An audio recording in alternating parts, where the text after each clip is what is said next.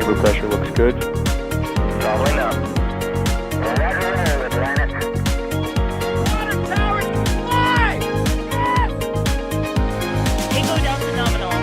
Flighting downside FD off. Bring in FD off. Off. It's orange! Orange 45. Oh my god! Oh my god! Decollage! Put that in the big bag, you know. 343 unfolds to go. Indeed. We rise together, back to the moon and beyond. The methane will be igniting in the flare, correct? Yikes. You good? Sure. We don't need any more of these.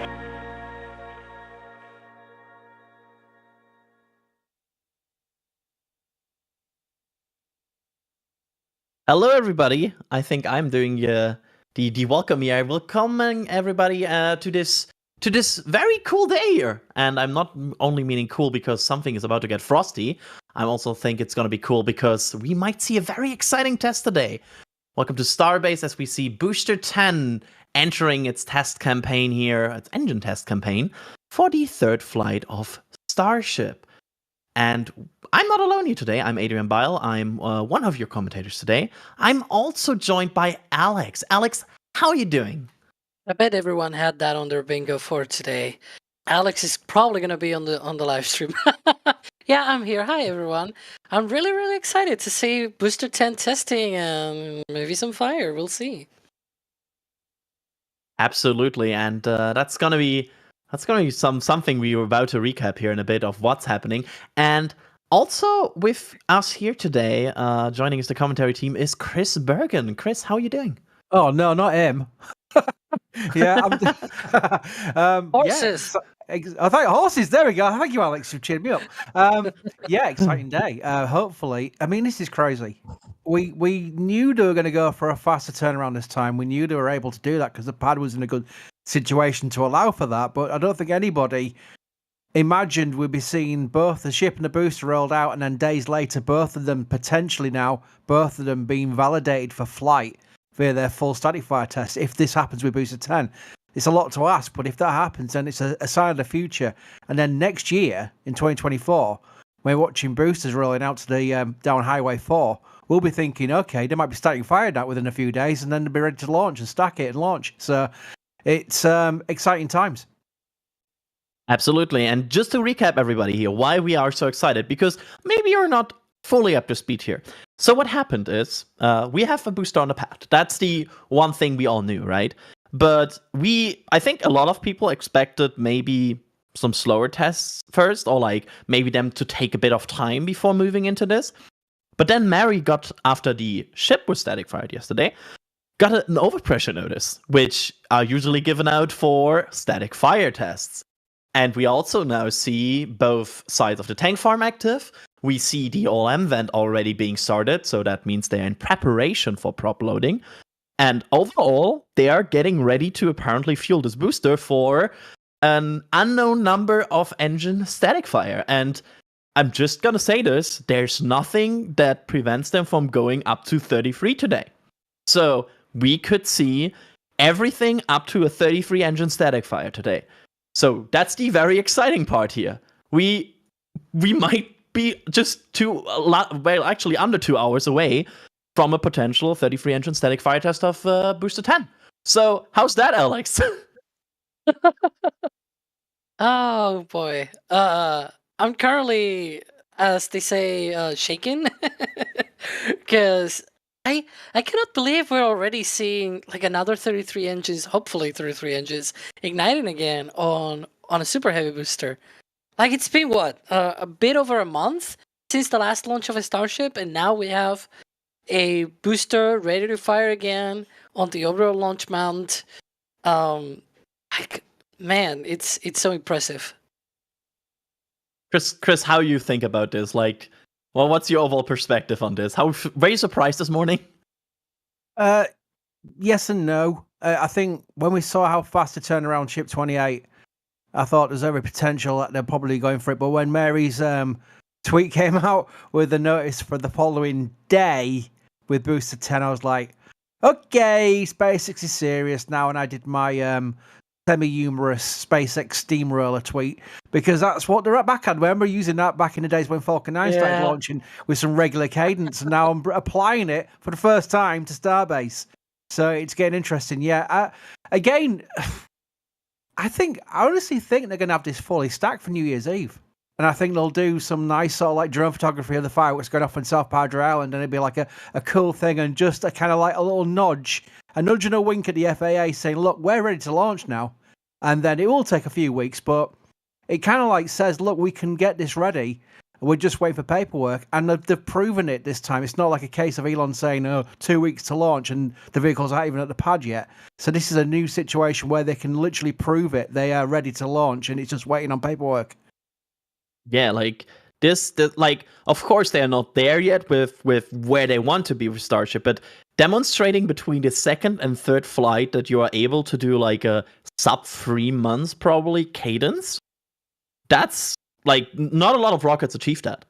Like even very much matured rockets still have sometimes problem ramping up to that kind of cadence that Starship is right now approaching here. And it's honestly impressive. The pace, and like they seem flawless right now. It's just everything seems to go their way so far with this campaign and like the post Flight 2 happenings. So that's kind of impressive here. Also, I want to point out, as always, that we are of course taking questions here. So make sure to tag at NASASpaceflight in chat if you have any questions about what's going on today. And we will make sure to answer as many questions as we can today, as we are getting ready to see what's happening here. Alex, I know this is a very complicated topic, but what's the about time horizon on like the expectation about this test? Like, if they're going for static fire, how long until it might be, and what's the factors that we are looking at? Yeah, so as you mentioned, it's quite complicated, and it is not because of the previous experience, but actually because this is new. So to just going back a bit here, the difference between how testing went at the overall launch mount with the previous stack, with the previous 2 vehicles, and frankly with the other previous 2 as well, was with a different configuration. And since that second flight of a Starship, we have had a multitude of new subcoolers and new pumps being included here on the overall tank farm, which means that the timelines that we used to manage back in the day may not work this time around. So, for example, when the full rocket was fueled for the first and second flights, it took about 97 minutes or so, 95, 97 minutes to be fully fueled. We think that with the new pumps and new subcoolers being installed, they can cut that down, perhaps even down to 1 hour only. Maybe more than, like, I guess, maybe less than that is the proper word. But you get what I mean. So today we may see new timings and new stuff going on. So we don't really know, but if we were to guide ourselves by the old timeline, we will be about maybe 2 hours-ish from a test, and definitely with a new tank farm stuff, all that new hardware, we could probably be even less than that away from a static fire test.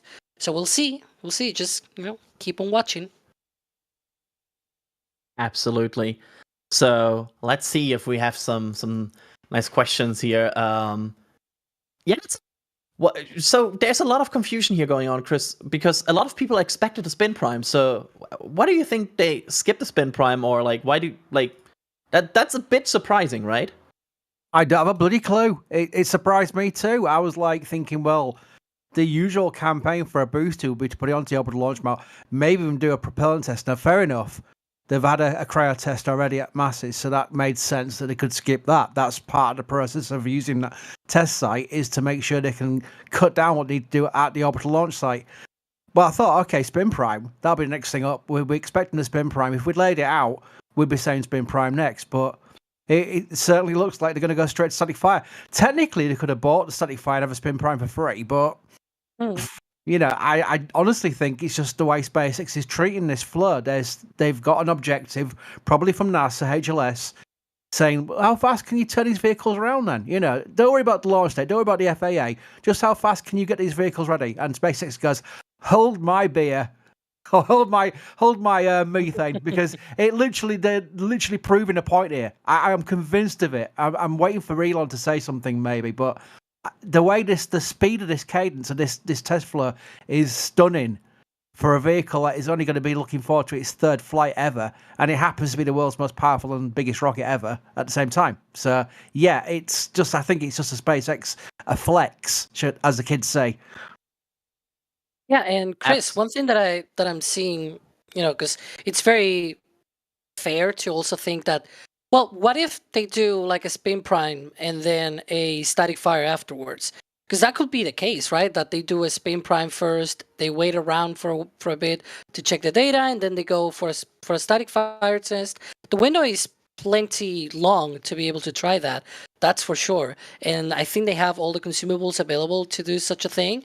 So in theory, they could try to do that. And also another capability, just you mentioned right now about rapid turnarounds. What if they had some kind of scrub, right? And they need to recycle again. That could also be kind of a test of recycle capabilities. But again, it's just a theory for now, right? We do know that there's probably some kind of static fire in the works for today because we had that overpressure notice sent to Mary. But obviously, they could do some kind of a spin prime first, for example, just to make sure. But definitely, we don't really know. One thing that we'll know for sure, though, is when they start loading propellants, if they load the liquid oxygen completely, the liquid oxygen tank completely, that'll mean a static fire test, because for a static fire test, they load that entire tank all the way up. And for a spin prime, they only load like a couple of the rings of the tank, and that's it. So we're gonna be able to tell pretty much within the first 10-20 minutes of propellant load whether it's a spin prime or a static fire, and we'll see.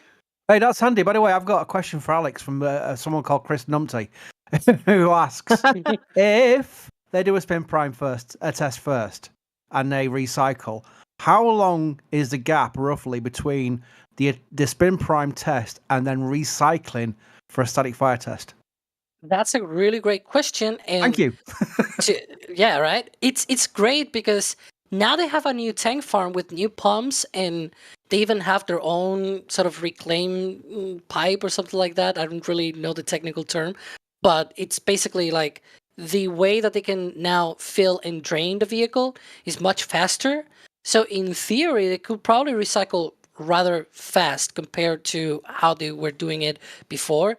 By fast, I'm probably meaning like maybe a couple of hours. It's still rather long time in human terms, but in rocketry terms, 2 hours is very, very fast, especially when you consider that they need to drain the whole thing and then fill it up again. I'm estimating that maybe 2 hours and a half will take for such a thing in principle. So in principle, we are in a situation where this could be a spin prime and we could see a static fire later, but it could also be, based on everything we have seen so far, that we might see a static fire right away. We just don't have the ability to make a final determination at this point. What's the final path here? So we'll see. That's exciting. I like that. Lots of unknowns here in this test today. I'm also throwing this to Alex here from Aerospace the questions. Are there any noticeable changes between B9 and B10? From the outside, not a lot. I haven't really seen any major change on the outside of the vehicle. I know on the inside, at least the common dome is different. And so far, I think the vents are pretty much the same. Like, they sometimes change vents here and there from one vehicle to the other. I know, for example, for the ships, they changed the vents on the ships between ship 25 and ship 28. There's a bunch of vents changed. But overall, the booster seems to be pretty much the same, at least from the outside. It still has the 4 chines. It has the vents where they should be located. It even has the hot staging ring. Doesn't seem to be anything new. Like, it doesn't look like there's anything radically new on there as well. So definitely it doesn't look like it's big change. But we'll see later down the line how many boosters we see radically changing. Absolutely. I'm looking forward to that. Chris, I have an RS-25 related question here. Oh, good. How come SpaceX does not do a hot fire duration test on the booster like NASA does with the RS-25 engines? Well, the validation firings of the RS-25s, the single engine testing, is on a certain stand at Stennis where they're basically preparing to validate the new test cycles. By the way, we've got some massive background noises, Patrick, if you can help that out. The other thing being that they do a full green run test with 4 RS-25s on the core stage. That's something they did ahead of the first flight, but they don't do that anymore. They're going to just scrap the green runs and they basically move on to just firing it up on the pad on launch day. So it's kind of like a two-phase thing. They test the engines individually. They did one test with the core stage with 4 engines, but now they're moving on to just single engine testing. I did see a super heavy booster firing for a long duration burn entirely. It was a month ago during flight. They didn't need a test stand, a massive test stand where they have to power millions of pounds of concrete or anything like it. I mean, that's true. Like, that's some really Saves money. Yeah, that's some good amount of testing data, I guess. I mean, Star's a flight test, right? So that's the situation there. Let's see. Chris was talking about SpaceX flexing. Am I crazy thinking they will launch before New Year just to flex? I'm gonna say no. Like, there's still a few steps for them to do, especially also on the regulatory side. And also they have to probably perform a wet rest rehearsal. That's a question I will just take. They will launch soon, and we are talking about like maybe January, February, but they won't launch in December. Like that's not gonna happen. That's not possible anymore. Also, you would expect that some SpaceX people maybe take off around Christmas a bit and have some time with their families. And just gonna say one thing real quick.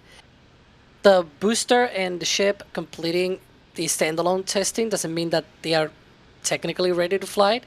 The launch pad still has a few places where they have still work ongoing and scaffolding and things like that. Even the QD arm, for example, is still full of scaffolding everywhere. They have also scaffolding on the tank farm because they're working on new tanks and new things as well. So there's still work to be done. The thing is, if you think about it, why wouldn't you test first the vehicles, right? And there's paperwork to be done, and that paperwork will probably need the data from these tests. So you do the test first, right? You get the pad, all of these systems in place for this testing. You do the test, you get the data, do all the paperwork, send it to the FAA, right? They complete their own thing. And while all of that happens, then you can take care of everything else that you need to do. Like, I don't know, close out the QD arm, close out for example, Ship 28 needs the hook points on the nose cone to be closed out. We saw a few tiles cracking the other day, yesterday on yesterday's test. So obviously they can take care of that in January, just put that aside. But definitely from a testing standpoint, they're probably going to be done by the end of today. I hope so, at least. Yeah, that's... I mean, we are less than 2 months after the second flight, and they're about to close out, potentially, the both stages. And, like, that's... I'm kind of impressed by this pace. It's honestly amazing. And, of course, it's cool to see, because we like this, right? We like to see action in Boca Chica. Because after all, that's what we are very excited for. So seeing this, it's cool. Alex, we are seeing also an increase in the OLM vent right now. What does that mean? Well, this OLM vent is precisely the process where they chill down the lines to the OLM. So we see first a lot of tank farm activity where they chill down all of those resources there at the overall tank farm. Then they start pushing through with oxygen through the oxygen lines. This one in particular is the oxygen line that we see here. We're seeing that venting coming up from that oxygen line, and it's very similar to how the Falcon 9 big vent works, the T-20 minute vent, or the Falcon Heavy T-22 minute vent.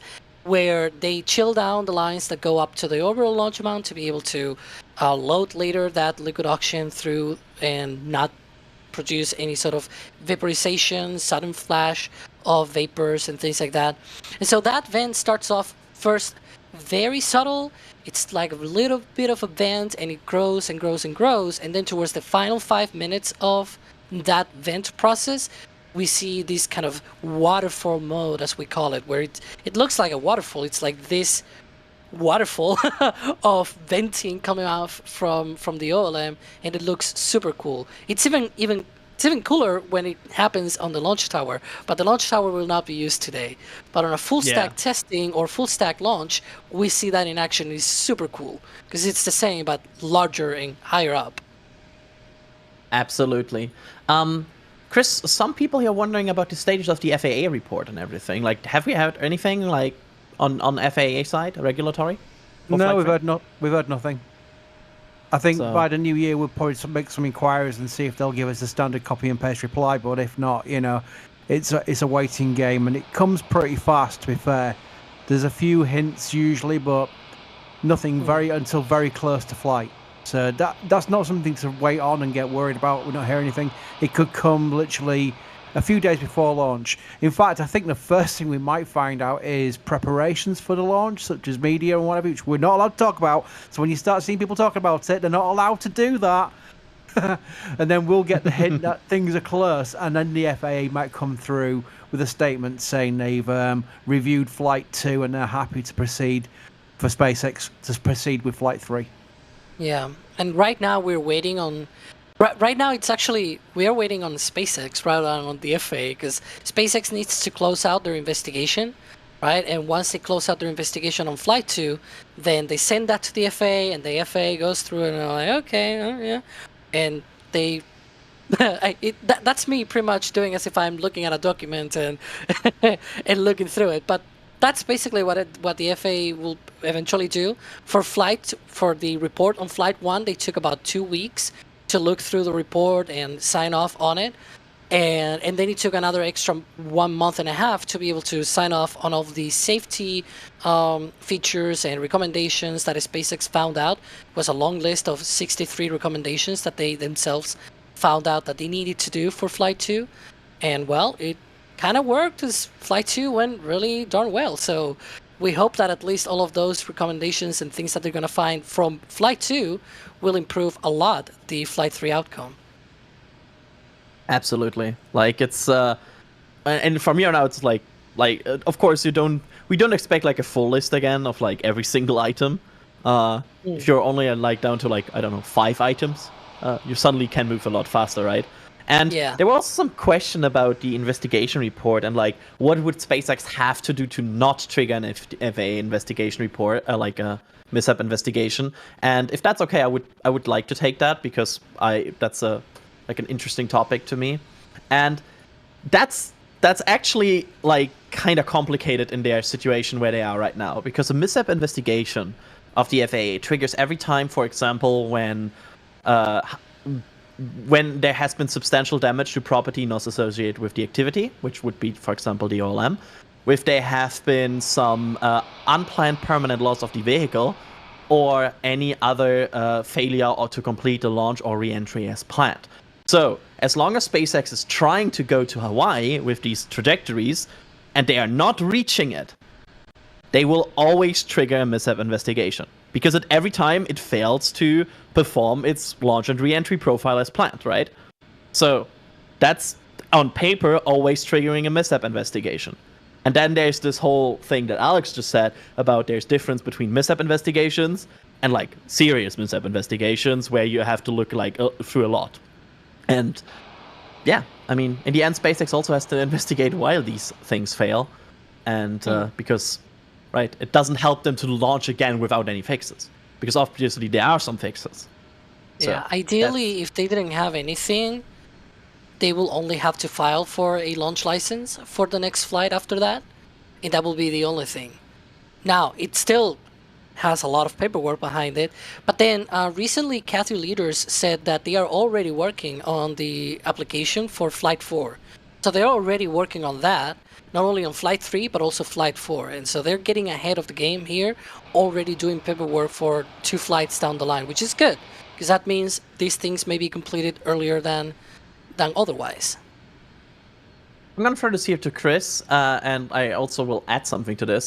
So the question is, considering the fast pace and assuming Flight 3 goes well without any significant damage to the pad, how much time do you think there will be between Flight 3 and Flight 4? And I will add to this, Chris, how many flights do you think we will see in 2024? 2 weeks. No, I'm not joking.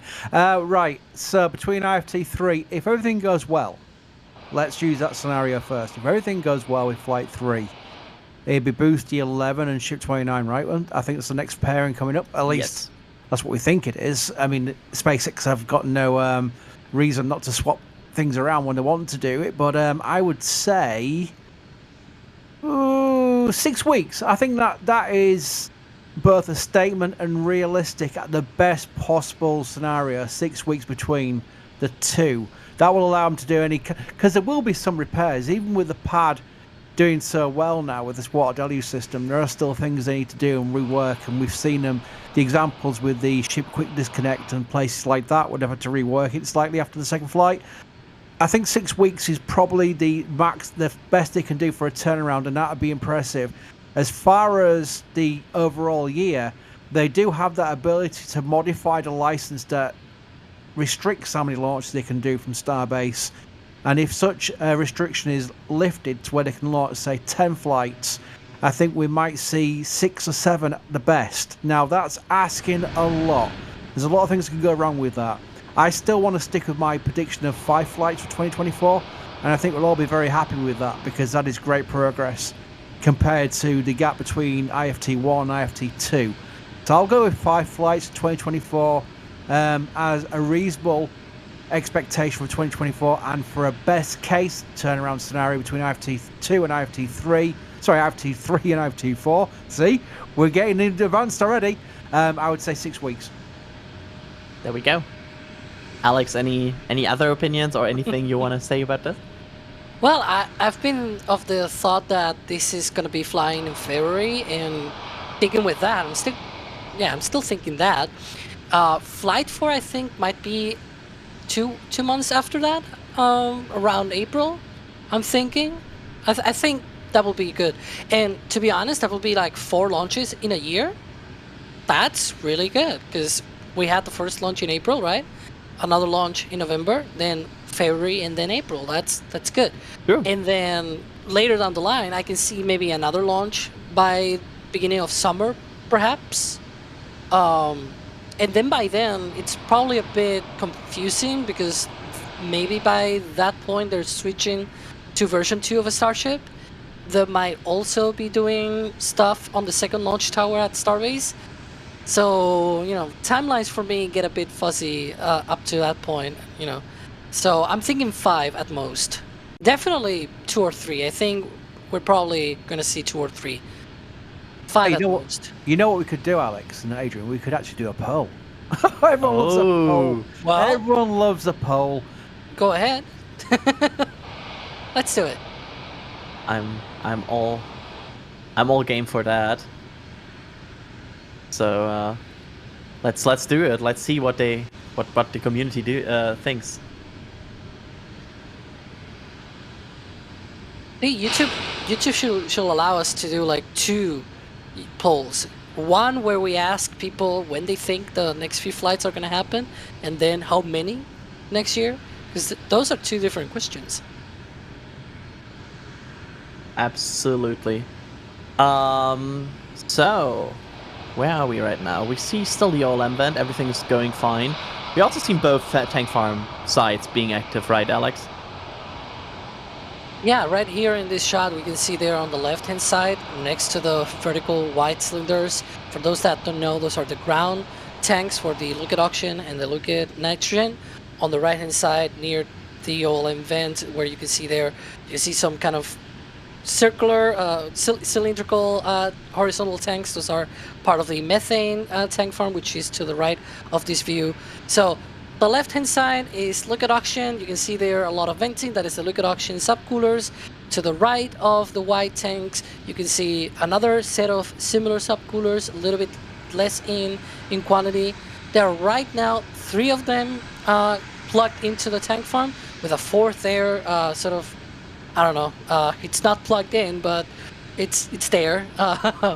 So those 3 that are indeed plugged into the existing tank farm, they are right now being filled with liquid nitrogen. You can see them a little bit frosty, a bit white in color. That is precisely because they have that liquid nitrogen inside that allows them to be able to subcool the methane on board. So definitely a lot of activity, and that oil and vent is still kicking. There we go. And I want to acknowledge some people here who have already supported us on today's stream, and there's some very, very generous support here. Starting with Declan with a 159 Australian dollars super chat here with no message attached. So thank you, Declan. I don't have anything to respond No message? to you. Yeah, just I almost feel bad. Oh my gosh. Yes. Thank you. Like, I don't have anything to ramble about here. Just a really, really, really big thank you. Thank you so much. And also we have let's see here. We have Juan with €50, which is absolutely the best currency you could use for this. Super chat saying, do you think that SpaceX might be trying to push the current events leading to the static fire today? Just like lifting of B9 was a lot faster than normally. So we kind of talked about that, but yes, and overall we think the tank farm might be used to accelerate everything here. So basically making everything faster here. So thank you so much. That's really, really, really generous of you. Also, we have a $4.99 super chat here from Musical Wolves. Did B9 light all 33 engines during a static fire, or was it just at liftoff? Will B10 or do all 33 engines as well? Alex. Yeah. So that is sort of ironic that we saw Booster 9. It did a static fire test, and then it wasn't able to light all the engines. And not only that, but almost through the middle of the burn, more engines shut down, and the burn was ended prematurely. And they actually needed to redo the static fire test later that month. That was in August.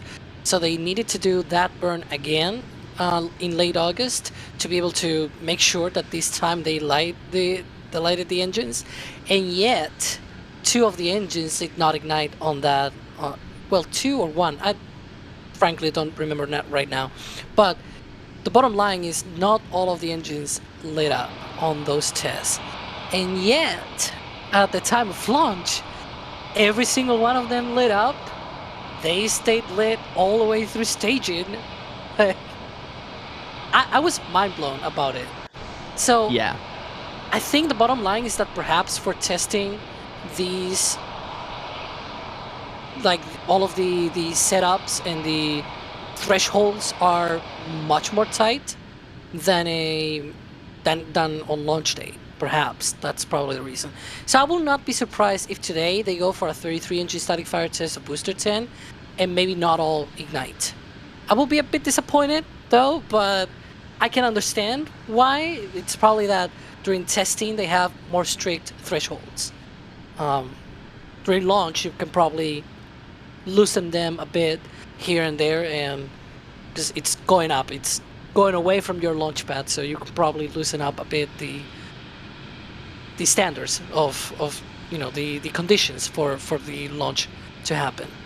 I would say that's probably a real cool thing about this vehicle, is that the fact the first time that all 33 engines fired at the same time was during launch, and they kept firing all the way up to staging.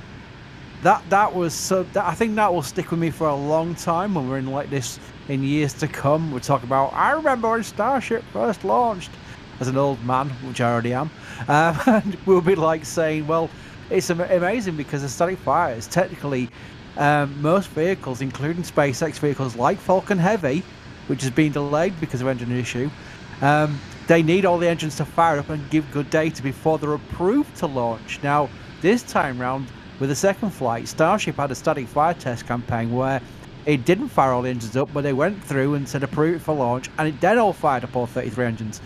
That's really stunning. If the history of rockets, of people in chat who followed rockets development over the years, including the new rockets that are coming up now, the fact that they approved it and then went for it, I mean, Alex, correct me if I'm wrong, how many engines can they lose during first stage and still be fine? Well, at least by the time of liftoff, by the time they commit, I think it is up to 3, and they will still be good. But obviously, during flight, if they lose more engines, they could still be fine.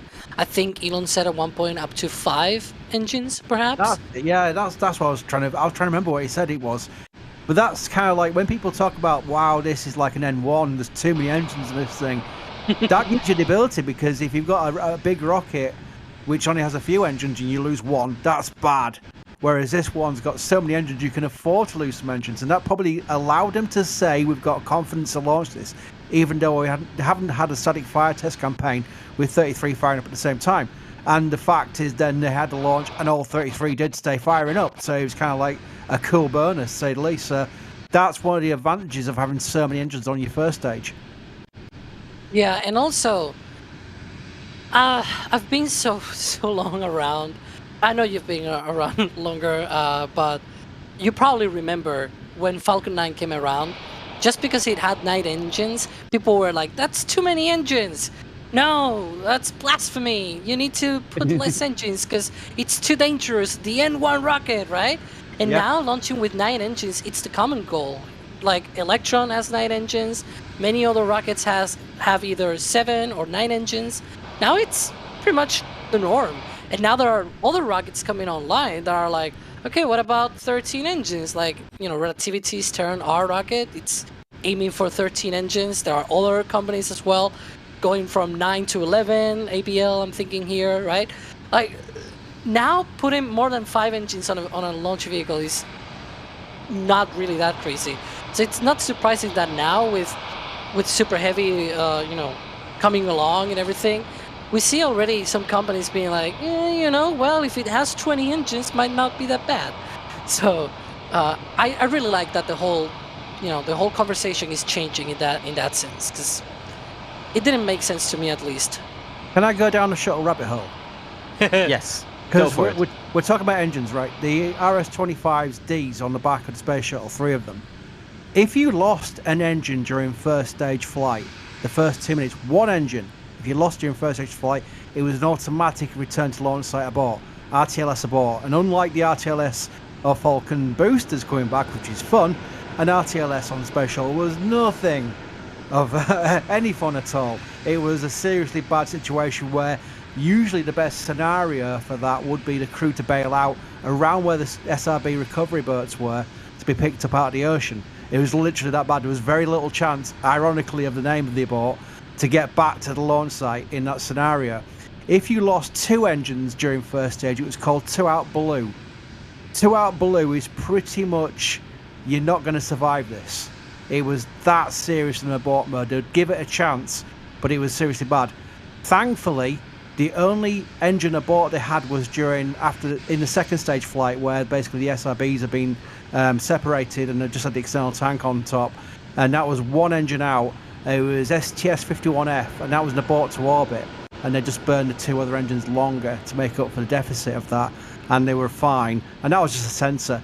So some credit, first of all, to Rocketdyne Aerojet Rocketdyne for the engines being the capable engines they are, and they still will be with the SLS rocket, but also that is how serious it is to lose 1 engine on a space shuttle. So when you talk about the amount of engines, and you could lose up to 5, that's a good thing for Starship.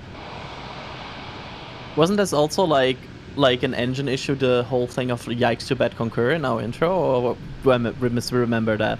Right, the fun thing about that one, that was STS-93 with Columbia. She was having a bad time. She aborted at T-7 seconds on the first attempt. That was where they were shouting, hold, call hold. And then basically they recycled it, because the igniters had fired, it took them several weeks to recycle the launch. And then when they did launch, a bolt literally bashed into the side of the nozzle and caused a slight leak out of the engine, and that's where they saw some underperformance coming up, and that's where they had a LOX level low cut-off at the end, and that's where John Shannon, the flight director for STS-93, went, yikes, you better concur with his controllers, because that is not a fun thing. The fun thing about Spatial is if the external tank gets below 5%, the sensors that tell them that, and then they get to a low level, and when they get to low level, the Spatial main engines will shut down automatically without any buttons being pressed or whatever. It's literally because if it starts basically firing through foliage, that would probably blow off the back of the space shuttle, and that would be a bad day. So they have low-level cut-off sensors in the back of the external tank to tell them to shut the engines down at a certain point, and that's where the yikes came from. Just to update you all, because we have some developments here, because some of you might right now be excited because you're like, oh, well, I'm then stopped. However, this definitely wasn't waterfall, right? Like this. Yeah.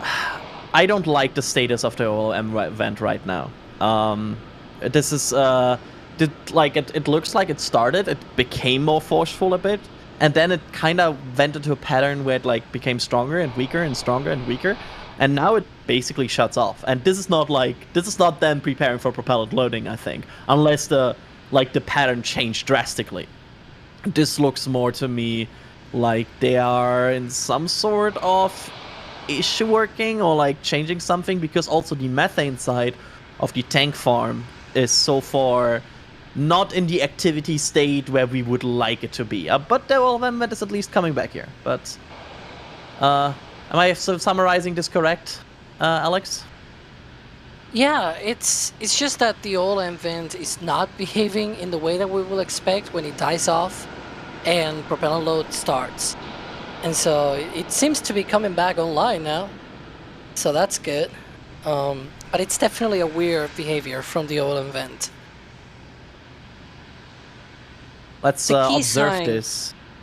Yeah, one of the things that I was sort of talking here in the back channels is that one of the key signs will be if that OLM vent actually disappears completely, and then we also see the typical sidewards vent from the methane subcoolers, that usually indicates methane load onto the booster, which will mean that then they're starting to load propellant on board the vehicle.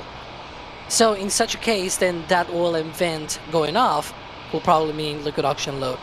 But again, we're seeing now it died off again. it's coming in and coming out, like it's weird. It's just not predictable. It's not a thing that we have seen a lot of times. Yes.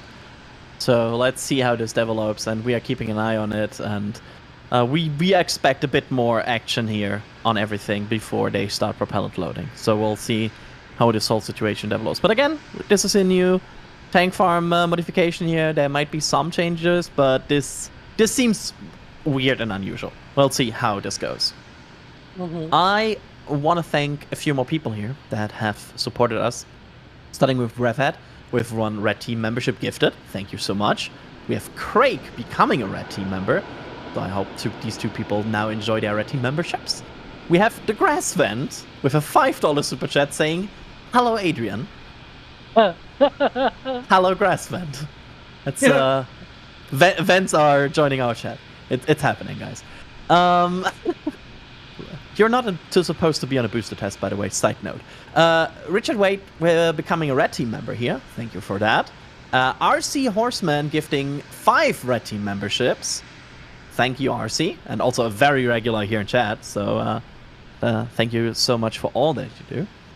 Moldy Space Industries, speaking of another regular in chat, with a $10 super chat. If we get a successful 33-engine static fire today, any re-evaluation launch 3-date guesses? I know I want to bump my guess forward by a month if today works. So I know we are all kinda in the February range right now, late January, early February maybe. If today works flawlessly, if they get today to like a 33 engine, would you move your prediction to the left here? Chris, starting with you? Yeah, you know what? I was still February, and I still kind of still am February.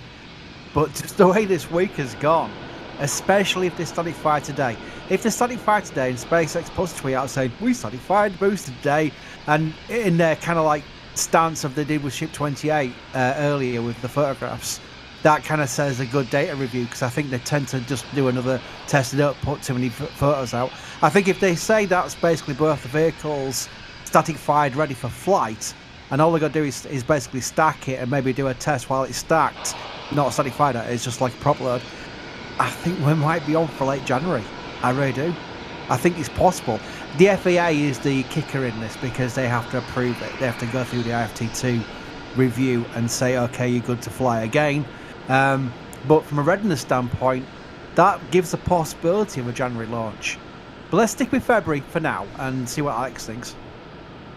Yeah, I will say the same, that I will stick with February. But you know what? If it launches in January, I'm not gonna be mad. I don't think anyone will be mad about that, right? So yeah. And Patrick, I'm seeing the ticker. Come on.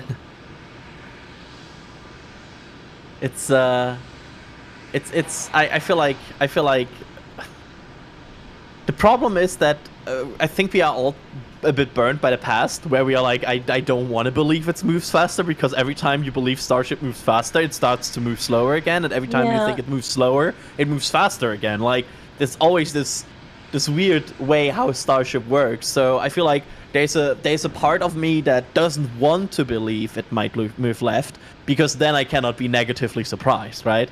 I want to be in February, because if it's January, I win. Because what's earlier, cool. If it's February, I win, because, well, I had the right date. Just did right. Exactly. We win like, either way. Watch it be March. That's when we lose. We don't want it's it like to be March. Yeah, so that's always like, there's a part here that, like, you want to keep your expectations in check, because it's very, very easy sometimes to get hyped by Starship, because, well, it's a very, very exciting rocket, and sometimes you lose a bit of like your usual adjustment and your usual like trying to keep it cool while being excited for this rocket, which is, I think, fair. So just to ramble about that a bit, let us see. Chris, there's a question here by John that's who asked, why does SpaceX do static fire tests? They have done them with Falcon 9 or Starship. Why do other companies do not do them? Yeah, it depends on how they all work. I mean, some have the confidence to say we've got the experience to just fire a rocket on launch day. Others like to validate it. They call it a validation test. The fun thing with SpaceX is they not only do static fires at the pad, but they've also got McGregor, remember? And that's where a lot comes in, where if you look at Blue Origin, they do a lot of their testing. When we start seeing New Glenn launch, a lot of those BE4 engines will have gone through a full test in their West Texas facility. And that's where a lot of companies tend to test individual engines a lot more than, say, a full rocket set or a booster set. It's just the way. I've tried asking the question a few times of different companies, and they just say, well, we do it our way, and other companies do it other way. It's just how their experience base has said, well, this is what we need to do to have confidence in flight.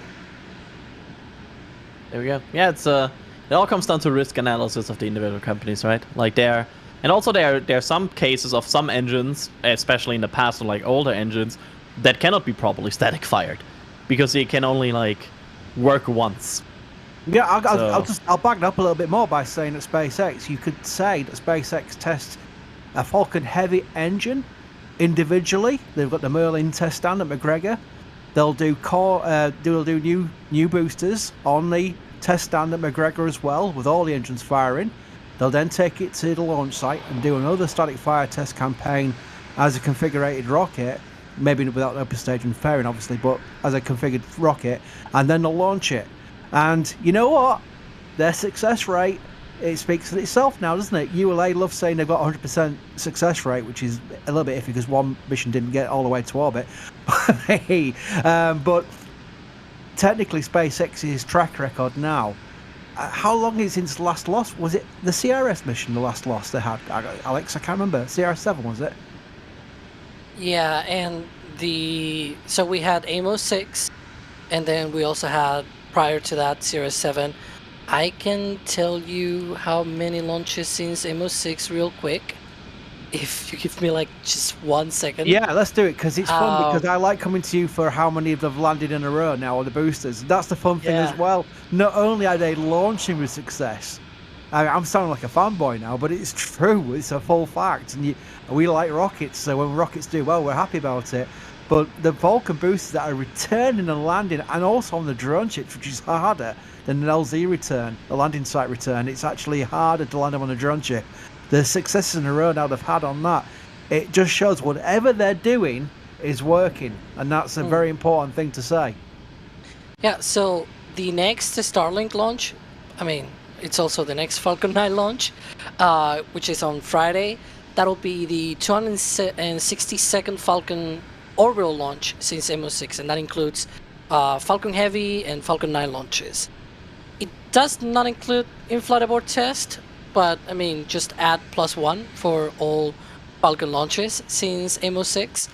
So over 260 basically. That's a gist, which is a lot of launches.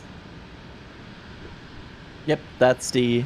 I love that the technicality of like in-flight abort always adding a plus or minus 1 to a lot of Falcon 9 statistics.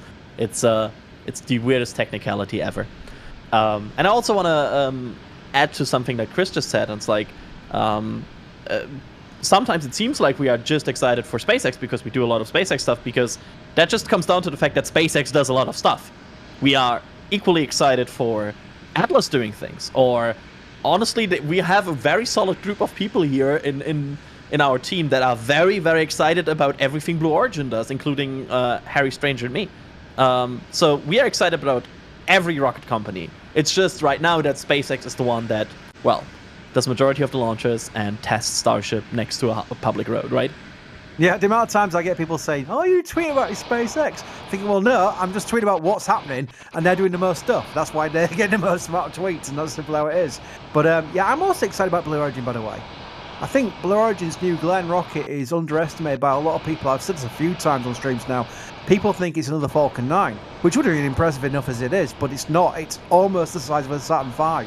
It is a massive rocket, 7B4 engines, and it's reusable.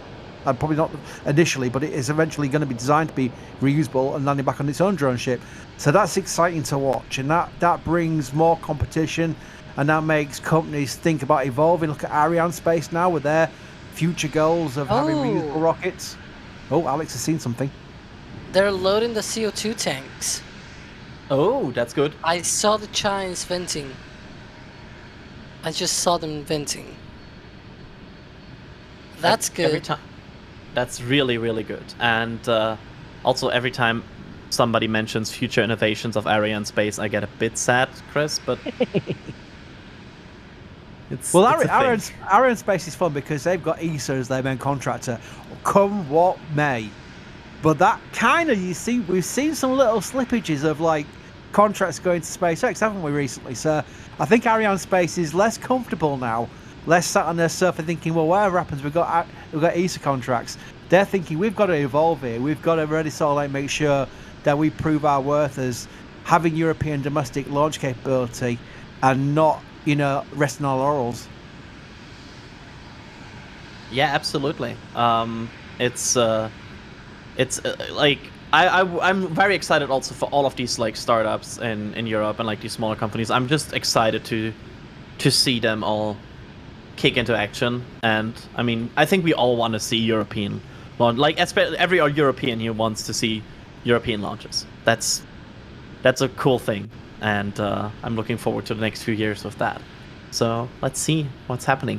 Alex, do you mind explaining to us what the CO2 tanks are used for? Because they are a very relatively recent addition, right? Yeah, I said the CO2 tanks, and people were like, "Wait, CO2 tanks?" and I totally get that, because probably it's a bit confusing. And so with the first launch of Starship, when we saw that on April, one of the issues that they had was they had fires on the engine section. That's not good. That's no bueno, as they say, right? That basically fired all of it burned through all of the electronics on the engine bay, and they lost control of the engines. They lost control of the vehicle. That was really not good. The way to prevent that is a fire suppression system. Now, the fire suppression system was already in place for Booster 7, but it was really very minimal. It wasn't capable of really doing anything with that such amount of fire that they had on that engine bay. So what they did, they revamped it. They increased the capacity of that CO2 that they use for that fire suppression system. So those are the CO2 tanks. You can see there are 2 chines on the vehicle. These are not the 2 chines that contain those CO2 tanks. They are on the other side of the vehicle. They are the ones that are facing the tower. And so those CO2 tanks, they are long cylindrical metallic tanks that are located on those aerodynamic chines. And they are able to basically infuse all of that CO2 through the engine bay and be able to prevent any sort of fires on the engine bay, which frankly, it helped a lot on the second flight. We didn't see any sort of fires or anything like it. It was really cool to see the vents coming off from the engine section as well, because that CO2 eventually needs to go out somewhere. So they have vents around the engine section, underneath of the engines as well. They have vents to let that CO2 come out. So it's really, really fascinating to see that in play during flight. Even during hot staging, you can see it in action as well. It's quite amazing. And yeah, so those CO2 tanks obviously need to be filled with CO2, and that was the sort of venting that I was seeing from the chines, that I was seeing those chines venting as they load that CO2. Nice. We're getting closer and closer. It's a good sign. I want to thank some people because there's a lot of support and it's very important we recognise each one. Jay LaRose gifted 5 Red Team memberships. If you got a Red Team membership, you're thinking, what happened there? I got gifted membership. There's that charge. No, it's free. No commitment. You get it for a month.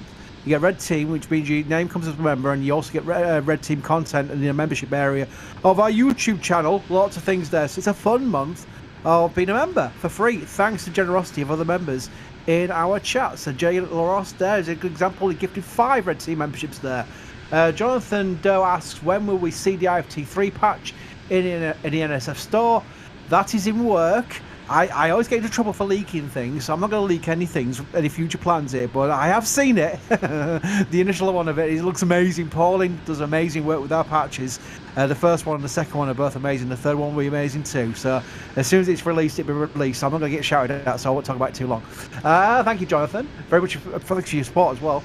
Adam Holmwood became a Red Team member himself. Thank you, Adam. Nate Saunders asked, what's the difference between Starship V1 and V2? Are there any big changes? Thanks for the coverage. Well, thank you for your support. Alex, you want to take that? The difference between V1 Starship and V2 that we know.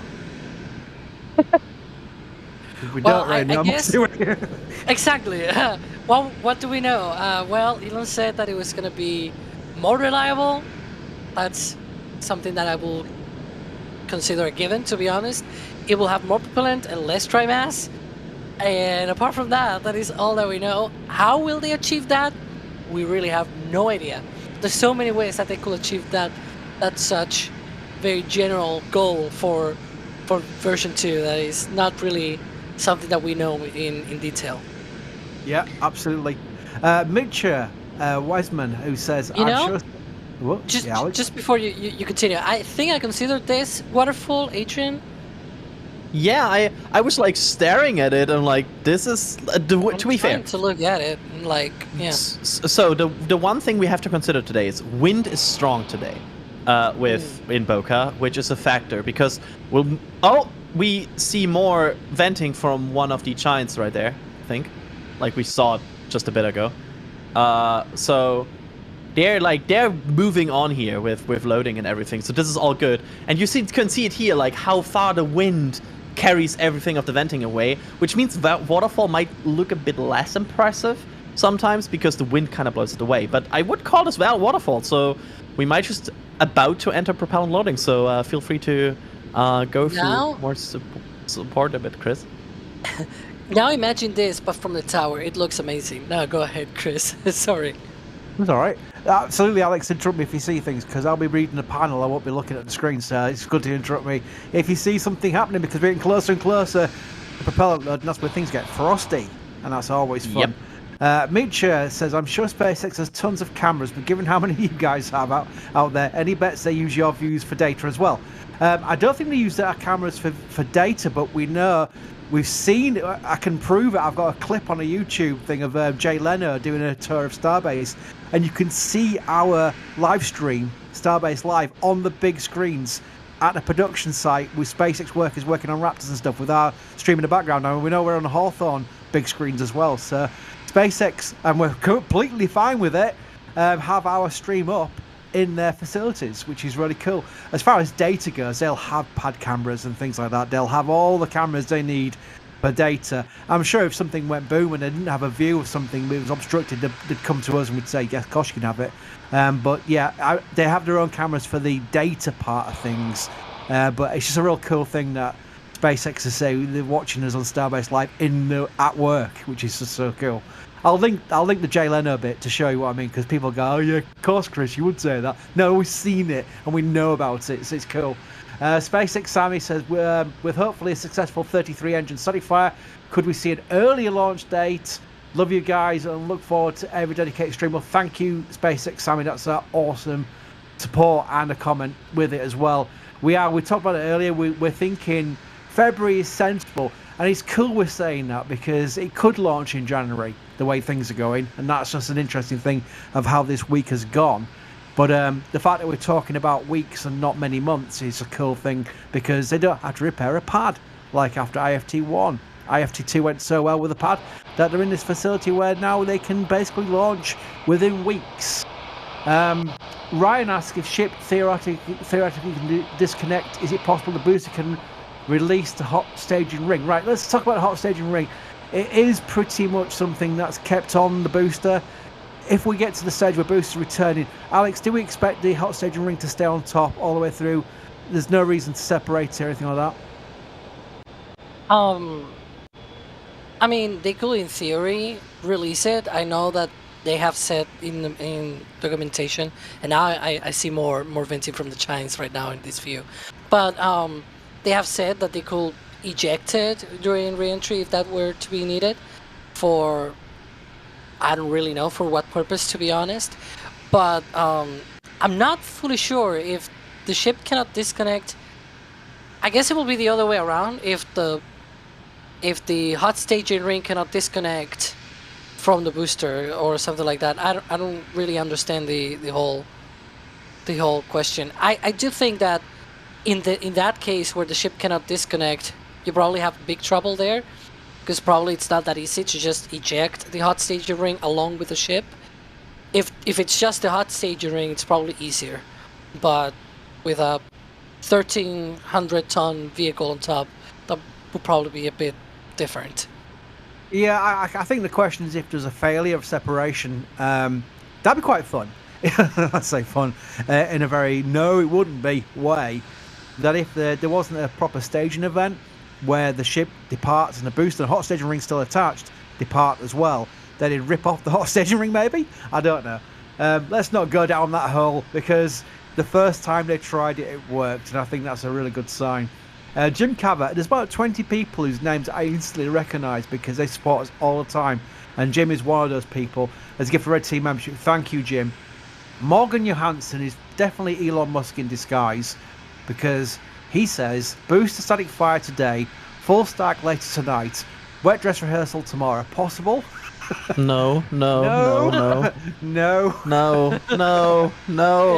that sounds like Elon time.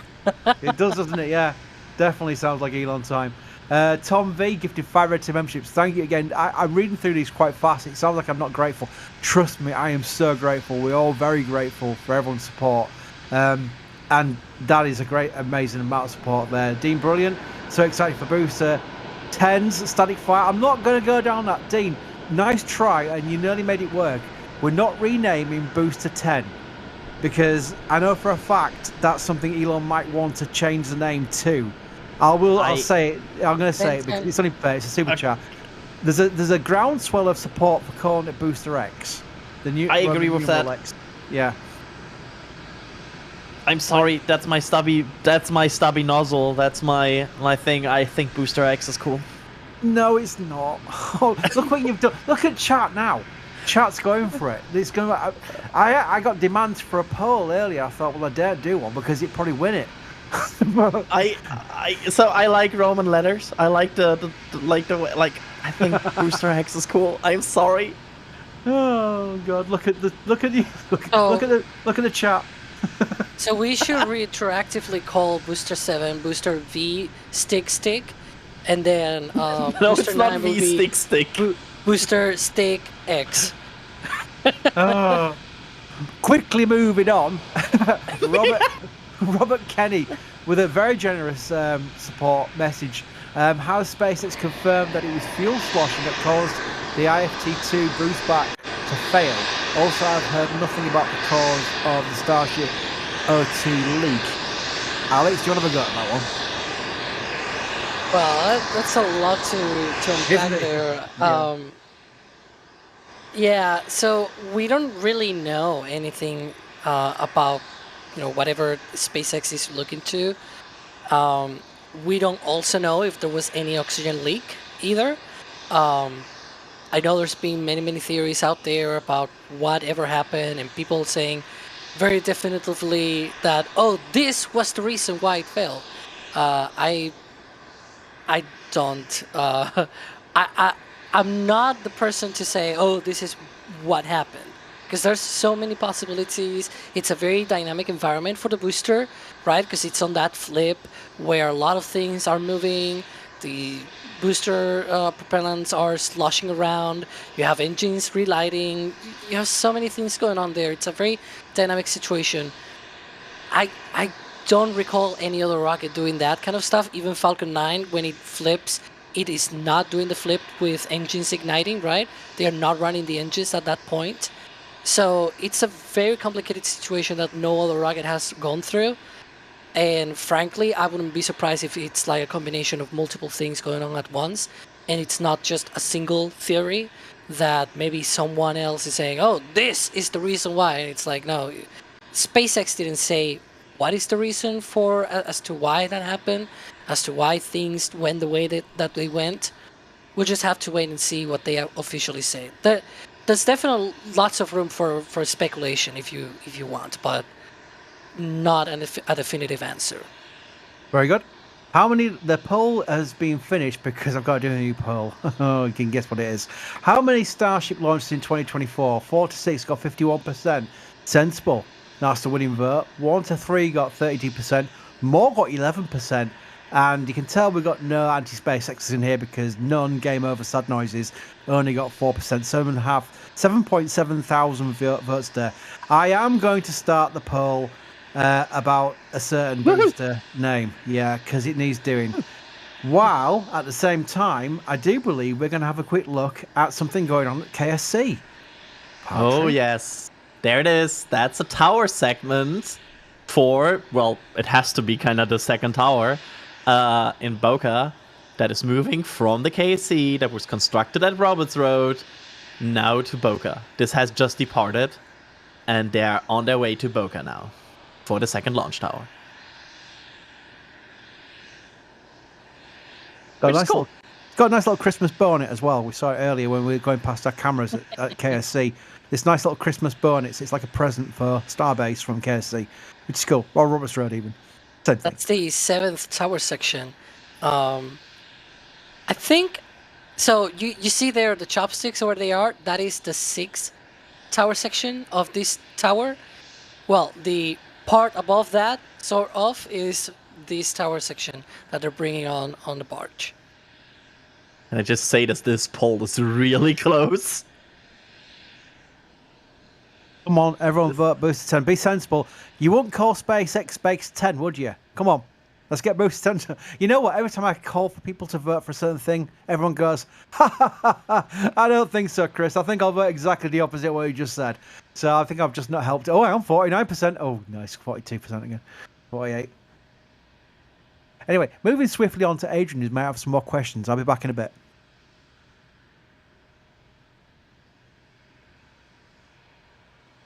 Adrian, I think you're muted.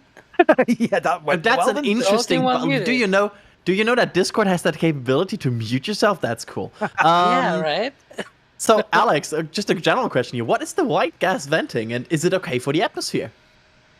Yeah, well, that's the oxygen that you and I breathe. Obviously, we're breathing in on a 22% concentration mostly. There, it's pretty much 100% concentration.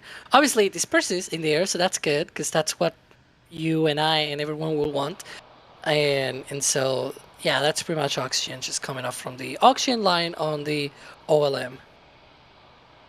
And just to add that, no oxygen is not harmful for the atmosphere. That's a good thing here. Definitely, the things that you see them venting is either nitrogen or oxygen. So these are things that are in the air already. So it's not a big deal. And yeah, they try to Yep. minimize things that are bad. Yep, absolutely. And again, more And- venting from the giants. Yep. See, those contain CO2. That's bad for you. Yeah, that's Biology 101 with NSF. Yeah, we are now doing which gases are good and bad for you. Oxygen good, CO2 bad. So welcome to that. That's apparently what we're doing now. Oh, that's the one I like. This is the question I always would throw to Alex. So this is definitely going to Alex. Is it catch towers? No, it's Falcon Heavy. Oh, okay. Does Falcon Heavy have an engine out capability, and has Falcon Heavy ever lost an engine in flight? So that's a really good question because it does have engine out capability. I'm not sure if they have ever said how many engines, but my guess it's probably similar to Super Heavy, where they probably lose 5 or 6 maybe around that amount of engines, and it's still probably good. And it's also a good question because Falcon Heavy hasn't lost any engines in flight, but during flight it actually shuts down engines. And I'm not talking about BICO or MECO. I'm talking about actually shutting down engines on the side boosters to control the throttle profile. So instead of throwing down the engines, what they do is, I think there's one shutdown. They basically shut down one engine on each side booster, and then another engine on each side booster. And the first pair shuts down around 1:45, I think, and then another one around 2 minutes. So mainly towards the middle of the burn and towards the end of the burn, they do these 2 shutdowns to be able to control the loads on the center core. Oh, by the way, also I want to point out, if you ever wondered if there's a waterfall vent, there it is. That's proper waterfall. Like, it cannot get more waterfall than this. The next thing is totally that this vent will stop, and we will move into propellant loading. Which, how this vent looks is like that any second. That could happen at any second. So we are just waiting for propellant loading here to begin. We can also see the methane subcoolers and the LOX subcoolers here frosty, which is good. Hey, Adrian, Boost 10's winning. Yeah, but also I want to point out, somebody in chat pointed out, can we also call it boosted Twitter? And I'm like, no, you cannot use Twitter as a replacement for X in naming. That's not how it works. But that was a good one. I chuckled at that. So let's see some more questions here while we wait for this booster to become very frosty and potentially very hot after that, which is what There's we want people here. saying booster Twitter. Yeah, boosted Twitter. Okay, we kind of talked about this before, but I want to recap because since then a lot of people have joined us here. Are they going for 33 engine static fire today? Chris, are they going for 33 engine static fire today? Why not? Yeah, I think they will. I think it's a very valid question because in the early days of testing, which was only like months ago, they were going for subsets, like a certain amount of engines, and then move it up on the way to 33. But the way this week has gone, especially with the example of Ship 28, firing all 6 at the first time, like literally we did a spin prime test and then did 6 engines straight away, done. I can imagine it being similar, if not faster, because if they do spin prime first, then we can still expect a 33 static fire. If they go for full 33 static fire test just straight out of the gate, that's going to be some achievement, and it's possible, very possible. There we go. Yeah, and Booster 9 was also aiming for that same thing, but then they had that issue on the first static fire test. But they were definitely going through, they did a spin prime test and a static fire test of all engines. And again, they had that issue, so they had to repeat it. But they had that intention already with the previous booster and also with the previous ship as well. Ship 25 also did a spin prime test and then a static fire test, and that was it, at least for the engine testing campaign. So yeah, they're definitely the only difference now is that they're doing both vehicles on the same week and within like 8 days. Because Ship 28 rolled out, 8 days? No, 7 days, because it rolled out last week, basically last Thursday. So from Thursday to Thursday, both vehicles already completed standalone testing. Because we don't know if they're going to do any sort of full stack testing, to be honest, right? But definitely the standalone testing could be completed today. Compare this to Booster 7 and Ship 24. Oh dear. Like, that's another level of improvement with the 15th spin primes. Yeah, I Booster remember 7. your whole what was it, like a rap thing? The rap, that yeah, they did with the you? rap of all testing of Booster 7. That was so hilarious. But it's true. Like I remember August September timeframe from last year. It was Booster 7 and Ship 24 testing every single week. It felt like we had tests every 2 or 3 days. It was crazy.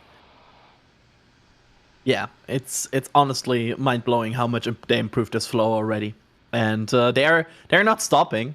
Like this, knowing SpaceX, this will only be the start, and they will always go faster and try to, shove off more of the tests and go further. By the way, was the poll just ended once Booster 10 was ahead, Chris? No, I didn't end the poll at all. The poll is still going while it's still winning. No, it's still going. And currently we've had 3,600 votes. Booster 10 has got 52% of the votes so far. Oh, I didn't see it. Sorry. And I refreshed and now I see it again. That's disappointing. I hoped it would win. But we almost got it. Like this needs some serious effort like Max does with stubby nozzle. Ben 10 is winning. I wonder if I can make a deal with the stubby nozzle team to make a deal of agreeing on stubby nozzle, and for that I get Booster X. Anyway, this is an interesting question I want to throw to Alex. Why is this taking so long? That's a great question. I also wonder the same thing. I'll be a little bit longer in that answer as usual for me, which is hey, more venting from the Chinese. But yeah, one thing that I have in the back of my mind right now is that perhaps they're going longer with this vent because they're purging more of these lines since, well, they really haven't fueled the booster since the second flight of a Starship a month in a week ago, right? So I don't know, maybe that's the reason why. Not fully sure, but we'll see. They have already done testing on this time form though. Like it's not the first time they have, because ever since the Flight 2, we have seen a lot of hardware being installed. I mentioned that before near the beginning of the stream. But they have already tested a lot of this hardware already. Like we've seen it multiple times in the last couple of weeks at least being tested. Chris, do you think they will use all of the remaining V1 ships, or will they at some point just skip a few of them and go to V2? Oh, that's a good question. That's something I've not really thought about. That is a great question because I can give an example. Back during the hops, SN5 and SN6 did 150 meter hops. Very impressive as well. SN5 did great, SN6 did slightly better. And at that point, Elon said, right, we're going to move on to the 15 to 20 kilometer hops with the Starships. And that's where they went through that test campaign. And once they landed one, they go, right, let's stop what we're doing with those and move on to the full integrated stack test flights.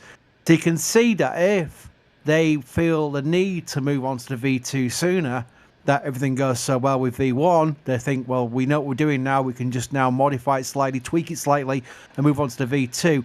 There's every possibility they could do that. And I would see one of the ships in the high bay right now probably not flying. And that's not unlike SpaceX to do that. They don't have any problems with scrapping a vehicle that could have flown. Again, they're not like it's going to be cost them anything, because they will literally just look at what works best for them in the test flight campaign, because they need to get to a point where they can do refilling demonstrations. That is a big thing for HLS. A big HLS milestone is the refilling milestone. So they will find the best sweet spot in their future vehicles. And let's face it, they've got a lot of them down there at Starbase production site, so they don't really have to worry about schedules as far as that goes. There we go. It's really an interesting like thought experiment, right? Because we have seen them skipping so much in the past. So it could be anything from like they fly everything to they skip as soon as they can. Like it's honestly a very open question. And also I want to shout out here to Ryan Weber, who helped us here with gathering something in the back channel. Between July and November of 2022, B7 and Ship 24 performed 31 tests. And overall 47 total tests, including stacked testing. So yes, they kinda made this a bit shorter. It's definitely changed. It'd also Alex, be Lightning... by the way. Oh, good. Sorry, Drew. It would also be an improvement if we see with this test campaign that they don't take the hot staging ring off about 5 times, because they did with the previous one. They kept on taking the hot staging ring off and like putting it back on, taking it back off, putting it back on. Hopefully this time round it stays on. And that means they've just learned whatever lessons they learned with the second flight. Yeah. That hot staging removal and like putting on again, that was horrible. I was gonna say interesting, but you put it in a much more fitting context. I try to be nice. Alex, Lightning Rod here asking, when do you all expect to see V2 hardware for the first time? Early next year? Well, I hope that we see it early next year, but I don't really know. One of the issues with this hardware, though, is that they're building things already at the Star Factory, like future ships. Like, I mean, I say future ships, but there's also current ships inside of the high bay right now that already have parts that have been made inside of the Star Factory. So, you know, we have a lot of potential to just be surprised when these completed parts come out within, I don't know, the next 6 months or something like that. And then we're like, oh, that's different, right? You know what I mean, right? So with that Star Factory there, it's going to be complicated to actually see any of this hardware anytime soon. But I'm not saying that in the sense that, oh, they're going to take a long time to make V2, but rather than we're going to have a lot less access to see that kind of progress. We're probably going to see these segments already rolling out once they are completed, rather than, you know, in the meantime. Absolutely. Mike here asking, Chris, will they use the Booster B Day today? Say again, sorry, Adrian. I was the distracted. deluge. Will the deluge system be used today? Oh yes, I think they'll take the opportunity, even if it's been prime, just the way they do the countdowns. But also, they definitely will for the Static Fire test. Let's face it, that's what it's there for. So yeah, I fully expect this camera view right now. Get a wonderful view of the splishy splashy. One thing as well that we're seeing right now. Sorry, just to rewind. The splishy splashy. Yes, you I can just have that. tried to slide through that because it was like splishy splashy. Okay, whatever. You can have that for free. There we Oh go. dear. But yeah, one And thing people that you can complain about see there, presets. right? One thing that you can see there is how clean the legs look like, right? Because they painted that. Actually, Chris, you showed a clip of that, which you said it's not sped up. This is actually how fast they painted the legs, and the legs are all painted. So that's like everything kind of looks in. Like, it's not just that we have that overpressure notice, right, for a static fire test. It's also that everything looks in the way that you will expect it to be for a static fire test. The legs are painted. The chopstick arms are all the way up. Well, not all the way up. all the way up, but more like they are above the QD arm and they are opened and things like that. They are pretty much on that same position that we usually see them when they test the engines. So yeah, it's like it's not just that we have that overpressure notice, but also all of these little things going on here and there that really tell us that yeah, we might see a static fire test today. I bet the painters of the OLM are excited for the static fire test so they can paint it once again. It's the ever-going circle between paint and static fire. So we'll probably see that. I want to thank some more people. Oh yeah, we're gonna thank some more people here. Starting with £10 from Wilbo Tiberius Baggins. I like that name. Thank you so much. No mess. That's an opinion to have, yes. But no message attached. Astro95 Media with a $10 super chat saying, raising a Texas-sized Dr. Pepper for Chris B and other shuttleheads. That's Nate Muller. That's Nate Muller. Back in the early days of the site, I mean, I started the site in 2005. People will be used to the channel mostly around here. The channel started about 4 years ago. As a reason, we started the channel. Rabbit Hole, sorry, I know you're doing a list, but I'm going to quickly say this. We started the channel because Mary was putting her videos onto our forum and breaking our forum because everyone was downloading the videos from the forum as attachments. So we said, can we put them on YouTube instead? It'd be easier. That way we'll just basically take the stress off the forum. We had no intentions of making a YouTube channel to be some big success or whatever. It was just a way of relieving the forum. And that was where we got 4 years ago. Now we're at 878,000 subscribers. It's crazy. But yeah, the early days of the site was 2005, and we were doing shuttle coverage. And Nate, Brian Papke, Larry Sullivan, the Max Q guys, now Astro 95 guys, they were doing all the photography. We got lots of photography in L2 from shuttle days, which is just amazing. And I do believe, Adrian, that's why I wanted to bring this up. We might be doing some shuttle metal prints, and that's something I desperately want myself. It's basically we did run some one test with it, and it's getting like I will make sure it's getting up today or tomorrow. That's a promise here on air. Cool. So you can help me accountable for it. It was a busy week. We have a store message here from Chris saying, when will we see the IFT3 patches available? Stay tuned. That's all I say. And also getting a test, like the patch of Flight 1 and Flight 2. So that's why they ask about Flight 3. Yeah, that's probably why. Rick Hamilton here becoming a Red Team member. Thank you so much. And just want to point out that we still have Flight 1 and Flight 2 patches in limited quantities in shop.nasasspaceflight.com. That's it. That's all I say about this. Dennis Barup with a $7.37 super chat. Could they go for success here, store them, and go for the test on the next pair to reduce turnaround time in 2024 since the next pair is already tested? So basically, like, test this pair, test the next pair, and then fly? That's... I mean, they could, if they wait more on the regulatory terms, right?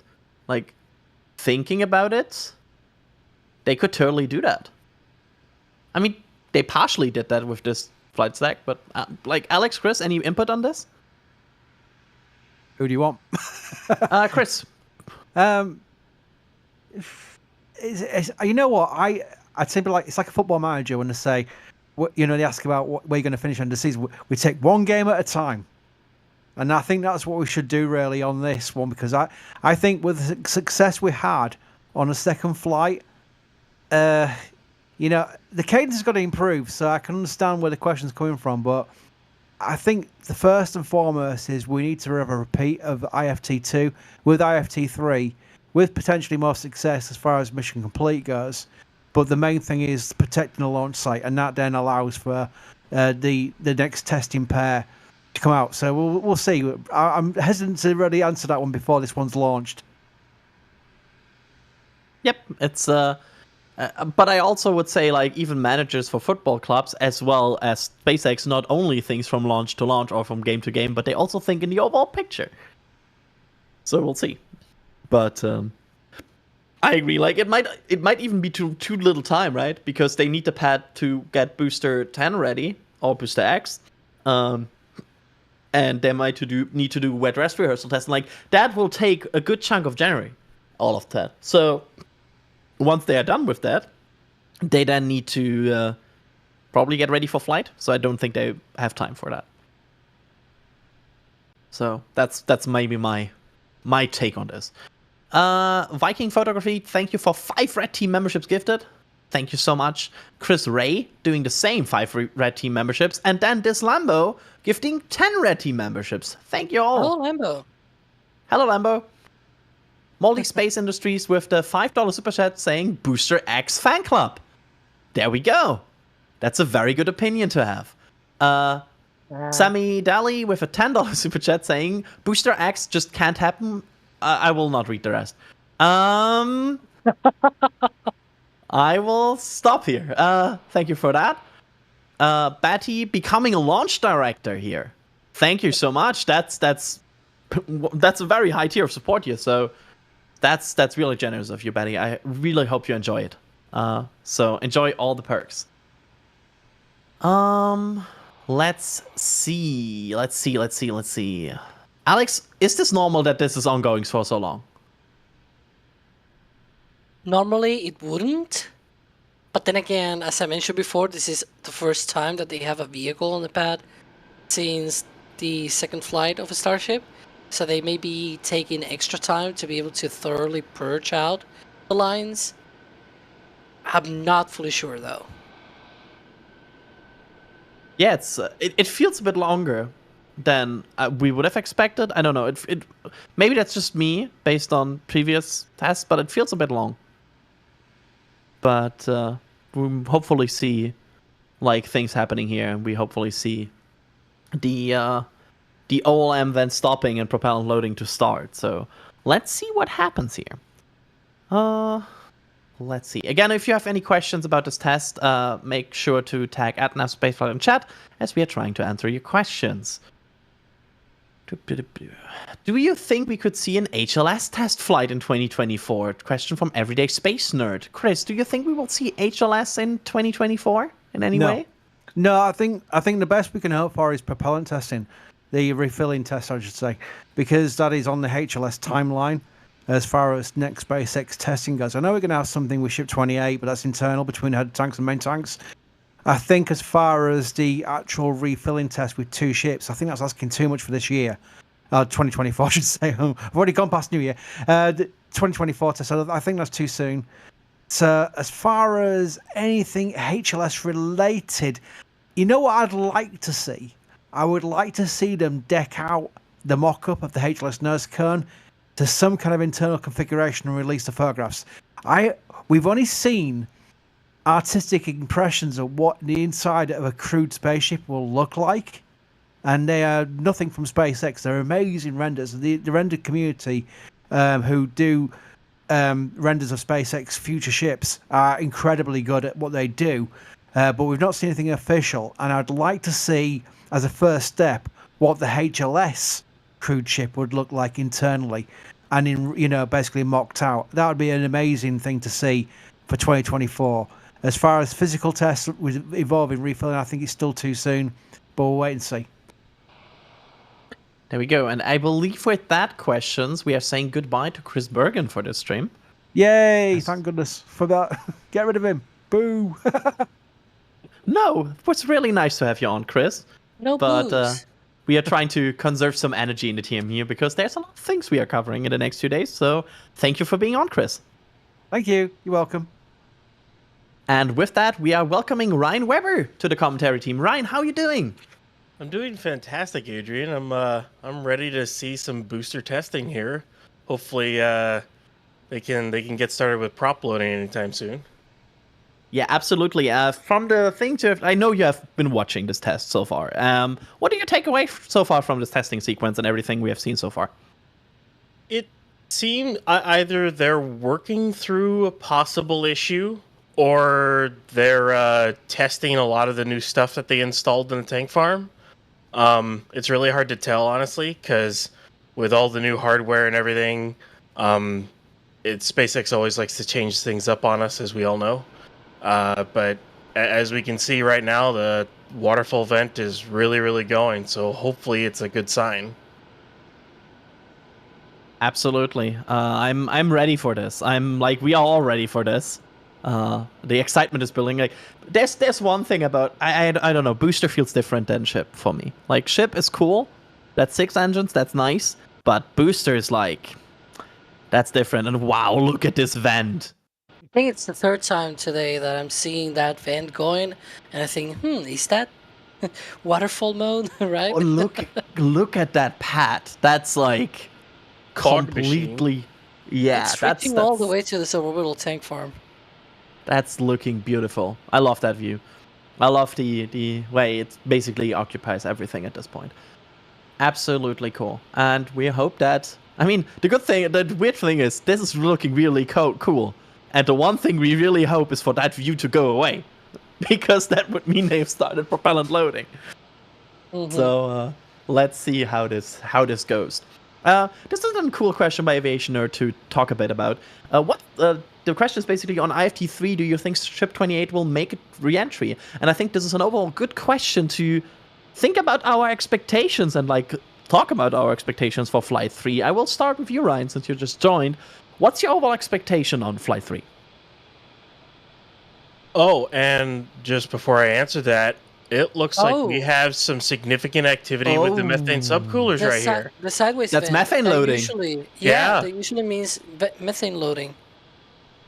So we are in a weird way, they are starting with methane first, because this means methane loading, right? That's the methane. So what happens here is these subcoolers are basically a bath of nitrogen. And what we see there is methane is now being flowed through them, I might say. Yeah, I think that's the right way to say it. And that rapidly boils the nitrogen because, well, you're heating up the nitrogen as you cool the methane. And that's basically the gaseous nitrogen that is being thrown out of these subcoolers. So this means there's... Oh, and that stopped. Yep. Oh, sorry. I was going to interrupt you to say that. Yep. So we have liquid oxygen and liquid methane loading onto booster 10 now. Which feels good. Like, this is very, very likely now that they are, like, based on everything we know, they are now into loading. Which Now the we should see frost. For those that are wondering when we'll see frost on the vehicle, usually it is about 5 minutes from this point on. But, you know, new things on the tank farm, so we could probably see some changes on the timings here. Absolutely. So, just to give you some expectations here. If we look at Booster 9, we are now talking about 1 hour and 10 minutes, if I recall correctly, from this to happen to static fire. So, that's the ballpark. However, and here comes the big unknown, they have more capabilities now, right? They have more subcoolers installed, they have more pumps installed, like, this could change. We could see it in, I mean, it's my usual obsession with top of the hour times, but this seems awfully close to 2 p.m. So we'll see. Yeah. At least to a first degree of approximation, it kind of looks like maybe 2 p.m. Yeah, like somewhere in that area, and we might be very, very close. Like, usually the frost ring on the LOX tank appears like in minutes now. So any point we will now see frost forming, which is really exciting. Like, the action is really picking up here. So let's do it again. Ryan, how many engines do you think they will fire today? Oh, will they do spin prime? Full set, all 33 engines, static fire. SpaceX seems to be in the full send mode. Get all of the solo testing for the vehicles out of the way before the end of the year, and maybe teams get a couple of days off, kind of like they did with IFT2, where they pushed to get that flight and then they gave everyone Thanksgiving off because it was pretty it was a little dead around Starbase after that flight, as I think it was like a job well done, now let's take a couple of days off and then hit right into the third flight right after. So I think that's what we're going to try to do. Absolutely. I'm Oh, go ahead. I was gonna say, I love this sound of the pumps running. Yeah, you can really like feel that it's now going. It's I'm just staring at this booster now and like waiting for frost to appear because it will happen any second. They are probably loading already. It just has not reached the outer tank wall yet, or like the tank wall. There's no outer and inner tank wall. The tank wall. And as soon as that we will see the frost forming. It's just a matter of time, and it's also a question of what will happen first, if it's the methane or the LOX tank, because methane loading started slightly earlier. However, the methane tank still needs to fill the whole downcomer, which might take some time. And one thing that we usually see is that if it is a spin prime test, we will not see frost on the methane tank, and if it's a static fire test, we will see frost, but only for the first ring or maybe 2 rings. That's usually how it goes. There we go. So we are waiting, and I can confirm it's not yet fully visible, but there is already discoloration on this booster. I just did the A/B test, and it's basically on the, you see these vertical, what are these, like stringers? Oh yeah, the stringers. Yeah, and there's Yeah. like a horizontal line in them. And above that line, there's already discoloration happening. Yet now you can see it more clearly. Now you can see the frost ring forming. You can really see how frost ring. Yep. Now you can see the discoloration starting, and we are about to see the frost ring. This is basically the last few seconds before we see it. See, So we we need this kind are. of view for the ships. Yeah, this is amazing to see, right? Like we are basically observing how the tanks get cold. And I know I see some people who are like, I don't see it. It's there. Trust me. I just need some A/B testing. It is there. So when you stare at these things, as long as we all have, you start to see it. also A/B testing helps. Yeah. Just to explain what we mean with A/B testing. A/B testing means like going back and forth in the stream and like quickly comparing pictures, and you will see discoloration easily. So that's what we are really going for here. So that's nice. That's an interesting one here. Will we see Starship run its first payload in 2024? And what will it be? Alex, I'm starting with you first here. What's the first payload of Starship? I think Elon said at one point that they want to launch its Starlinks by the end of 2024. So that's probably going to be the first payloads that we're going to see on Starship. There we go. Ryan, any different opinions? I agree with that. It'll be interesting to see though whether or not they use their V1 version 1 of Starship to do it, because as we saw, so yesterday S-28 performed a test of its payload door. So it'll be interesting to see if they use any of the upcoming vehicles or if they wait till their next revision to do it, or version 2. So yeah, that's a valid point. The crazy thing about this frost line you will about to see is like it will race fast. Once it appears, well, not now. There we go. You can see the discoloration, right? Yeah. Like you can see, and I think there comes the frost line, right? It's so hard to see because it's basically just a constant process. But you can see the discoloration above the vertical, like reinforcements. So it's slowly appearing. there it is. Yep, it's coming. So we can confirm at this point, just to point this out, that there's propellant loading here. We're just waiting for the final sign here, for the frost ring really to be visible. There it is. Okay, there he is. There you can see the frost ring appearing. The frost ring confirms we have now confirmed LOX loading on Booster 10 as it prepares to what we believe will be static fire with up to 33 engines. So you can now see this frost rising really fast as they are loading liquid oxygen. And there you can see the first condensation. Ooh, we are here.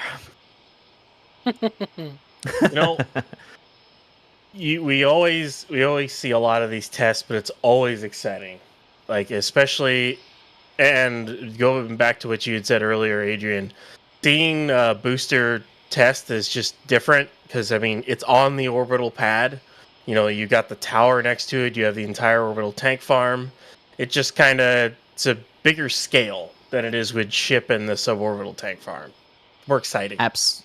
Absolutely. Alex, do you want to talk us through like what we will see here over the next about hour? Yeah, so the next thing that we should see is that frost line growing.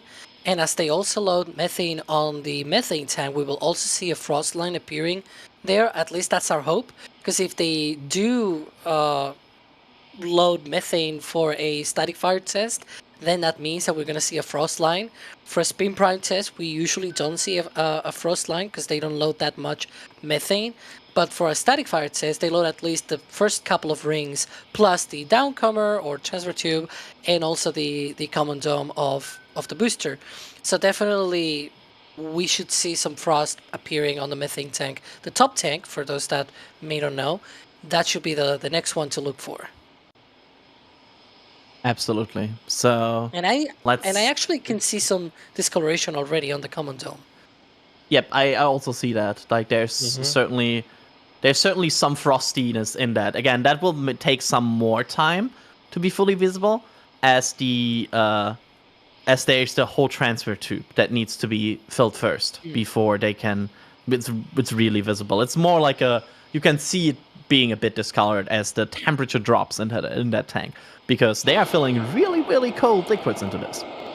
So that has an impact on the overall temperature of this. I want to thank here a person that was really, really generous here, Dankjap, gifting 50 Red Team memberships. Wow. Dankjap, thank you so much. That's really, really, really generous, and I hope a lot of people enjoy that. That's wow. Wow. That's a lot of people that will have access to the multi-view stream for members. Yeah, and like behind the scenes pictures and like member pictures. That's really, really cool. Thank you so much, Dankjap. Okay, this is a cool one because it's related to the next flight.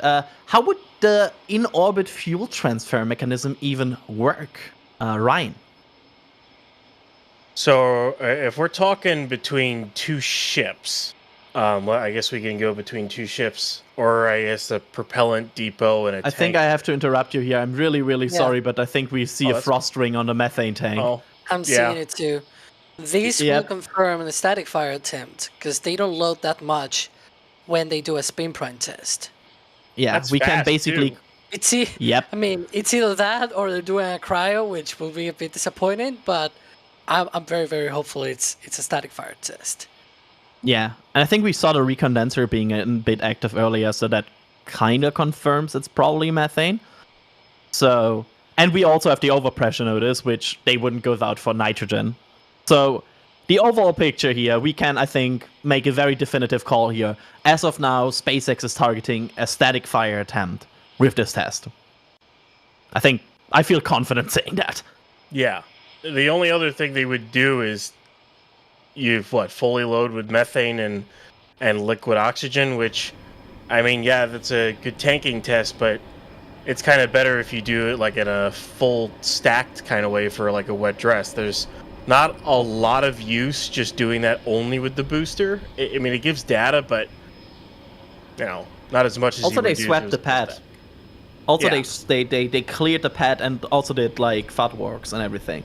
That's like you usually do that because you expect static fire.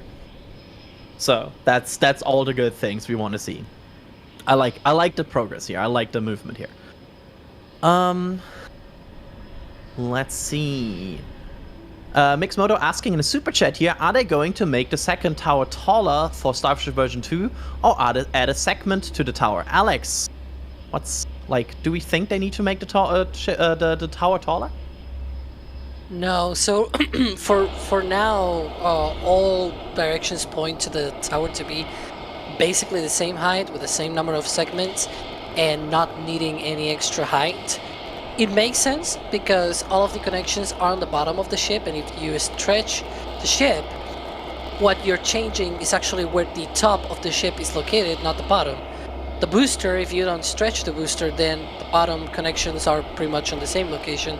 So the bottom connections of the ship are in the same location, and therefore you don't really need to move the tower or any of the hardware on the tower. Now, there's one thing that is near the top of the ship, which is the lifting points for the chopsticks. But those can be moved down on the vehicle. It's not a really huge, strict limitation, if you know what I mean, right? In the sense that what is better, to just move down those lifting points, or completely build a much larger tower that may not even be needed to be that long, right? It's a trade-off, and so far all indications point to just being the same height of tower. So this tower is going to be the same height, and the new tower is also going to be the same height. I think I can confirm another thing here because the sequence has changed of how this works, how this test works. I have been looking through the Booster 9 test a bit, and the relation between LOX load and methane load has for sure changed. This when they started methane load on the full duration static fire of Booster 9, the LOX was way higher already. It was about a ring higher. So it seems that the sequence has changed. So we are in a bit of an unknown territory. If we try to guess based on the filling of Booster 9 at that point versus Booster 10, we might be about 56 minutes away from static fire. But again, it seems the sequence has changed. So the predictions are a bit out of the window. But yeah, I'm just doing my best here to align the tests and look like what did we see during the last static fire. So that's at least interesting. Should they retrofit B4 and SN20 for future IFT flights, say for refueling purposes? Ryan? Well, just to start off, to retrofit B4, oh boy, I don't even want to know how they would even start to do that, because first of build a new one. You would have to build a new booster, because I don't know if anyone remembers this, but anytime they needed to go inside of Booster 4, they had to hook up the crane to it because the tanks were not structurally strong enough to basically sustain the structure of the booster depressed. So you always had to hook up a crane to go inside. Luckily on the newer boosters, you don't have to do that. They're a lot stronger.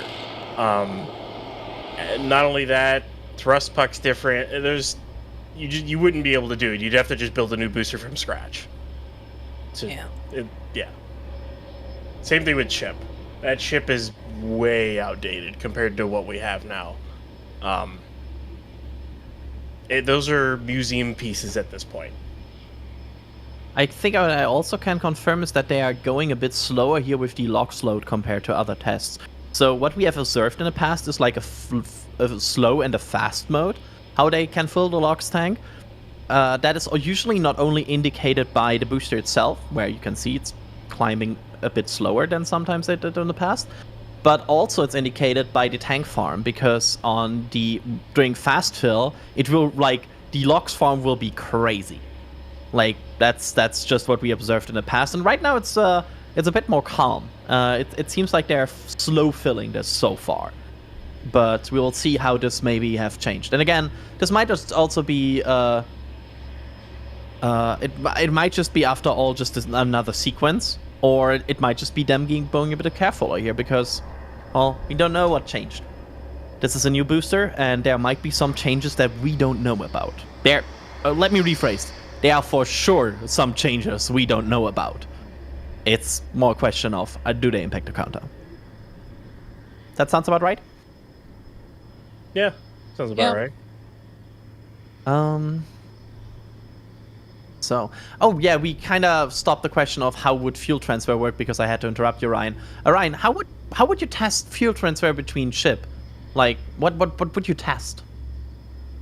Well, you need to figure out how to transfer large quantities of a fluid in 0G or micro G, if you want to call it that. And to do that, so you could do it a few ways. You could use pumps The problem with pumps is that unless the propellant is settled right where the pump inlet is, you can start to cavitate the pump and destroy it. You could use low to high pressure, or I should say high to low pressure actually.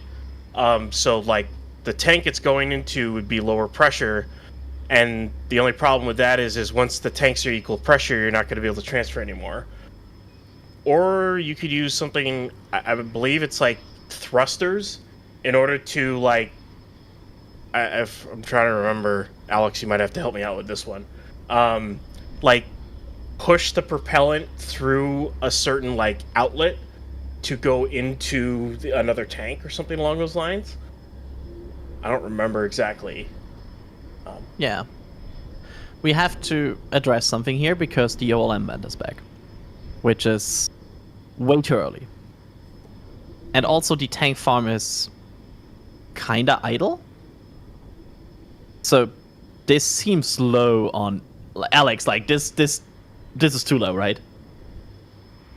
Yeah. It's concerning, at best, I think. Yeah. I did not expect this, to be fair. Yeah, this feels like a boy. hold for me. Like this like everything stopped. The OLM vent going is like kinda like more the idle mode at this point, where they do not fill locks anymore. You can see methane fill has also stopped because the methane tank farm is no longer crazy. So both locks and methane has just stopped loading. So there's three ways how this could go. A, this is a hold, and they will go on at some point. B, this is the test flow, which would confirm we are probably not getting a like 33 engine static fire, because that would be a very low load to do that. Or C, they have a hold and a problem, and they might need to like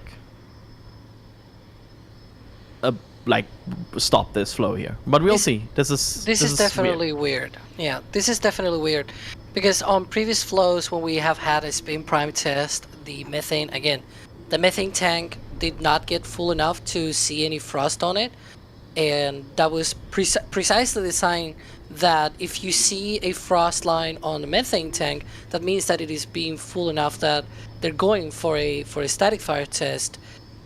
Them stopping here, the propellant load, the liquid oxygen side right now is idle. The OLM vent is back, which means they've basically halted the liquid oxygen load onto the booster. These are not the levels that we will expect for a static fire test of at least all 33 engines. Now, there's the really rare possibility, and I'm not saying that this is what is happening, but there's like option D, I guess, where it is not a hold, it is that this is what they're loading, and they're going to do a partial test of static fire, with less engines. I don't really know. Like, that's a really weird situation, though. The other question then would be, why load so much methane if you're not testing so many engines, right? Because the methane load is the methane load definitely would be on par to what we expect for 33, but everything else is not. Like, that's So- interesting. Go ahead, Ryan. I would ask you both on this one. Do you think they would load it to where they are, do a spin prime, but not do a full recycle, and then continue a load in static fire? Because it seems like that would be kind of odd to do software-wise, or at least because you would want to recycle and do something like that, but on the OLM vent shuts off again, and now back. This It's weird. To ask you guys a question, do you think they would do something like that? I honestly I wouldn't rule it out, but at this point, I mean, you people in the chat, you probably noticed we are probably as confused as everybody is right now. Like, we have at least an expectation of how the behavior here should be, and this is certainly weird. Could this be planned? Yes, absolutely. We don't know. Maybe something has changed, but it's based on our early observation of previous tests. This This team's off. Yeah, because You'll- again, if it were a spin prime test, this is the thing that we haven't seen this kind of load for a spin prime test, both of the methane and the oxygen. Like I was actually looking back on previous spin primes, and for example, Booster 9 had a load of liquid oxygen that was like half of the one that we're seeing right now. It didn't have methane frost, and so it's confusing, right? Because it's like it's something new or it's a hold. It's either something new or it's a hold, and either way, it's weird. Yeah, it's too much load already for a spin prime. However, it's not enough for a static fire. That's the weird situation we are in right now. So, well, we'll just have to wait and see. Like that's why we're here. We are here to like observe and see what's happening here. And maybe we'll figure it out. Maybe not. So let's see what happens. I want to also thank here, because I have to for sure thank that Matt's gifting another 50 Red Team memberships here. Wow. Like that's together with Is that the drone that I'm hearing? Thanks. Just let me. Yeah, but that was the drone. We for sure just heard the drone. See That. if we can find it. So they're checking out something apparently. Isn't our camera view? This one is close to the liquid oxygen subcoolers. So if we're hearing it nearby, is that near the liquid oxygen side? Maybe. Look at it. Like the liquid oxygen side is completely dead. Like there's nothing happening there anymore. This is a bizarre situation. We have to. Huh. I'm sorry. Again, like, let's quickly finish this. Thank you, Mats. Really, really, really, for this. And I hope all the 50 people say thank you to you, because you deserve that for that. That's really, really cool. Let's focus on this test, because this is, right now, very, very weird. The OLM vent is going again, which means they're in a pause. But it's almost like back into like a waterfally situation. It's weird. The recondenser is going on the methane side still. You can see it there on the right side, I think. It's been going ever since the methane subcoolers started to basically stopped, which was around the same time as the OLM vent came in. I wonder if, since they're going straight for a static fire, or at least they might be at this rate. Yeah, we'll see.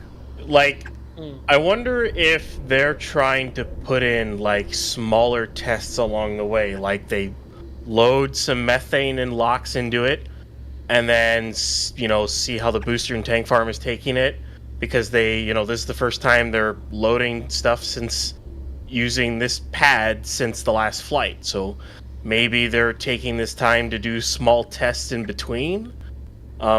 It's either something along those lines, or they do have a problem that they're trying to work through. Those are my only guesses.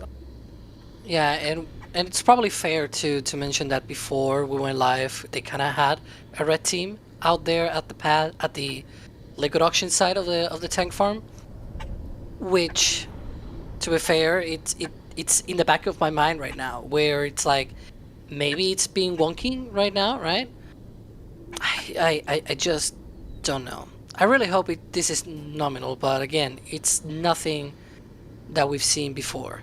And it is true that the tank farm has changed. I was actually talking about this on our chat, that it is true that it has changed, but we would expect at least the testing of the booster to be performed in a similar fashion, with a full load of liquid oxygen, right?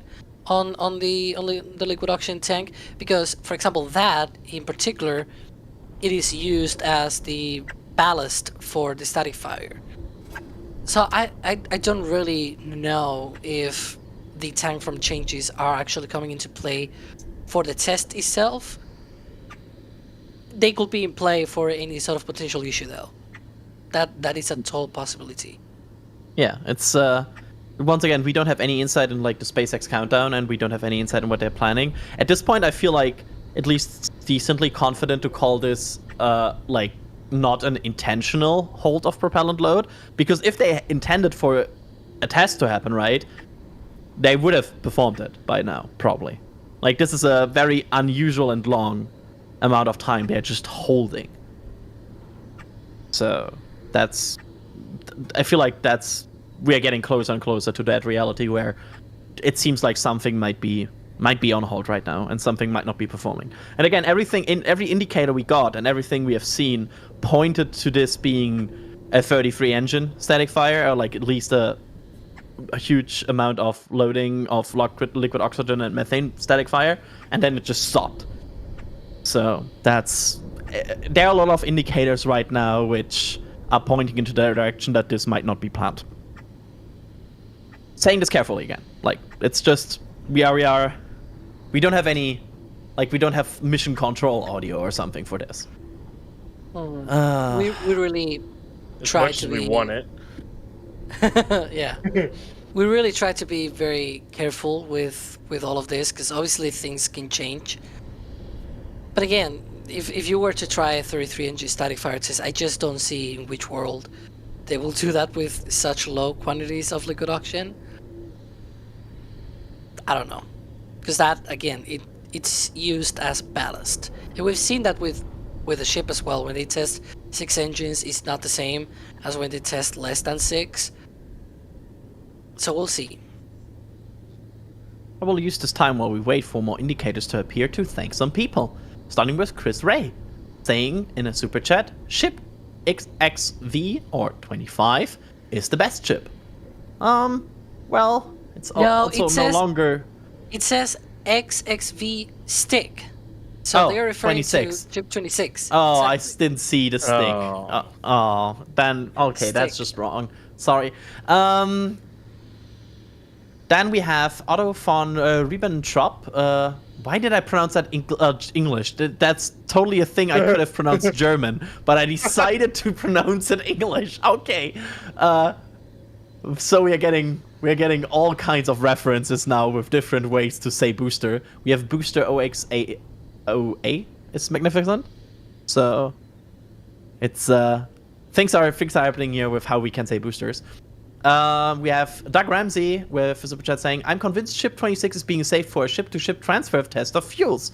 What are your thoughts? I will say no. I think it will be scrapped soon. Alex? Yeah, I don't see that happening, to be fair. I don't know what they're doing with it, but they are putting external vertical stringers between the payload bay section and the forward dome section and the rocket garden. So what SpaceX has planned for it, only they know at this point. There we go. So then we have Batty here with a super chat saying, hi guys, I've been watching since before IFT2. Being in Australia, you guys make my day for providing absolute fantastic coverage. Merch came yesterday, so thank you for the early Christmas. Lots of love. Lots of love back. That's a really, really very kind message. And we are glad we can bring you the coverage all over to Australia. Robert Kenny with a super chat here forget merely numbering them. We need to start using cultural GSV GCU ship names for booster and Starship. Oh, this is an interesting thing because Alex, I think, recently sparked some controversy on Twitter by saying that he dislikes any kind of names for ships or boosters or any space. Okay, no. I didn't say it that way. I said that in order to name spacecraft, once you have hundreds of them, it is really complicated. And then people in the comments said, oh, well, but there's a lot of ships in the ocean and they all have names. And it's like, yeah, there's like 7 ships that are called Bob. And like, right? It's like there's so many ships out there that have repeated names. It's like, if you're going to have repeated names, why not just put numbers on them? And that way you cannot confuse them. That's my whole point there, that in order to avoid confusion, I prefer numbers. Because you cannot, you can confuse the numbers, but they are not repeated. Right? You probably will have a hard time to remember the numbers, but guess what? You would probably not have a good time to be able to remember all the names of ships and boats on the ocean. So the same goes for numbers. as always, Alex has a good, valid reason for his opinion. So there we go. I think Mr. thoroughly about those things. Yeah. Keep me awake at night. No, it's a joke. That last part is a joke. Mr. One Wolfie here with 10 Red Team memberships gifted. Thank you so much. And Epsilon314 with 5 Red Team memberships gifted. Thank you so much as well. Peter J. Shaw with $5 super chat saying, if SpaceX figured out in-orbit or on-orbit refueling, could they use it to eliminate expendable first stages of their Carolox rocket? So this is the Falcon 9 question, Alex. So you know what's up? I'm not sure what is the connection there, but no. They don't have expendable first stages. I guess they're talking about the second stage. That would make more sense, right? Probably had a typo there. So it is true that if you had on-orbit refueling, you would probably refuel second stages, Falcon 9 second stages in orbit. But then again, do they need them to come back? They are really cheap already, right? I don't know. It seems, to me at least, the problem of returning back a Falcon second stage is not about the propellant load that it carries. It's more about the return hardware, that it adds mass to the vehicle, and you can only carry that on one go. You know what I mean, right? I think the question might also refer to the, like, if you have an expendable Falcon 9 or Falcon Heavy, you could just use 2 and use one for propellant transfer, you know? Like, well, but then you will need to address that same problem on Falcon 9. And then you have the kerosene is pretty much at room temperature, right? And so once you transfer it, you probably need to warm it up or something like that to keep it away from freezing. And then you have the liquid oxygen that needs to be frozen, basically in cryogenic conditions, and then it tries to boil off. So you need to cool it down. It's a whole mess. True. Was Booster 10 tested at the Starbase OLM prior to IFT2 with a super chat questioning from Sanibites? No, it was only tested at Massey's, if I recall correctly. So that it underwent testing there, then got its engines, and then was rolled out to the OLM just days ago. And now it's being tested and providing a lot of questions for us here in what's happening. That's the current situation we are in here. We are, just for a recap, because maybe some people joined and we're like, I don't know, linked with like, look at this, it's a bit confusing in Boca Chica right now. What we have looked at is we saw propellant loading start on Booster 10, and at some point earlier than we expected, stopping.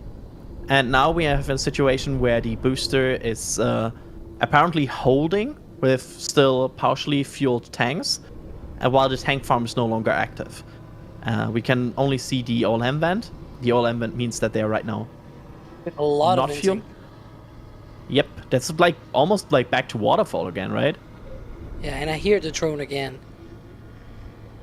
So I'm just, maybe this is me just having hope, but maybe this is like them restarting with a waterfall vent and then going into fueling again. Ryan, what do you think? It kind of seems like that, like they might have run into an issue and then they did like a quick recycle while still having propellant in the vehicle, and then they might be retrying for prop load. I mean, we'll have to wait and see if the frost level goes up and if the vent stops, but it is very weird what is going on. Yep, but I like it. In a weird way, I like it because it's like, I like to be like surprised. It's not fun if we can predict every single task from the beginning. So this is at least something very new. There's some venting going on around the cryo bunker area again, like next to the lock side. But it's there's a lot of not the venting we want to see. We see venting, but it's not the venting we like. There's good vents and bad vents. These are the bad vents. So, we'll see. I'll say one thing, though, over the last, last like 7 minutes or so, the engine chill line is getting frosty. Yeah, I've seen that as well. It's been frosty for a few minutes. Which is odd. There's also a vent that just restarted. That's a new one. I hear something again. It's And the there's funny a- thing of the, go ahead, Adrian. I think that's the is that the recondenser? Like it's always we always try to use basically our ears and our eyes to observe these tests because there's a lot of different information you can gather based on what you hear and see. And yeah, it's right now really interesting. It's a really interesting test. What's happening here, and of course this could also be, and that's the one thing we have to address here. This could also be them preparing for a test. And we might see a spin prime or something any second now. That would be weird, but it's not impossible. Just to point this out. It looks like not only we have a drone, but also a bird. Yeah, some on the camera is a bird. That's scary, probably. Also enjoying that test, apparently. So we will see. The question also is how long can they be in this configuration, because there might be a point where they have to detank this vehicle.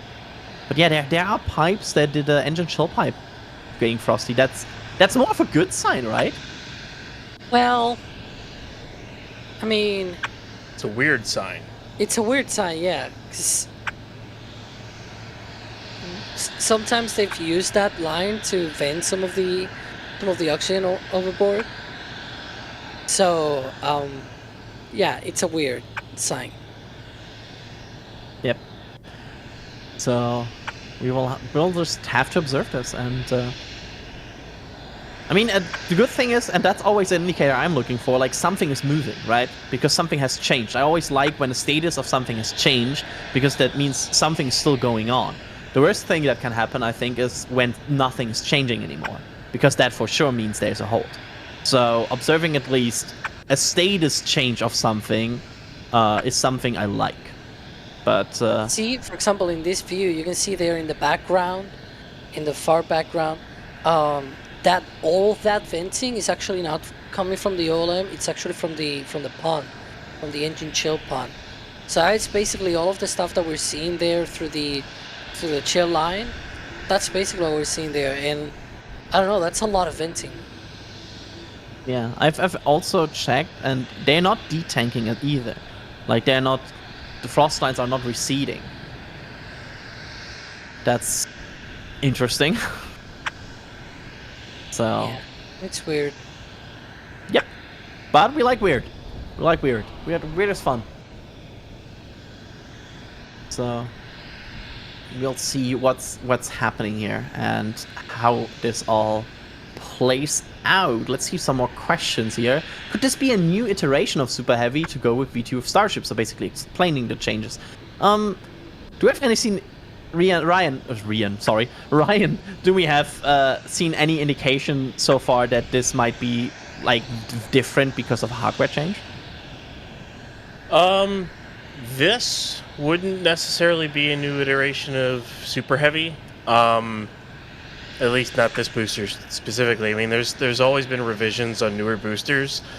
The one that we seen another revision on would be Booster 13. It's got another vent near the common dome, but we haven't seen any like major changes that might be associated with like a version 2 of a Super Heavy yet.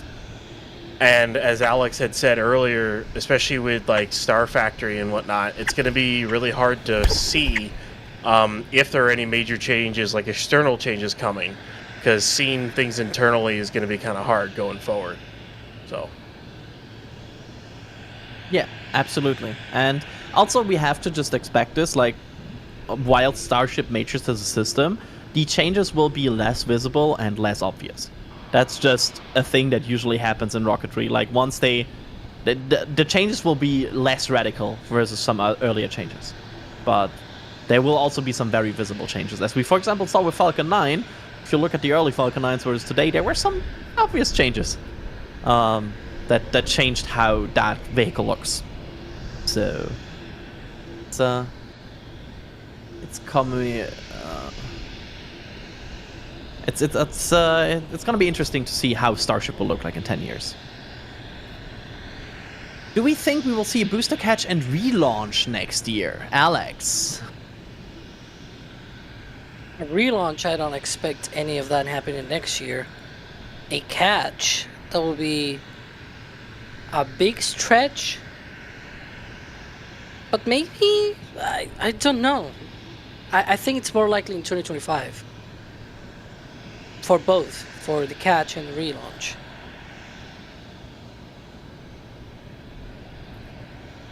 Yeah, like I think also 2024 feels a bit early. But we'll see. Ryan, do you think also like 2025 for booster catch, or what's your expectation? Yeah, I'd say 2025 at the earliest. Because like next year is going to be, next year is still going to be let's get into orbit. Let's test all these systems on orbit. Do probably some more refueling demos and all that stuff, and then they'll probably go ahead and try to catch. Because, I mean, well, yeah, reusability is a big hallmark of this system. They really need to prove the system out before they even get there, and they'll expend boosters and ships while they prove it out. They'll eventually get there, but we'll have to find out when. And just to recap what we have seen so far today, we have seen Booster 10 moving into testing as the road was closed in Boca Chica and Starbase, and we saw the pad clearing, we saw early tank farm activity, then we saw the red team going to the pad earlier and apparently fixing some issues both on the area where the deluge system and the CO2 tanks are localized, and also on the LOX subcooler side. And then SpaceX moved into a normal testing flow until the test moved into propellant loading, and apparently since then has stopped or halted at a certain point here that we have now observed for about 20 minutes. So that's where we are right now with Booster 10. We expect with Booster 10, since the overpressure notice was delivered, that this is an attempted static fire attempt. But we, at this point, will have to wait and see what this test will bring us. That's the recap of where we are. The one vent we have been hearing now for a longer period of time has just stopped. So that has changed. And we will... Oh, no, there's it. Again. It is really interesting because the LOX load really hasn't moved. The methane load hasn't moved. It seems like they keep topping off, or at least filling the CO2 tanks, which a lot of that, especially if the CO2 and all that stuff, kind of supports a static fire, plus all the other preps that they've done. But the LOX load doesn't support a static fire. But they do have the engine chill line going. There's a lot of like things that support it and things that don't support it.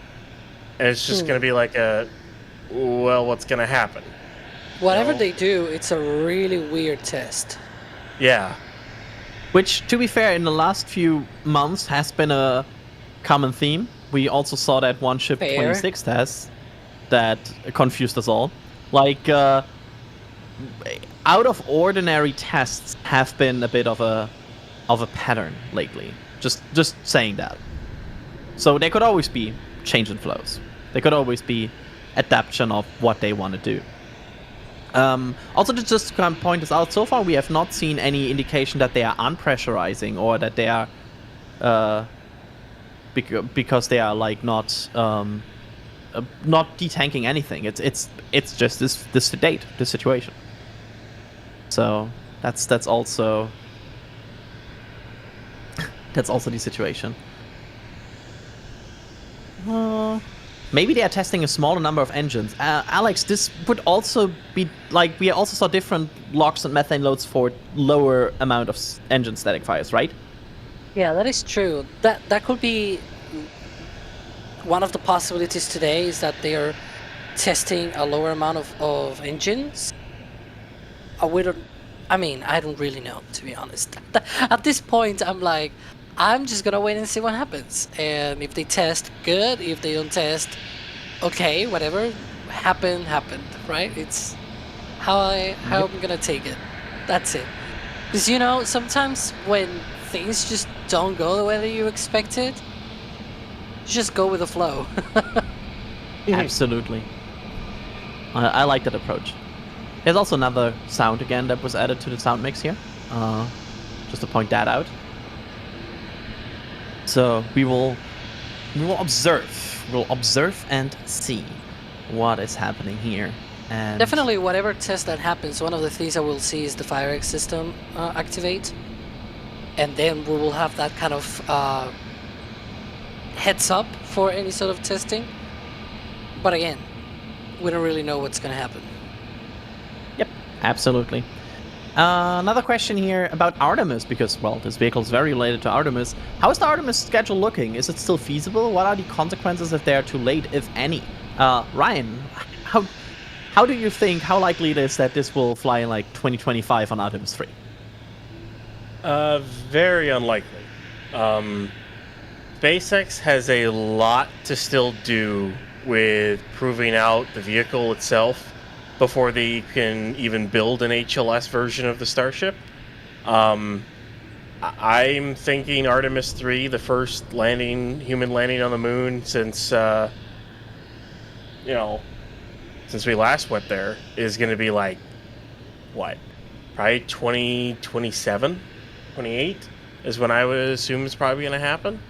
But it'll be interesting to see how fast SpaceX goes to getting HLS up and running, as well as the other variants of the ship, like tankers and all that. But a lot of the big holdups is going to be proving the vehicle and building launch pads, because they're going to need a lot of launch pads for all the tankers that they're going to need for fuel. So, yep, there we go. Another question here coming with a super chat from James Sargent, asking, and this is for you, Alex, could they be testing the status of the booster after Miko a little left in both tanks? That is a really interesting question. Could be. Because that's also the point where the booster had problems during the last flight, right? Yeah, I mean, in that case, they will also probably only light the 13 inner engines to test that. I don't know. I mean, under that kind of situation, as they're proposing, then I guess that could be the case. I like that idea. Like, I'm not saying that is for sure the case, but I like the idea. Like, I really think that's a very plausible and interesting theory. To say it like that. So, but yeah, also Jenny here in another super chat saying subcooler or pressure margin issue with LOX farm, maybe sensor issues. Like, we don't know at this point. We know that the LOX farm had issues earlier, and they went in there and fixed something. So of course, always there's this second thought that you have, like, maybe something in the LOX farm has a problem. So we'll wait and see what happens here. But that's the situation. Could we be testing a landing burn? I'm not sure about that. I think they would be a bit lower in propellant probably in landing burn at this point. But maybe that's just me. Like, it would be nice because it's like a hold. So the one thing it would be nice to have an indication of whether a depress or the OLM vent shut off. The problem is they've been in this situation, or this hold, or idle, if you want to call it, where the vent's open and the load in both tanks is just staying steady, or at least it's not going up, and it doesn't seem to be detanking. It's just in a holding pattern, and it'd be nice to have some kind of indication, but right now we got nothing. So. Absolutely.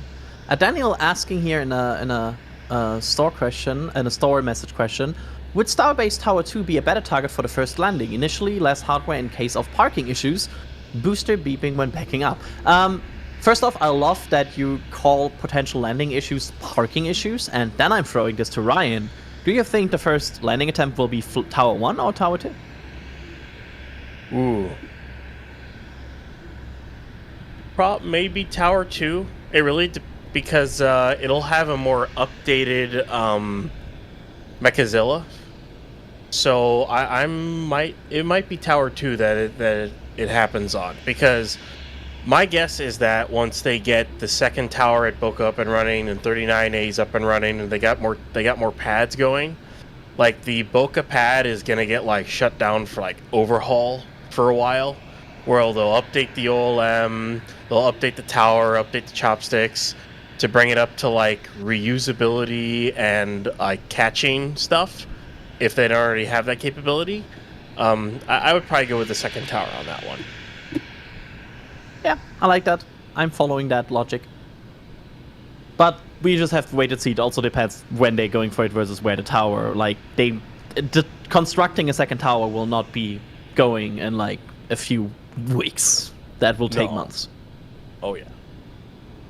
Especially like the situation of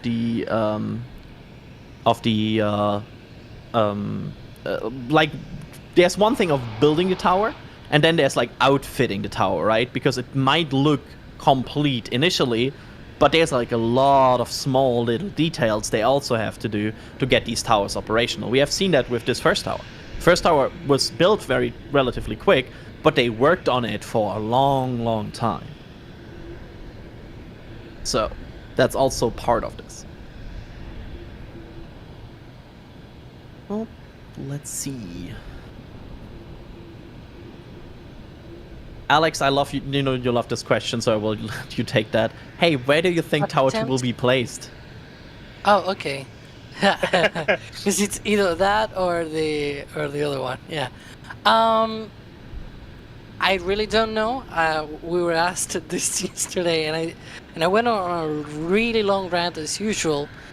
That I just simply don't know. There's so many possibilities. We know that at least the previous plan was to put it south of the current launch complex.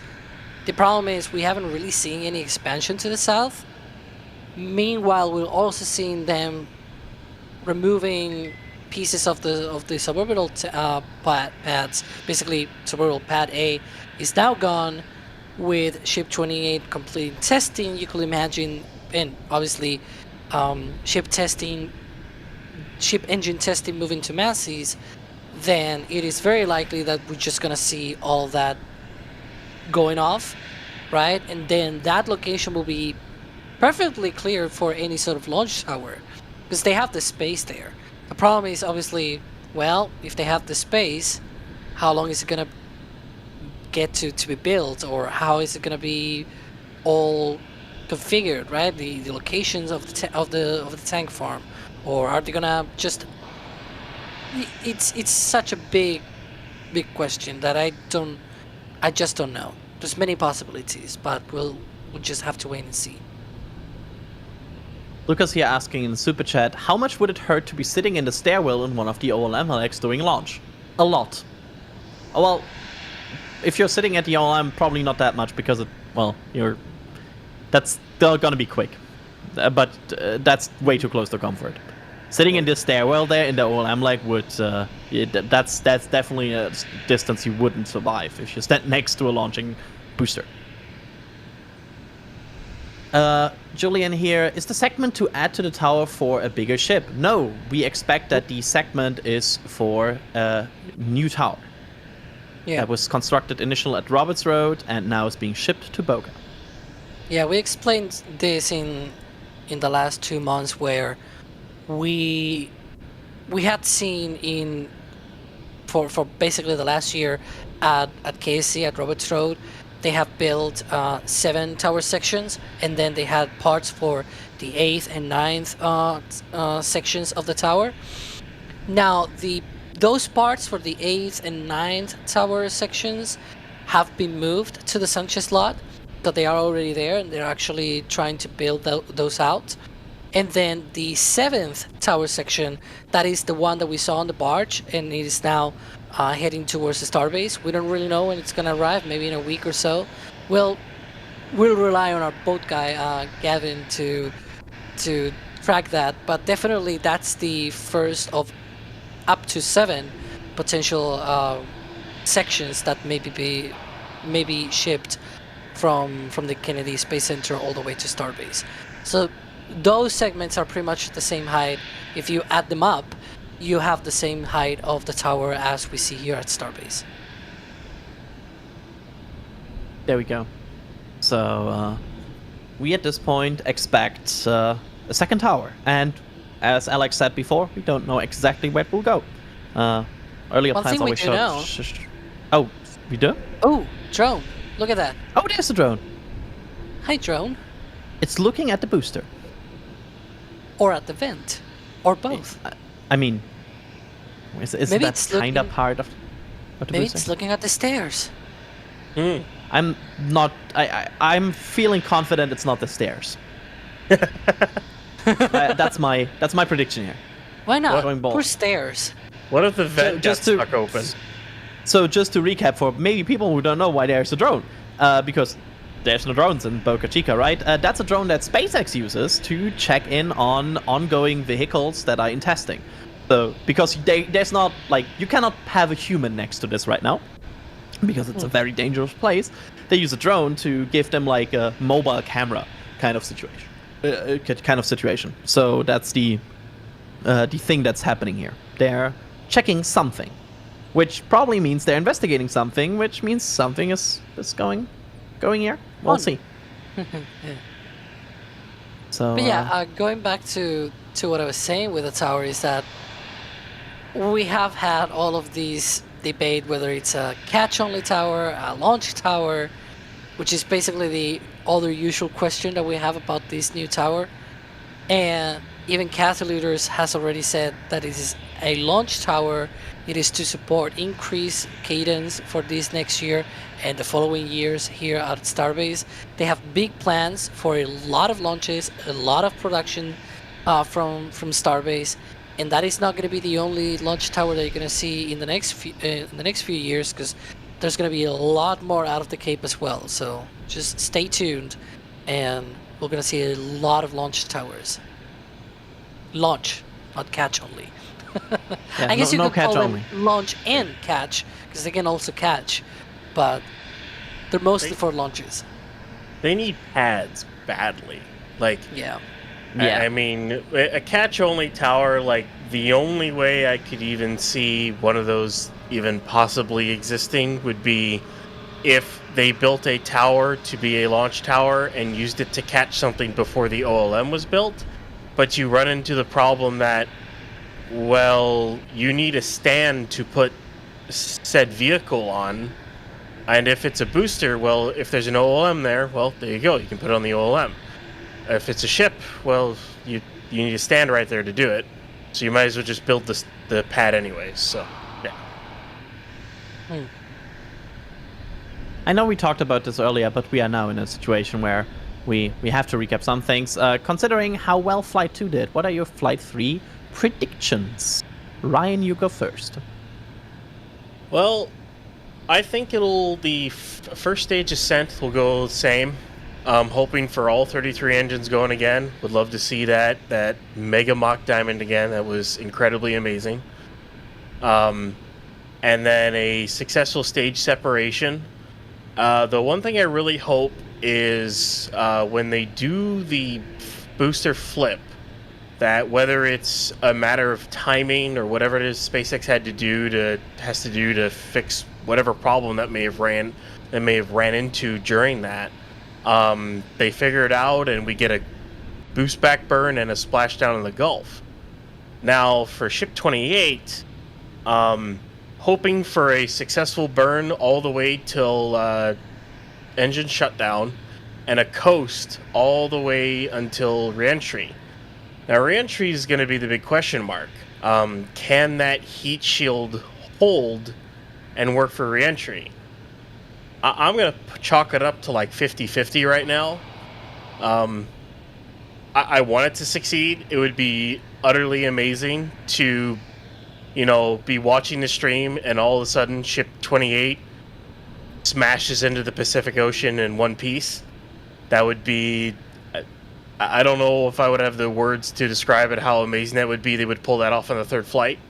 Yes. But I think the more likely scenario is they have an issue with the heat shield, maybe around the flaps or something, and something breaks and then it tumbles and burns up in the atmosphere. That's what I think is the most likely case. But, you know, fingers crossed that doesn't happen.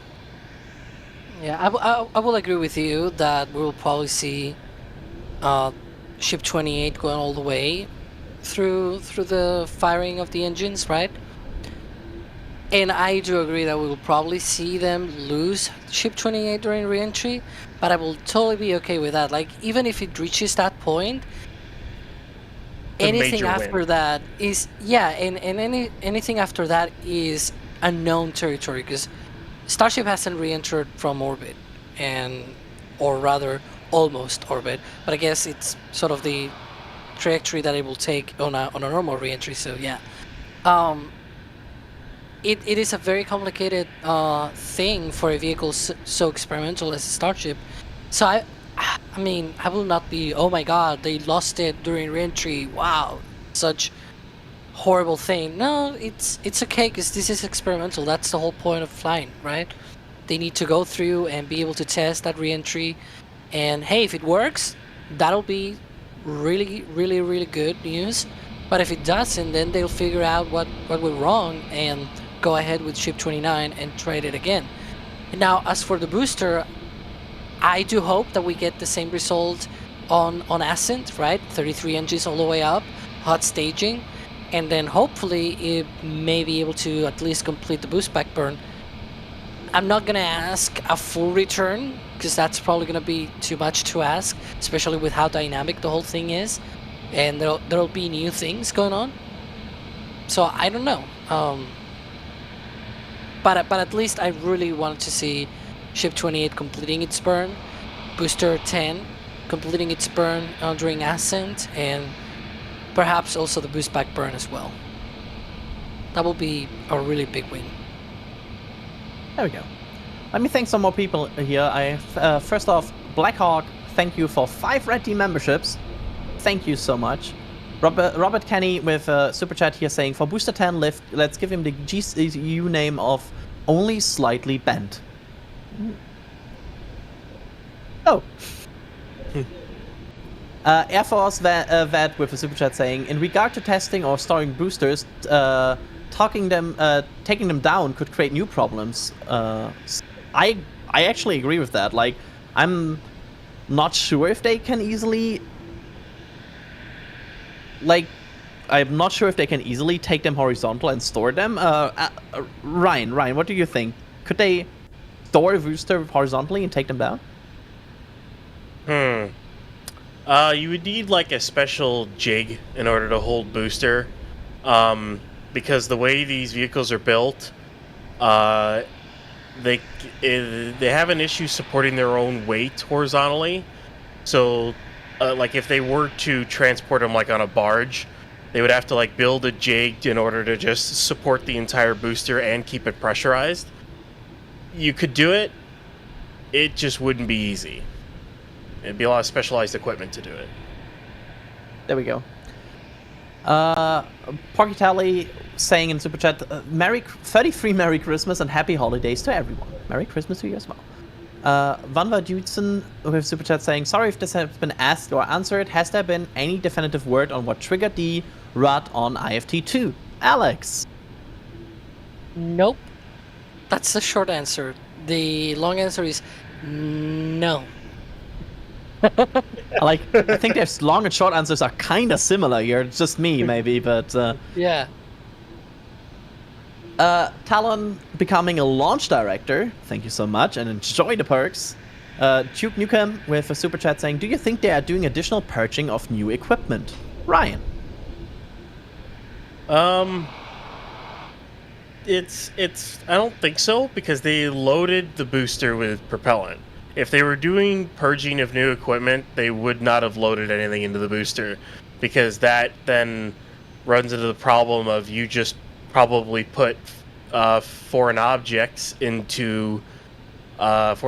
debris into the booster, and then you get FOD damage, and that's a recipe for bad. That's just bad. You don't want that.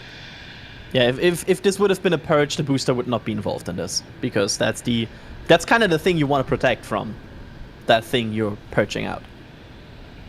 Drew with 5 Red Team memberships gifted, thank you so much. Cheney becoming a launch director here as well, that's really generous. And Mads with another 50 Red Team memberships. Wow, that's like to the second 50, so that's 100 in one stream. Thank you so much. Wow. Burning a Grid with a super chat here, thank you so much.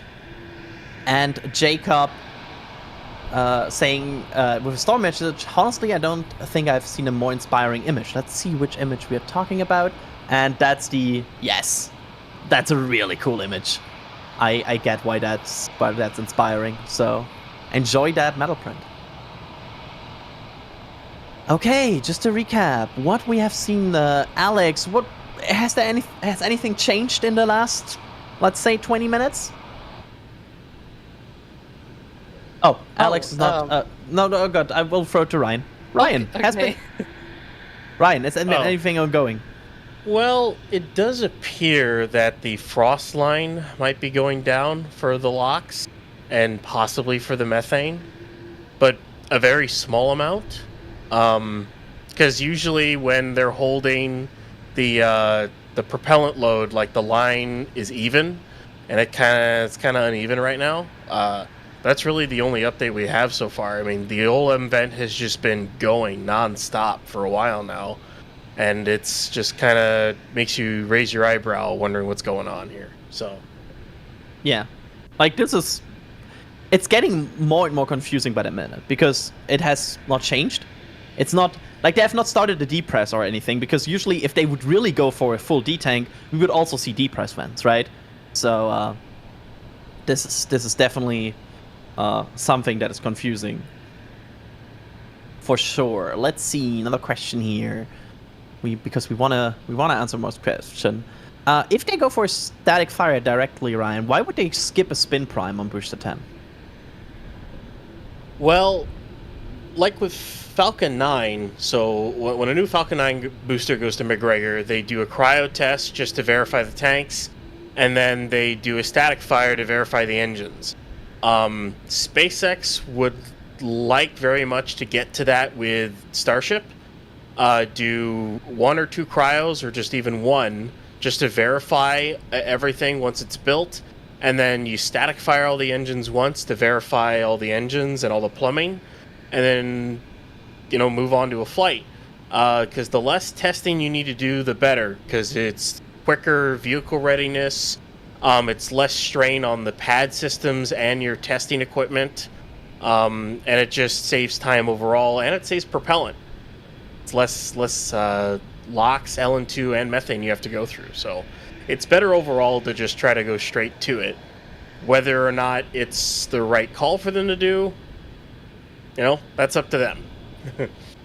Absolutely. So we'll have to just wait and see. And again, that's always the other part of this. Of course, we observe and we get a lot of visual data about all of these tests, but that's really just the surface data that SpaceX gets. SpaceX has all of these sensors. They have all of these very insightful ways to analyze all of this, which we never get to see. So they have a much clearer picture about a lot of things here that we just have to observe and try to puzzle some informations down, which they're the experts that are building these things, and we are just the observers that are looking at it. So that's always keep in mind. We are just Texas tank watchers here. We are trying to make sense of what we see, and sometimes that's right, and sometimes that might be wrong.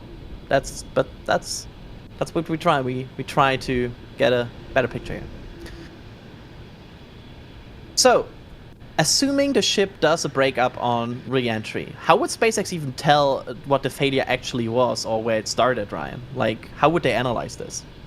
So on ship, inside the tanks, if I remember correctly, they have temperature sensors on the windward side or the heat shield side. So if a ship were to re-enter and break up, using downloaded telemetry, they could be able to find the hot spots in the tanks where maybe hot gases started to hit the tank wall and broke through. They have tons of onboard cameras, so if like a flat failed, they'd be able to see where it failed and stuff like that. So it's loaded with sensors and cameras that gives them a lot of that stuff. Now, if they were to lose telemetry, then it'd be kind of hard to tell.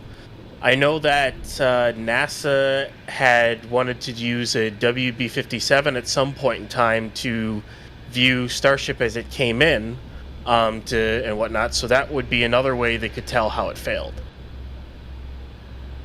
Yep. And also, somebody here asking of a quick recap and current status, and I will quickly do that.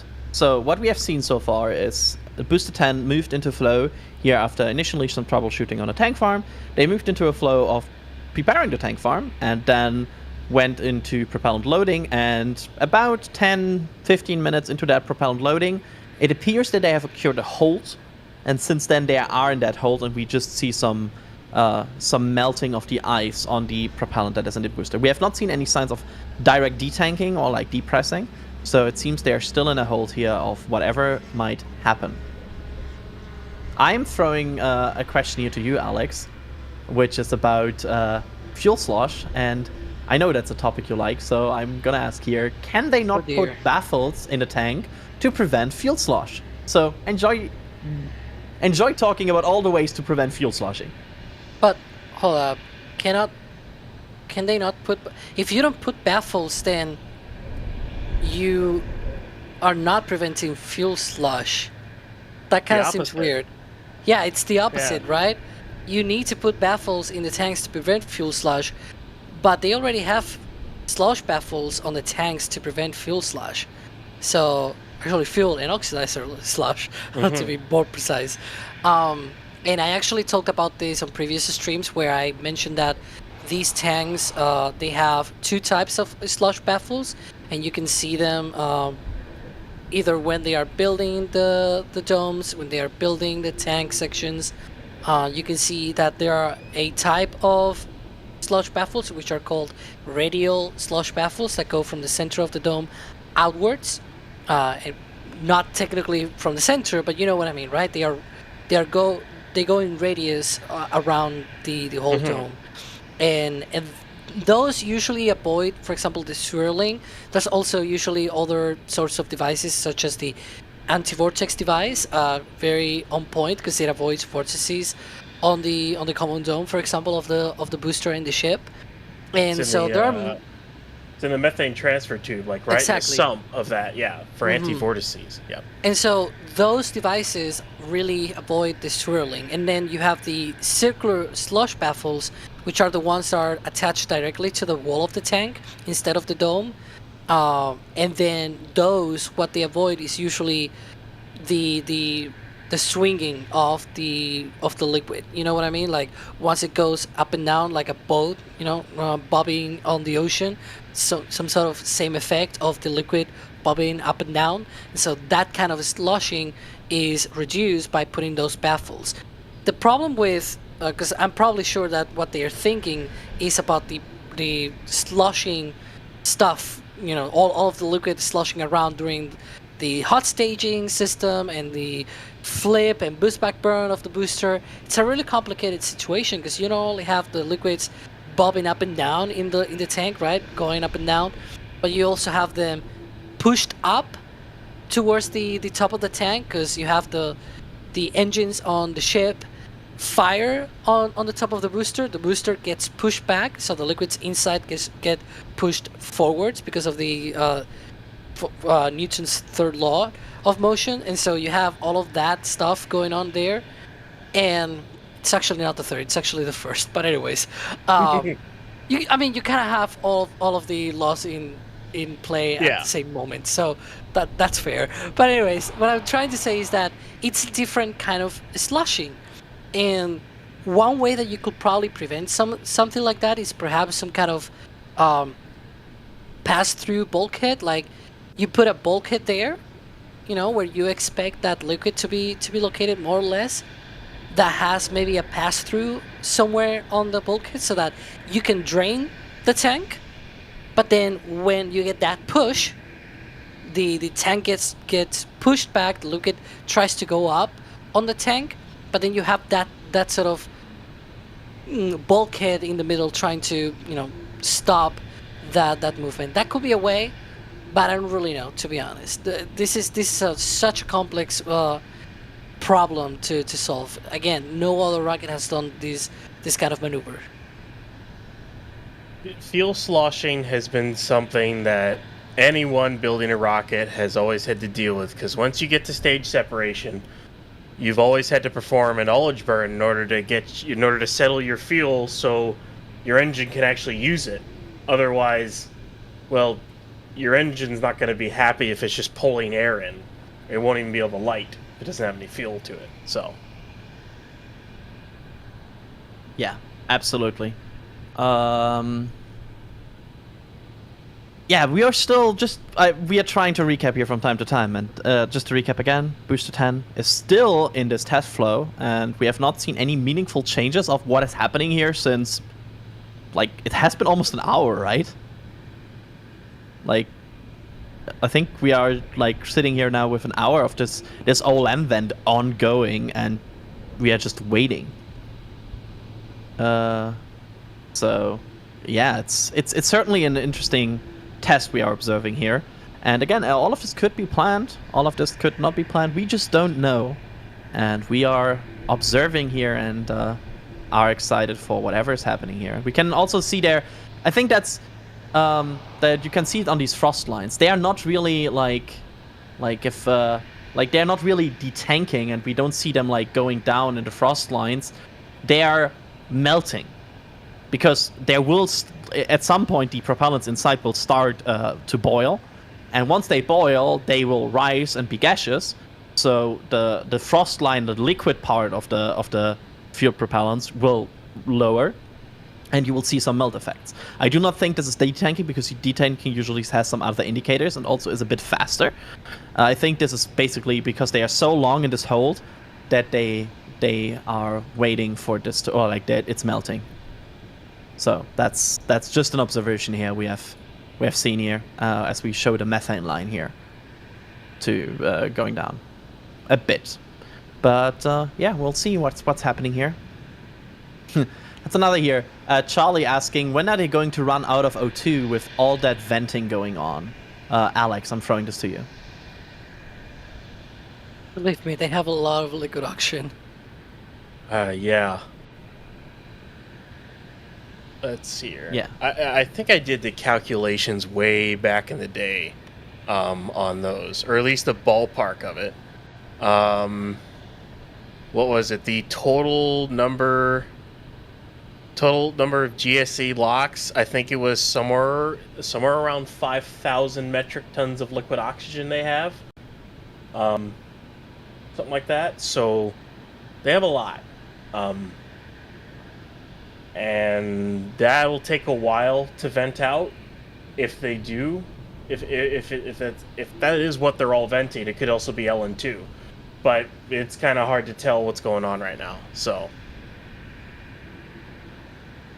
yeah, it's they're certainly like venting a lot out of this path vent today. That's something we can tell, and that's definitely not like them detanking or anything, because that has just been.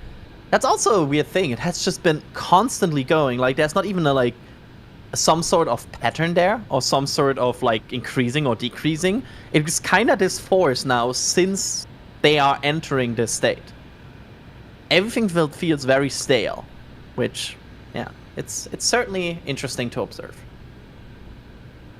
So, let's see. What gas is this actually venting here?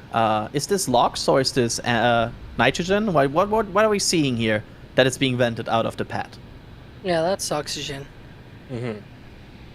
And they, I mean, unless they have any issues, they will never vent methane. Yeah, like that's not Bearing methane. any issues again. Yeah. I want to thank Gunfox here for in total 60 Red Team memberships gifted, a 50 and a 10. Thank you so much. That's like Holy the jump. membership. the memberships gifts have been so generous today, and again, you're really giving other people also the opportunity to experience our membership program, which we are really thankful for. So thank you so much, Gunfox, for that, and I hope everybody makes sure to thank the people that are giving you these memberships. Really, really. That's the thing we do here. We make sure that we thank people. Did something just change? Hey, maybe I'm imagining something, but the sound changed a bit. That's like, at some point you start to see things, right? You just want something to happen. The lines are receding, as if but they're going way too slow to be detanking. So I really don't know what's going on, unless it's boiling off. I'm just gonna, so we have seen this once. So I will just say this. We right now see a vehicle very stale for a long time, and we see frost lines receding. What if they just have to wait for it to boil off right now? Maybe something is not behaving the way they wanted to, and they are waiting for the liquids to boil off. Like, is that a possibility here, Alex? What do you think? It could be. It's not out of the question, to be honest. I mean, it can be a very simple issue as well. Like, if they, for example, lose... and again, just flagging this is just us talking about what all of this could be. It could be a normal test, it could be something there, just have way to it, but we have seen them before losing, for example, control of a vehicle and have to wait for it to detank and to perform. So, yeah, it's just a possibility as well. But so far we have not seen any indication that this is like unusual or an anomaly or anything. It could just be them waiting for something. So we'll have to see. But based on what we know, Alex, or like, I'll throw it to Ryan, like they have potential burst disk in such a case as well, right? I'm trying to remember if they do on booster. I would assume they'd have some sort of failsafe. Otherwise, yeah, the tank you could run into issues. Because I remember we've had one burst disk blow at Starbase, if I remember correctly. That was on SN8 back when they were testing its header tank. If I remember, I think it was SN8 where they had a blown burst disk when they were trying to static fire from a header tank and ran into an issue. I think it was like thought that went into like into a Raptor engine and caused them to lose pneumatic control of the vehicle, right? Yeah, that sounds hydraulic, familiar. sorry, hydraulic. It was a while ago, so you know.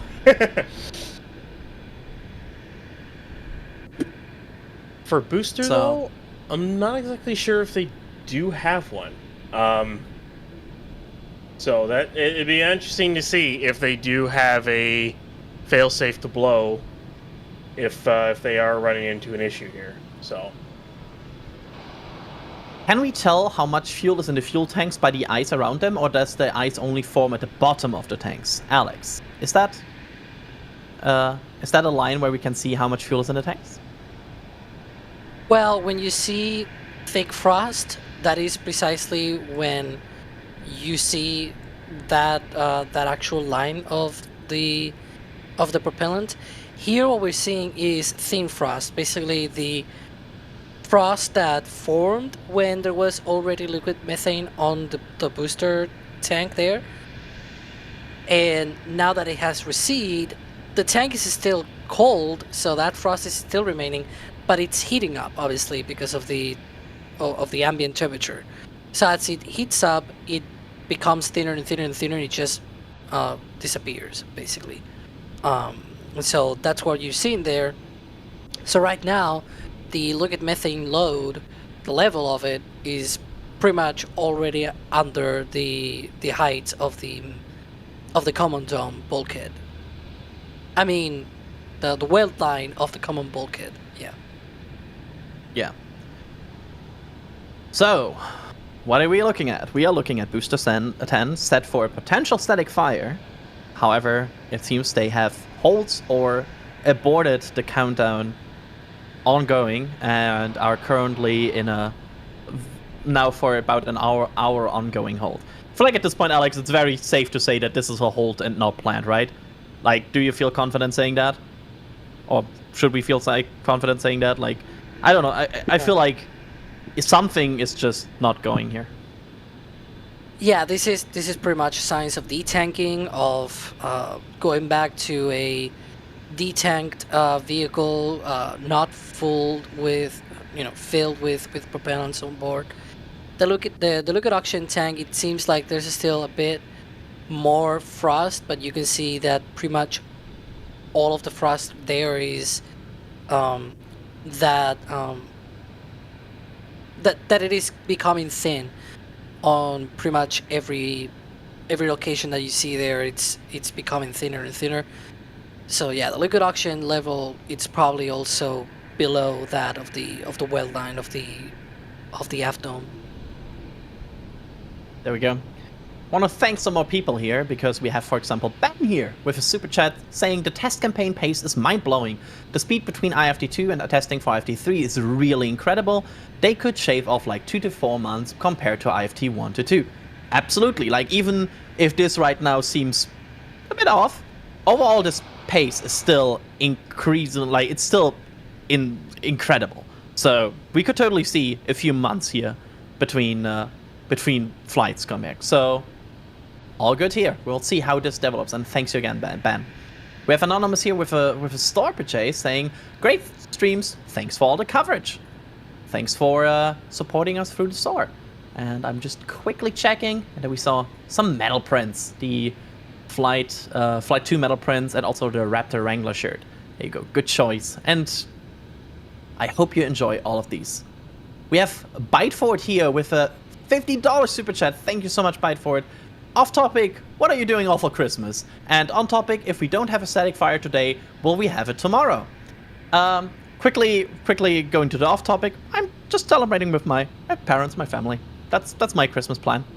So, just quickly, like, one sentence. If you want to share. I mean, go ahead, Dorian. I'm just kind of, well, Christmas night I am working, so. But, you know, There you go. it's, yeah. And to answer the on-topic question, if they don't have the static fire today, will they have it tomorrow? Alex, if they are not able to do this today, would they do it again tomorrow? Well, that's the big question, right? Will they be able to test again tomorrow? We don't really know. They do have a closure for tomorrow, again from 8 a.m. to 8 p.m. It's possible closure, it's not scheduled. And then they also have next week after the 25th, because they cannot close the road on the 25th. I mean, technically, if they're in a hurry, they could probably say, hey, we want to close the road on the 23rd. And then we then our Christmas plans are going to be streaming Booster 10 testing, I guess. But yeah, right now we don't really know, because if they have a problem either with the booster or the GSC or both, will they have time until tomorrow to be able to solve all of that? Maybe they do have the time, and in such a case they could test again tomorrow. We'll see. They could test today. Yeah, for all we know, I mean, they still have, like, what, 5 hours? Yeah. Like, plenty of Who time. knows? We could be still in here for a long haul. We don't know. Kyla Monaris with super chat here. What are the odds all of these weird events are in the booster problem, but actually extensive GSE tests? So the chance is not zero. I want to quickly say that, like, the chances could always be there. However, I think it would, for mostly GSE test, risking your main vehicle right now is certainly not super likely. That's how I would word it. Any other opinions there, Ryan? If GSC test, if it were like a extensive GSC test, I would expect them to test the new, like, detank lines that they have, which means they should be able to detank this pretty quickly. So I think this is more of an indication that they may run into a problem. What that problem is, I don't know. But that's what I think that's the most likely scenario here, is that they got a problem and they're trying to find a way to figure it out and save the vehicle. Yeah, we'll see what happens, but that might be an indication. Like, that might be a thing. Although there's something interesting going on right now. If we go to the camera that has the LOX side in view, Patrick, we can see that there is apparently a ground line vent. Sorry, the one that is close to the condenser, to the subcoolers. That's there's a ground line that right now creeps up there at the front there. You can see just above the ticker that has been moving a bit. Like, that's an interesting change a bit. Like, there has been some changes here. Yeah, they have a couple of vents out there. I've never figured out what they are for. They have multiple vents, one pointing up, one pointing down, one pointing sideways. I think there are up to 3 of them. In that location. It's weird. That vent has been started again. There to the left here. That is kind of close to the explosive storage, because on the left there, that's the area where they store the flight termination system charges. And there has been a vent. So that vent, the perspective is a bit off here. That vent is going more into the distance. It's not directly next to that container. And yeah, that's the explosives there. You can see it, explosives. That's where they store the flight termination system once they are close to flight. I do not believe there's any FTS charges right now in there. So, but yeah, there's a vent, a ground vent. There's a lot of ground vents here actually ongoing. We are almost at the point where the methane tank seems to be, well, completely empty again, or like close to completely empty. We have the LOX tank, which is continue to recede. So at this point, I don't think it's super unlikely that they will have a look at this and look what's happening. But again, this closure is going until 8 p.m. local time, which means there's still a lot of time for them to test. We just don't know what's going on here, and we will have to observe. You know, go ahead, Ryan. Kind of ridiculous, Adrian. I think it was Patrick, if you look over to the left a little bit, how much that cloud is going out into the wetlands there. Like, it's just like spreading out all over the place.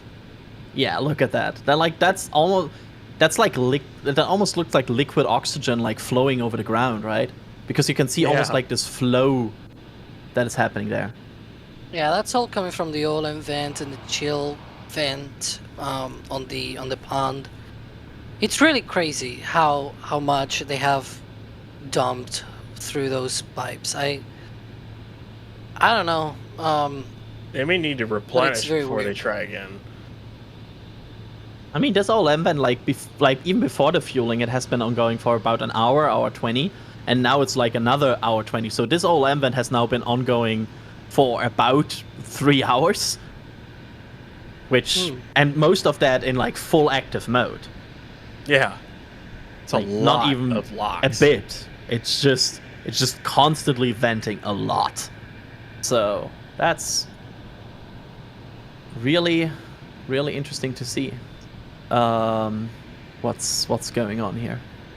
Well, yeah, you can see the methane tank basically has no frost line anymore. It's just a bit of condensation about the common dome, while the LOX tank also continues to recede. But again, we don't have seen like any depress vents or anything. This just seems like they're letting it boil off right now. At least that's how it feels to me.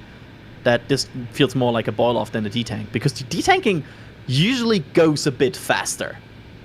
Oh yeah. Than this right now. So we'll have to wait and see what's happening here. But lots of time again left in this window. If it's methane, it would be ignited in the flare stack. No flare stack here sadly anymore, Ethereal.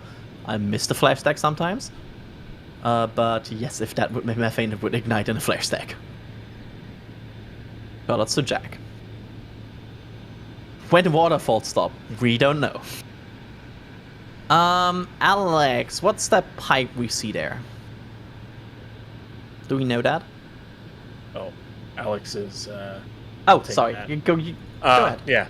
So that is part of the methane recondenser. So what they do is they use LN2 to basically recondense the methane from a gaseous state back to a liquid state, so they can either reuse it, like put it back into the tanks, or even put it back into the vehicle. That's what that vent's for, right there. There we go. So it's kind of the weird thing about the methane recondenser is it has a bit of a different behavior on the orbital versus the suborbital tank farm, because on the suborbital tank farm, it's sorry, that's just new sound. That's an interesting one. I don't see it anywhere. Oh.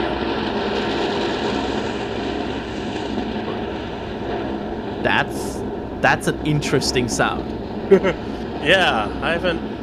It's not like a regular vent. It's like a. I don't know how. I'm trying to think of how to describe it. It sounds almost like how to say, like if a vent had like a smoking voice, like if you know the voice of a person that smokes a lot, like almost like it's a weird way to describe it, but that's how, like, it has a like weird sound in it. Yeah, the crackle. Yeah, that's a good way to describe it. But that, I have never heard that sound. No, not. I've never heard that from the orbital tank farm before, or from a vehicle. It almost sounds like a diesel. Yeah. In the foreground, almost like a generator. You know, that sounds like a motor running. Yeah. The more I hear it, like an. Yeah, it sounds like a motor. Yeah.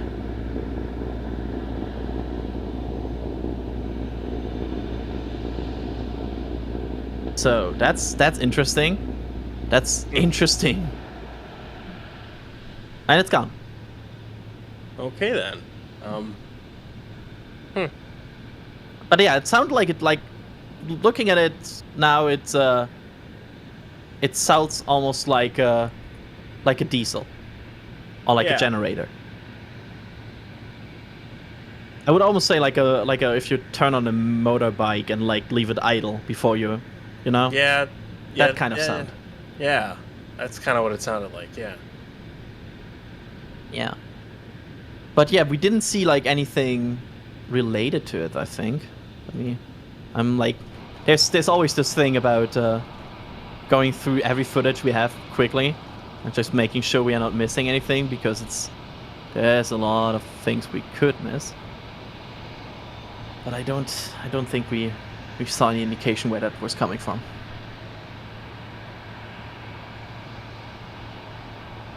Yeah, but either way, we're still standing by here, and we are trying to understand what is going on here in this weird, bizarre test, which again had an overpressure notice. Like initially, this test had an overpressure notice announced, so they expected something that might result in a potential explosive hazard.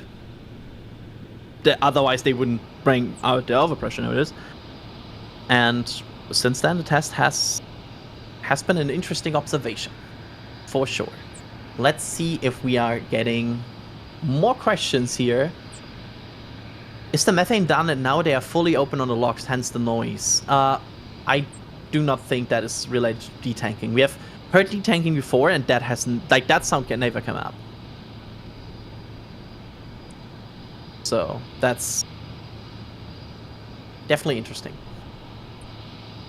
Deluge depress. I mean, I would have imagined we have heard that before.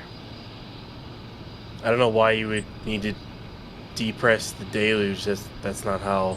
Oh, look at the lock side has, like, on the lock side has been also like a vent going on again. It's you can see like the drone there. Yeah, there's definitely some movement here going on. Like, they're doing something with this tank farm. We just don't know what. I think at some point we might, like, there's two ways how this goes. Either at some point the tank farm suddenly spools up again and we see them moving into tanking again, or we will be scared by a sudden depress wind.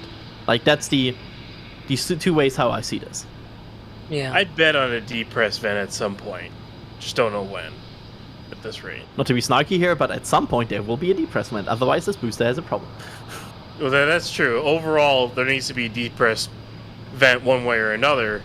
But it would be kind of funny if after all this, they detank and then they spool up again, retank, and we get a really late test. But that's hoping.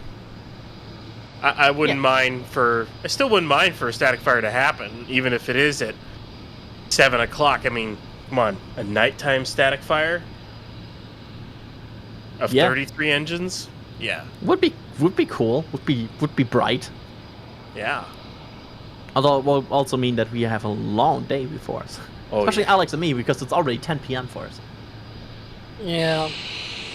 And I need to finish writing Twist this week in Spaceflight.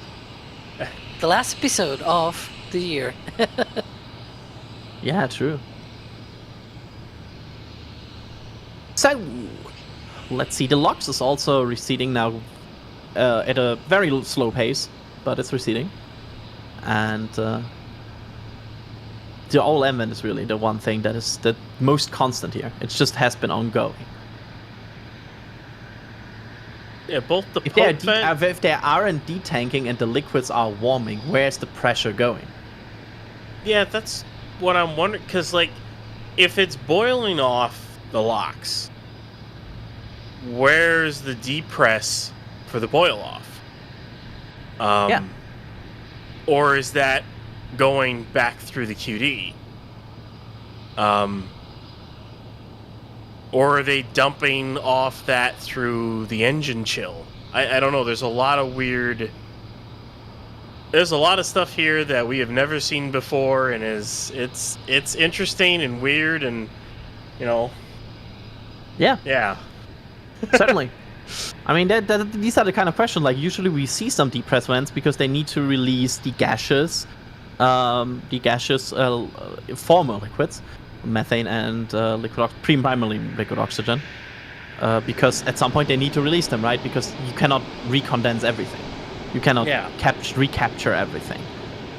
So that's just the reality here, and we have not seen any depress vents. And here, because the one thing about depress vents is, like, you might miss visually them and you might not see them, but you will for sure hear them because they are loud.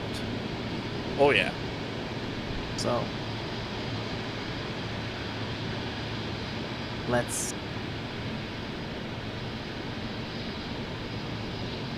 see if we have any more questions here. There hasn't been a depress, right? Does this mean recycle? So, Alex, in previous, like, when they went to a recycle on anything, have we seen a complete depress before recycling? It kind of depends. Sometimes what we saw is like a partial depress where they... Because especially back in the days, we tend to expect 2 depress vents. One right after they abort, and then another one when they are fully done with detanking. And so we normally only saw the first one when they used to recycle. But we really haven't seen any test being recycled in a long while. Mostly probably because the issues that they have been having are not dumb issues. Like, they're probably things that really need them to go out to the plant and do work and things like that. In which case, then it's not a simple issue. It's something that they need more time to dedicate for that issue. I would like to check in with the roadblock here, because at some point that might be an interesting thing in play. So if that's it there, that's the roadblock. And it's still very much in place. It's not like cars lining up or anything. So the road is still very closed here as they're ongoing. So let's see how it happens, but it seems like so far no cars lining up, which is usually the sign we get when they are close to wrapping up here. So Interesting for sure. Interesting for sure. How long until they run out of nitrogen, Ryan? Do we have any guesses? I mean, we'd have to know, flow rate and all that fun jazz. I don't think we really have an idea of when they'll actually run out of stuff. It's one of those things that I don't know if we've ever seen them run into sort of an issue before. They do have a lot of it. 2 of those vertical tanks in there are filled with LN2, so they have a lot on hand. Same thing with liquid oxygen as we were talking about earlier. I don't think they'll run out of it, but they're definitely using up a lot. So, yeah. It's just, yeah. It's just absolutely. Absolutely. Let me thank some more people here. We have Paul gifting 5 Red Team memberships. Thank you for that, Paul. We have Jay getting a calendar for my kid. She's a fan. I'm glad. I really hope your kid enjoys the calendar. I hope they will. Brian here with Super Chat saying 18k watching and only 5.1k likes. Hit that like button, Tank Watchers. Santa might give you something special. Yeah, thanks for everybody that liked the stream so far. It really helps to please the YouTube algorithm gods. So, there's that. Cloud Rider with Super Chat here saying, when do we expect that the engine chill will start from now? As of now, so that was 40 minutes ago, but it was already kind of the same situation we are in right now. As of now, we really don't know. Like, we really don't know if there will be another engine chill. We really don't know when they will move. Everything that we thought we know about this test flow at this point has been completely obsolete. We are just watching and observing if we spot anything that's familiar. But this is totally this kind of test has not happened before. So we are in uncharted territory. We have Julie becoming a Pad Red member. Thank you for that. We have Jim gifting a Red Team membership. Thank you for that. Mike with a super chat. How much bigger are the Starlink sets that fit in Starship versus Falcon 9? And how much faster could they build a full constellation with a fully reusable Starship? Ryan, you want to take that? Well, the Starlinks that they can put inside Starship are a decent amount bigger than the ones they can put on Falcon 9. I mean, that's a product of the fact that you have a 9-meter wide payload bay. Now, so you have more capability in those sats. Now, also building it faster. Can we go to tank farm view? Yeah, you're seeing the same thing that I'm seeing, right? The methane tank farm has returned, right? What? So the recondenser. I want to underline Ryan's what? Of coolers. Excuse me. Yeah. Like. And now it goes off. Now it dies off. Like, what happened there? What? There's a genuine, huh? I mean, at this point, was that like? Okay, so to understand what happened there, the subcoolers have this sidewards vent, and that usually means that they're pushing through with the methane, and they're basically loading propellant on board, loading methane on board, and we just saw that, and now it disappeared. So it was like a quick burst kind of thing, right? You know what I mean? And so it's like, what happened there? I have completely lost any meaningful sense or track of what is happening today. It that sounds wasn't like the only thing though, because they just had a vent on the LOX tank too, but it wasn't a depress vent. It was just a vent. Like it's like when you do the rhythm pop. You know what I mean? And then someone does pum. I think that vent on the subcoolers was the pum at the end. Like, there you go. That's the end of the detank, you know, something like that. It's like, okay, call it off. It's already detanked. I don't know, but it kind of sounds like that. Because it was very short. I was for a second saying, oh, maybe we have no, right? I was in the middle of thinking they're loading methane again, but no. Chris B in chat. You what, mate? Yeah, like Yes. what?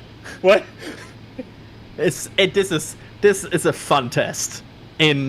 This test needs I hope we get some sort of explanation somewhere of what happens today. I This- hope. But the answer, like, usually SpaceX only confirms tests if they're like successful. So Yeah. I feel like this might be one of these tests that go down in the history of tests that we just don't understand. So Oh. we'll see. The vent is that's the vent on the booster? Or is that like I'm not I sure. don't know. The sounds are confusing me at this point. And I completely lost my train of thought with that question after that happened. Alex, do you want to? Alex, I knew you like Starlink. How much bigger are the Starlink sets that fit in Starship versus Falcon 9, and how much faster could they build a full constellation with a fully reusable Starship? I know you love Oh, dear. Starlink. Oh dear. Yeah, we've been working for a long time on a video about that. The Starlinks that are launching on Falcon 9 right now, the V2 minis, those are, I think, so the width, I guess, is, or the depth, I don't really know. One of the dimensions is the same for the V2, but it's the other one that changes. It's basically like half on the other dimension. So I think it's like the length or something. So the length is about, if I remember correctly, about 4 meters or so, I think. And then the other one is also about half, where you can put 2 and 2 together, and so that's how they basically put the, not 2 and 2, excuse me, they put one on top of the other. So it's the same width, but then the length is shorter so that you can put them on the Falcon 9 pairing. Basically, it is about around 3 meters by 3 meters, probably a little bit more. And then the height, like the from the bottom of the satellite to the top of the satellite, it may be like 40 to 50 centimeters, more or less. So when you stack them all up, and then you have the rods and everything keeping all of that together, you can fit 20 of them inside of the 20 up to 23 right now on the Falcon 9 fairing. On Starship, they are about double the size. So the size is about 7.5 meters wide, and or length, I guess. And then but the width is the same. But now you put 2 and 2 together, and then you can make another 7.5 meters. So that is basically how they do it on Starship, where they put 2 of those. So each Starlink satellite, Starlink V2 satellite, is twice the length of the V2 mini, right? Same height as well, but the length is half on the V2 mini. And then you put 2 and 2 together, and then you can fill up the whole diameter of the Starship payload bay. And now you stack pairs of them, and you can have maybe up to 54 or something like that they showed on one of these renders. Now, there's a total possibility though that this is not going to happen, because Elon already mentioned or hinted at a version 3 of the Starlink satellite. So it is very possible that we're going to see another version of the Starlink satellite actually launching on Starship that maybe takes the whole diameter. Like it's some 7.5 by 7.5 meters, kind of satellite. That will be a very big satellite, but it will take up the whole diameter of the interior of the payload bay section, and then you stack, maybe instead of 54, you stack 27 of them on Starship. Bottom line is, in order to build out the full constellation, you will need hundreds and hundreds of launches, regardless if whether you use Falcon 9 or Starship. Yeah, I think there was a point where I asked you in a call, "Hey Alex, how close are they to getting done with these Starlink launches at 3 a.m. in the night?" And you're like, Never. "You laughed at me." Yeah, you laughed at me. Now, if you expect them to stop Starlink launches on Falcon 9, I'm gonna tell you, you gotta have to wait at least 3 more years. Or Because more. they have a lot of launches. Like, Yeah. they're going to be launching Starlink for. I mean, Starlink is inevitable. It will always happen, always be happening. Who knows when it'll stop? It's just one of those things you just got to get. It'll always happen. I feel like that's a good shirt also for Max to wear. Like Starlink is inevitable. Like I think that's a good shirt. Store idea? No? Maybe. Noting down. Yeah. Ralph here with a super chat saying, here's my appreciation for your marathon commentary during a weird test. Merry Christmas to you all at NSF. Thank you, Ralph, and first off, Merry Christmas to you as well. And I can tell you, like, we enjoy this right now. Like, this is... We are confused, but we enjoy this. This is the kind of test we really like. Some good old confusion, some observation. That's the kind of stuff we want to see. And also, this might be me, but is the OLM vent slowly getting less and less? It's what it looks like. Yeah. Still a lot, Why? but like that's no longer like full force, right? It's getting a bit No. less. I don't know. I will rewind a bit here, like 30 minutes. Yeah, it's definitely getting less. So, interesting. And of course, still nothing at the roadblock that indicates they're close to done. And nothing, like no cars at the pad or anything yet. So, we'll see how this goes. Mark here with a super chat saying, could you use magnetic fields to push around cryogenic O2 in the tanks for orbital refueling? This question is on a lot of level out-qualifying my knowledge. Anybody here knows a lot about magnetic fields? I mean, it is true that cryogenic oxygen is sometimes paramagnetic. I think it is the word. Whatever. Basically, when you push a magnetic field through it, it basically can be levitated and move it around.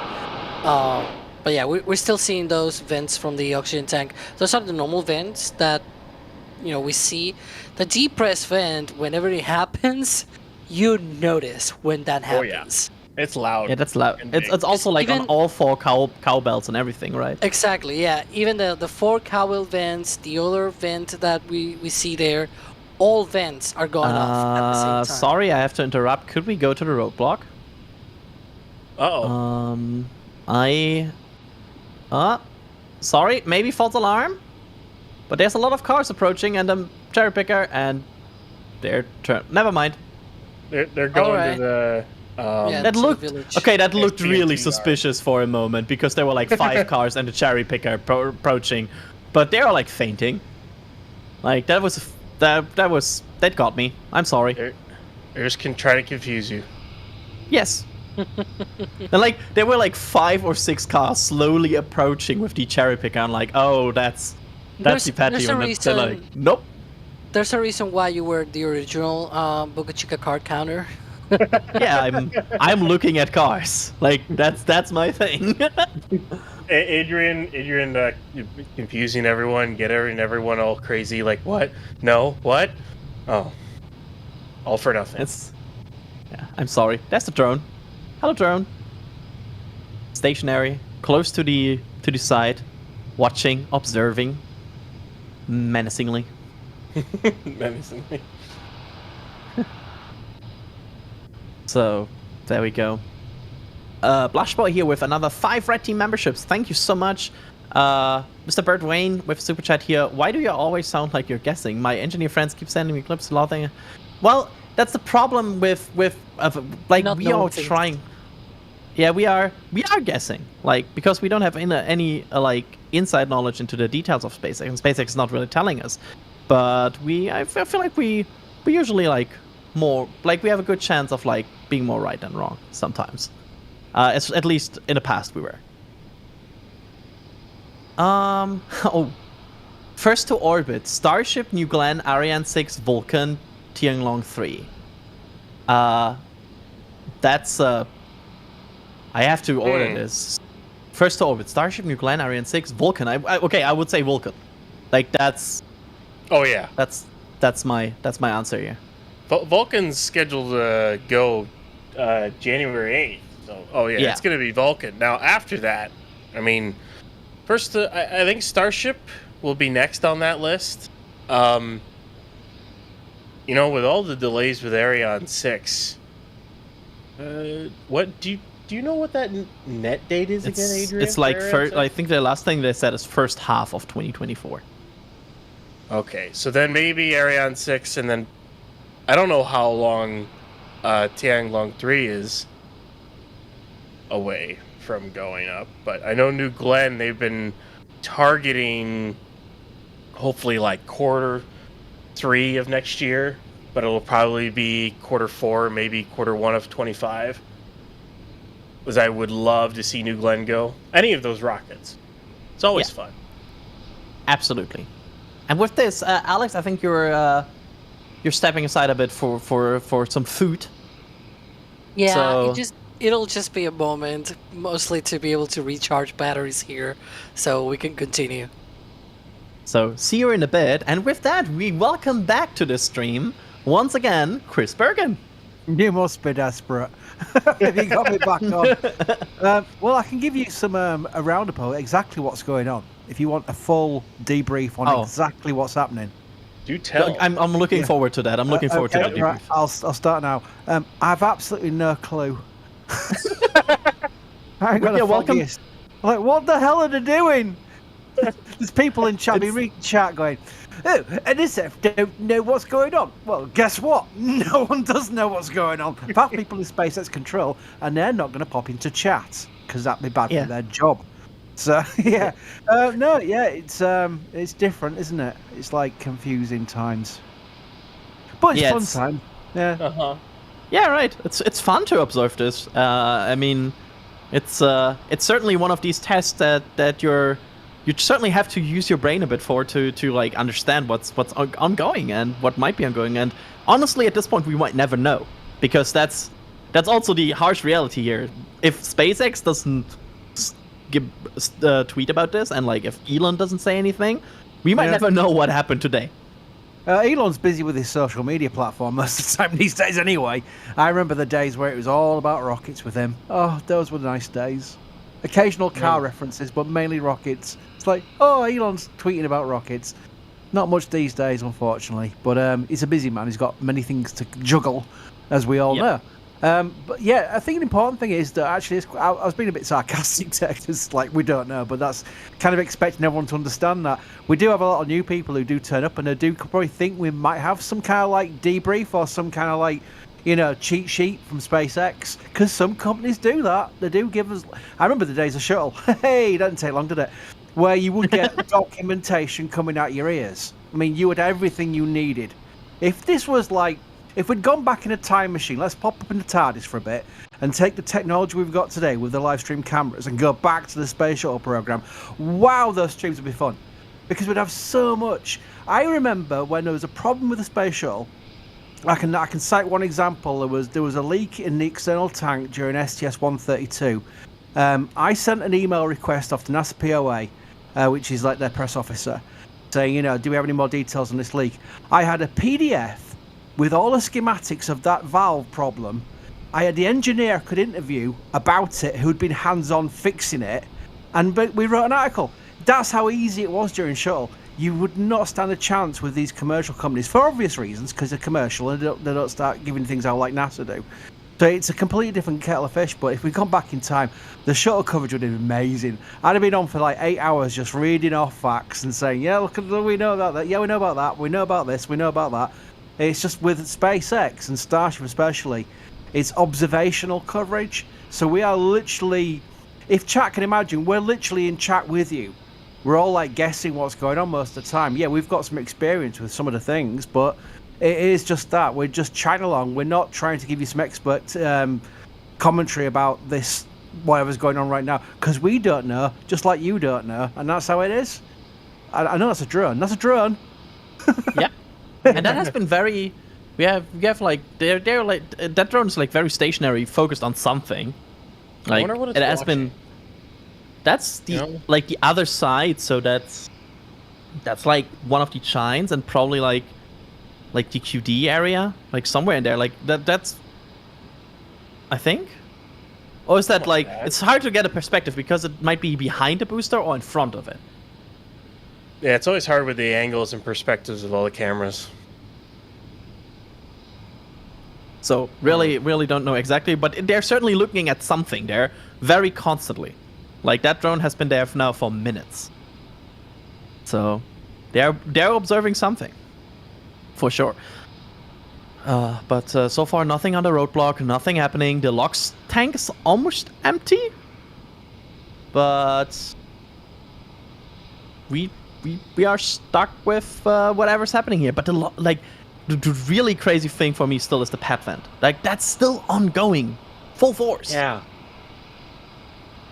I've never seen it go for this long. In all the testing that we've had over the last couple of years, I have never seen a pad vent go on this long.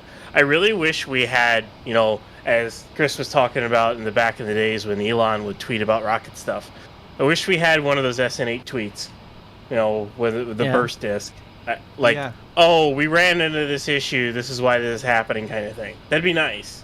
But yeah, that was like real time as well, wasn't it? He literally was like, as we were watching it, that was very helpful. I mean, that's the two official sources on this is from SpaceX on, I've got to say X, I can't say Twitter anymore. SpaceX on X, God, 10 years time, X, Twitter, and Elon himself. And there's really no one else who tweets or posts, whatever you call it these days, about Starship, which is official lines, apart from maybe Dan Halt, who's like the press officer for Starship, but he mainly is reposting photographs and stuff like that. Look at that! One of the chimes is CO2 chimes is venting again. Huh? It was like one of those things when the CH4 subcoolers went up. It's like, what's going on? It's just kind of like, I just don't really know. I think a fun thing. Sorry, Ryan. I think a fun no, thing you can go ahead, Chris. Yeah, a fun thing to mention is this was an overpressure notice for today, so it's not like it's not like SpaceX planned all this and like, we're just going to do a bit of partial load and do some strange venting, and that was always a plan.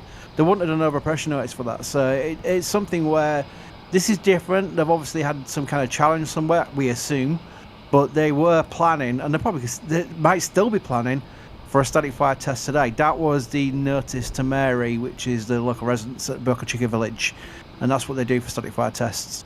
In case it goes CO2 boom. chimes are going. They're venting. And the one on the other side is too. What does that make you think, Ryan? What does that tell you? Well, there's two things. One, they could be loading CO2, or they could be unloading CO2. Or venting it out. I mean, they could be venting the CO2 out of the tanks and detanking those. That's about all I can think of on that point. Because it looked like they did load them earlier in preparation for what probably would have been a static fire. But maybe they've now, detanked them because whatever's going on, whatever it is, if it's a problem or anything, is maybe the test for today is not going to happen anymore, or they're not going to recycle. It's just so many unknowns. It's fun to speculate about it, but there's so many unknowns right now. Yeah, I'm just really in a good way confused. Let's go through a few scenarios. We obviously, one indication would be, if like you nearly saw, would be the cars lining up at the roadblock ready to enter the pad again. I don't think they can approach the vehicle in this state. It has to be more detanked, right? Or have we seen them go down Highway 4 with a vehicle in this state? We've not seen a depress vent. And that's one thing I'm confused about as well. So yeah, they're kind of approaching the area where we usually where the vehicle would be in a level where we would see cars going to the pad. Like, this is close to it.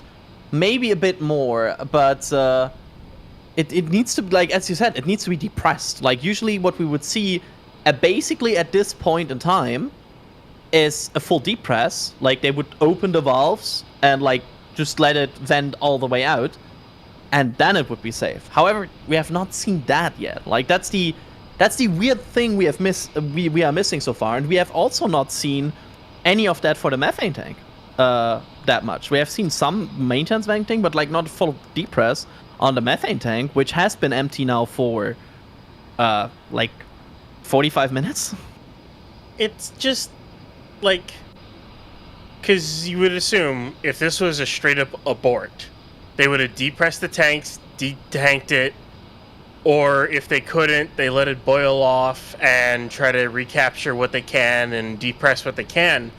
But we've only had a small vents, and it's all weird. It doesn't make a lot of sense.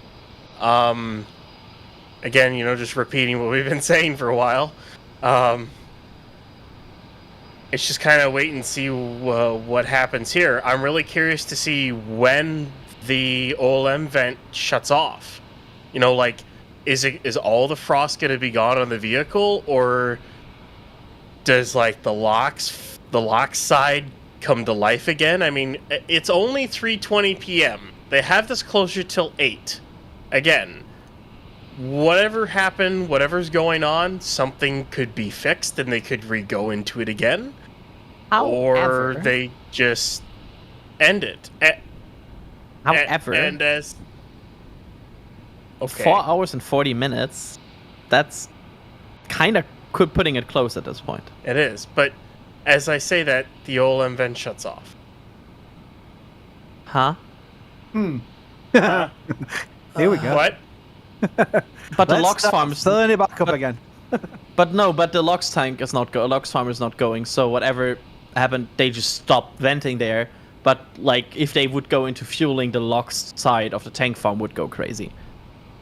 So this just... it stopped. This is so confusing. But both sides, the subcoolers are still chilled, is what it looks like. They're chilled and like prepped if they wanted to load it. Yeah. Like, because if they wanted to go into another load, say right now, and they wanted to recycle and try for another static fire, they have the time. All the lines are conditioned, all the subcoolers are conditioned. They could, in theory, with no issues, start it right back up again. That's assuming no issues. I'm just at this point wondering how are they looking on nitrogen and liquid oxygen. Like, this has been ongoing now for like 4 hours. Oh yeah. I'm just wondering like how much how much liquid oxygen and nitrogen does this tank farm still have? And remember, they like if they go for a 33 engine, they need a lot of liquid oxygen. So we'll see. But one went less, I guess. We have one vent that went away. Oh, but here's Mr. Burns. Mr. Burns is nearly arriving again. There he is. I bring you logs. It was better last time though. With Booster 9, it did look just like that. It was crazy. It's wonderful. Like I feel like you can see how we are slowly getting more and more confused and losing more of our sanity over the course of this test. I feel like there's a certain trajectory. Like, if they are done, I would assume a full depress and then cars to the pad. That's what I would assume. The weird thing is I would have assumed that like 20 minutes ago with this state of the booster. Like, the weird thing is, if there's a depress, I would have already expected that depress. It's just not happening. So... I love that road. I love that road, by the way, where the roadblock, because cars approach it as if they're going to just pile up behind the police cars, and they're just like last second turn to their left. To the village. Yep. Yeah. Yep. They're like, nope. Like the cherry picker earlier. That was just a bait. Like these lock subcoolers are still nice and chilly, Yeah, they're still full. Yeah. They're not working right now. There's nothing flowing through them. But they're still filled.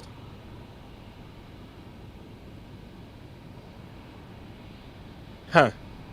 We are confusion. We are confusion. Yes. Well, I mean, I just looked at the top line. We had a lot of support come in.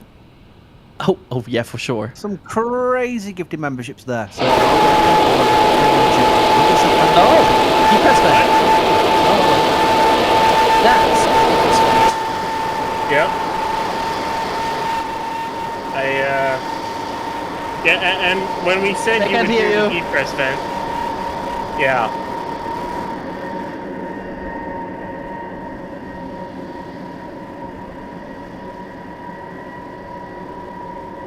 The weird thing is I can't see anything. I could see it if you were to switch then to again, different there. talk about my eyes. There you go, coming out of the cowbell vents. Yeah, this is full depress. Here we go. As we talk about the depress vent, full Oh, there we depress. Here it goes. Yep. So this is a depress. They are Yeah, now this is it. depressing booster 10. And you can hear the voice, like the sound going higher and higher in pitch as the tank gets emptier and emptier. May Yeah. I say holy cowbell? Alex. Awarded a pun token. Or Sawyer when you need him. Yes, I was like, stop stealing my jokes.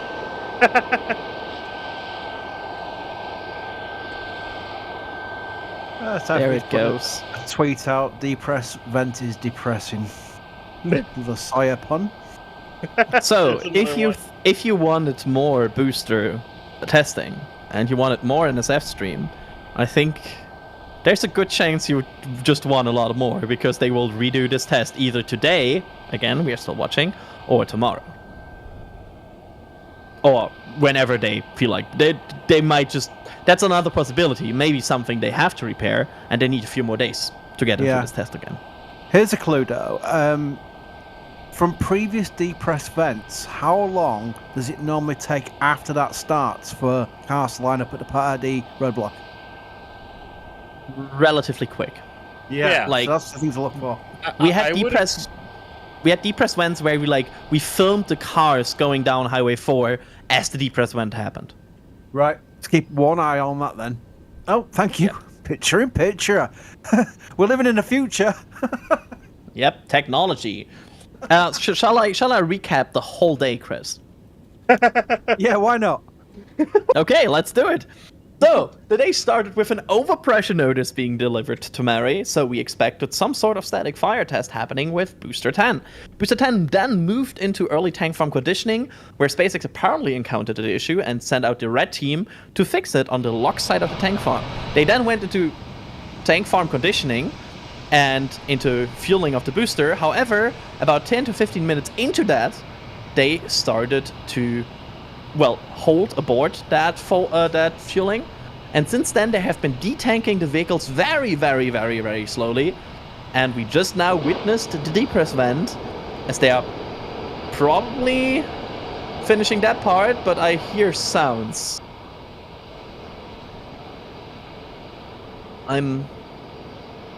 Oh, that's the vent again. That's the vent on the other side again. I'm like looking very suspiciously right now on the lock side of this tank farm. Like, Yeah, same. I'm like, if that comes back to life again, it's just gonna be like, I throw your hands up and be like, okay, whatever, what's going on here? yeah. It's not inactive right now.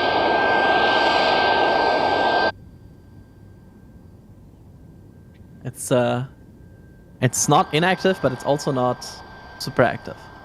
We are watching. It's not completely off, but it's not active, Yeah. if that makes sense.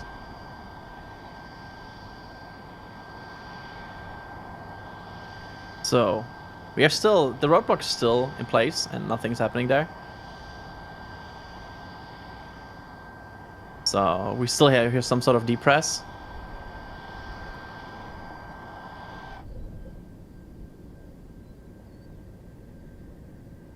Yeah, the technical word is idle mode, says Alex. I'm Go ahead, simply Chris. watching the road. The cars are doing that trick you got caught out with. They kind of approach and approach and approach and then veer off to the left. Like, Yeah, it's like, right how- now, can we get NSF to display us again? Let's do this. so like right now, they've depressed the vehicle. The OLM vent is slowly going. Both the lock subcoolers are still frozen.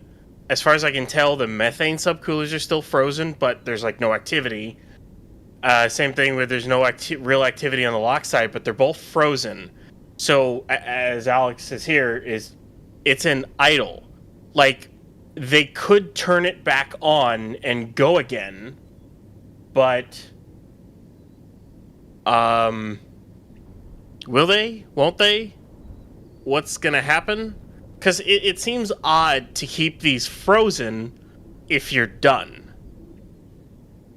You would think that they would have done what they did back when they had the red team come out, which is completely detank all the subcoolers and move them out. Now the question is can they, or is there an issue there?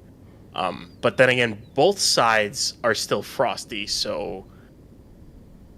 And it's like it has not even changed. Like if we look at these locked subcoolers, they are filled. Like you can see still they are filled with nitrogen. Yeah. They're not defrosting at all. The only reason why they are not crazy venting is because there's right now not locks flowing through them, which would start this boil-off process. But right now they're still filled with nitrogen, which I don't know why. It's one of these days. So we would I feel like a really a good sign of conclusion of the test at this point would be if these start to defrost.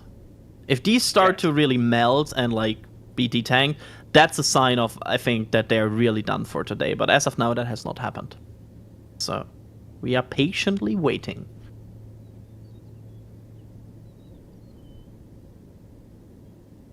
I'm looking at every single vent on the orbiter tank farm. And every single car that comes near the roadblock. Yeah, I've stopped looking at the cars. They're betraying me. I'm watching them. On the wrong side of the road for a start. I'm not sure if that's correct. I think that's... I mean, to be honest, Chris, for a good chunk of the world, it's the right side of the road. But, we quibble. Well, we were here first. Okay, let's see if we have some more questions here.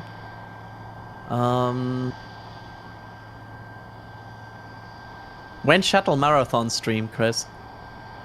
I promised we were going to do some early days of space shuttle. We'll probably start with the approach and landing test, the alt test with Enterprise, and work our way up to STS-1 and just go from there.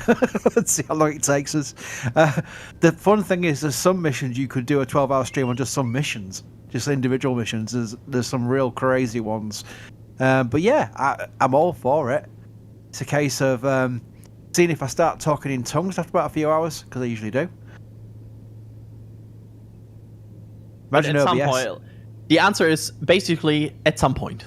Oh yeah, definitely. No, we're going to do it. I mean, I think there'll be some value in, especially a lot of people who've got into spaceflight with the new rockets and they've missed the kind of shuttle era, especially the younger people. So I think it'd be nice just to go back and we've got so much footage. We could easily do some several shows on it. So it'd be a nice thing to just sort of do a redo on it. Whereas we'd love to do Saturn V, but there's less footage compared to shuttle. So I'd probably prefer to do shuttle anyway because I know more about it. What? You know shuttle? Yeah, I know a bit about shuttle. Yeah, I've heard about it. Yeah, It's that one with wings, isn't it? It's that one with wings. Yeah. That's indeed true. Let's see. Let's hit some more support here. How about that? Peter with a super chat here. What are red team memberships? I keep hearing about. How to buy them? How to be gifted? Keep up the great work. So, Chris, do you want to give a quick what's our membership program? Yeah, we've got loads of options. I mean, different levels, varying for your tastes. Red Team, for example, that's the questioning that's been asked. You get not only your name in lights on chat, which is a YouTube thing for all members, but actually the big thing about Red Team is when you go into the YouTube membership area of our channel, you'll get daily content of for example, when we start doing videos on dailies, you see the occasional photograph being used and whatever. We get all the photographs all dumped into a massive drive from the likes of Sean, Jack, Mary, and we put them into Red Team, a selection of them in Red Team every single day, so you get lots of content that way. Put behind the scene videos, put various historical things in there, which we've got. Like, there's a lot of historical photographs we've got from the old rockets where they're basically people in lofts saying, I've got this photograph of this Atlas from 1960 something, and I've scanned it and put it on digital, and it's like been reserved in L2 that way, been like restored, and we put stuff like that in. There's lots of content, and lots of, you get the multi-screen as well. All member levels get that anyway, but I should mention. There's members multi-view. I can never say it without my teeth falling out. The multi-screen members multi-view. It's like 9 boxes. It's like a little control panel. You can like, well, I want to watch this camera. Well, you can watch all the cameras in this, so it's kind of cool. Also, it's very handy for big launch events where we do a multi-screen, because you know what it's like when it's like Starship launching, the chat is just running 100,000 miles an hour, because we, even with slow mode on it, it's just going so fast. The member multi-view has its own chat room as well, so it's a lot more calm in there because it's just members, and that's a cool place to hang out. But it's just like a big event because the chat is running at a speed you can read it and respond and ask questions and what have you. So that's another perk as well. Lots of things, really. I mean, I'll keep saying it. I don't like, the idea of people having to spend money. You don't have to support us, especially. You could be a massive fan of the channel. If you're just watching our videos and you're liking stuff, that's free. That helps us. And also, the fun thing is that the chances are you're more high up in the queue when people do massive gifted membership things like we've had today. So you get like put on top of the list for that kind of membership gifting. So you get a membership for free, and that's nice because I know money's tight for everybody. So it's kind of like really cool that you can support us by doing free things like liking videos, watching videos. It just all counts. Chris, we have a car at the roadblock. Oh, you sure? I'm sure. I'm sure. Yeah. And Oh, that hello. one is Yeah. the one that Hello. was sent. Hello. That's the one that they There's- sent to the overall tank farm. Oh, Oh, here we go. and there's another It's the one. same one. Uh-oh. I'm gonna thank some people here because I feel like we know where this is going. Anonymous here with a star message saying, amazing work NSF team with thanks from a big space nerd. Thank you, Anonymous, and getting the Starbase calendar, which the amazing Raptor, Vac, and Cybertruck image, which is still like such a cool picture. The Watcher, we're becoming a Capcom member. That gives you access to Discord. Thank you so much for that.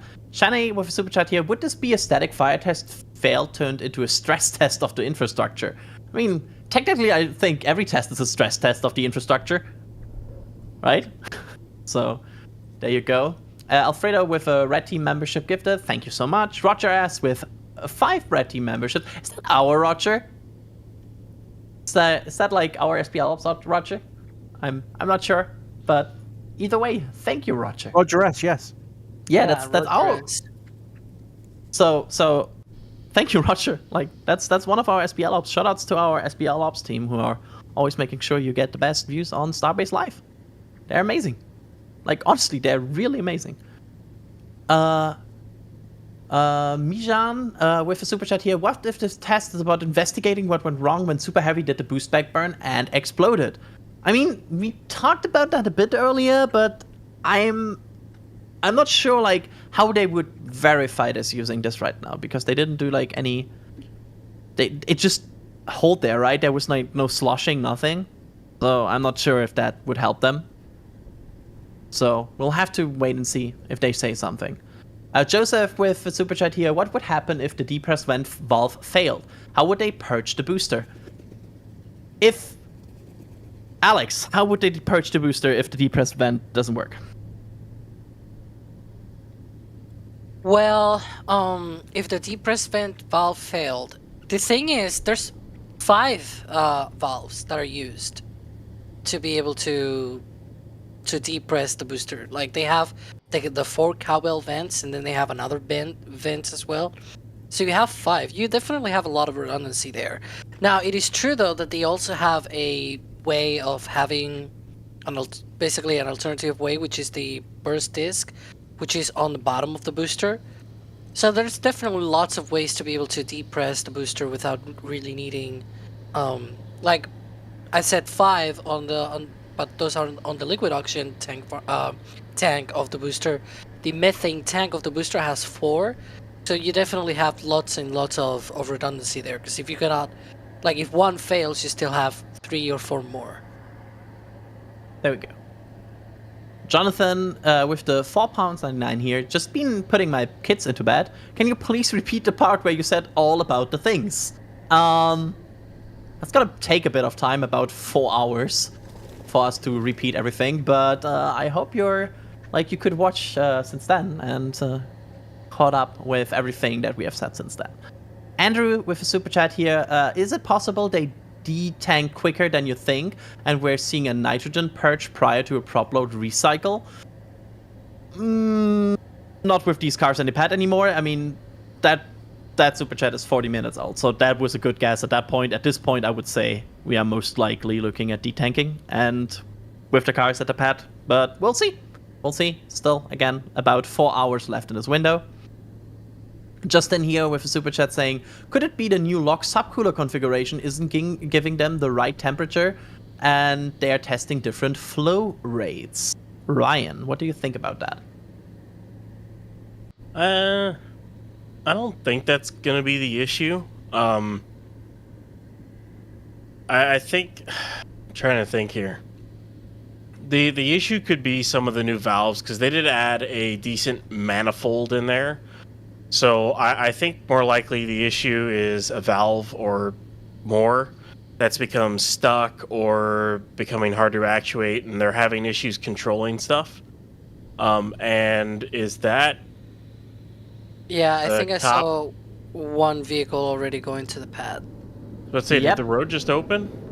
Yep, the road just opened, and with that, testing has concluded for today of Booster 10. It seems that SpaceX, well, it seems they actually didn't reach the static fire point today, but they are wrapping up testing for now, as the sheriff has also departed the roadblock. The road is What? open. What is going on with all those birds?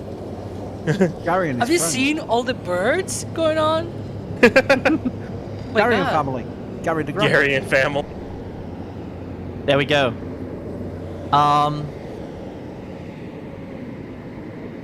There we go. That's the thing we waited for. And I know that means probably we see another test like this in the upcoming days. Let's hope it's not over Christmas. I would say it's going to be interesting to see whether or not this is an issue or whatever happened here is something they resolve or whatnot, and they go again tomorrow. We'll have to wait and see. Or if they try again late next week, because they cannot do a road closure on the 25th. So we're going to have to wait and see. Yeah. There we go. Scott here with a store message. Enjoy listening to you all flabbergasted by this test. Time to get my calendar. Keep up the good work. I hope you enjoy your calendar. Not your camera, your calendar. My god. Roman with a super chat. I think they are performing. Might be. We just don't know at this point. Robert with the $20 super chat. Thank you for that. Starlink launches can never stop. Not ever. They're designed to deorbit on a regular basis at the end of their lifetime. So if you have 30k satellites, 5 to 10% of which are deorbiting, the launches can not ever stop. Yeah, that's true. I was more hoping of like slow cadence sometimes. Caleb with a $5 super chat saying, any chance a thing or two has gotten frozen or stuck and the random sounds and on-offs are attempts to clear or unstuck it? Possible. I mean, wouldn't be the first time that a rocket has problems because of a frozen valve. Like, that has happened before. James becoming a Pat Red member. Luke with a super chat here. Hi y'all. Just wondering if there's any way to get info about your camera setup. A very curious broadcast engineer.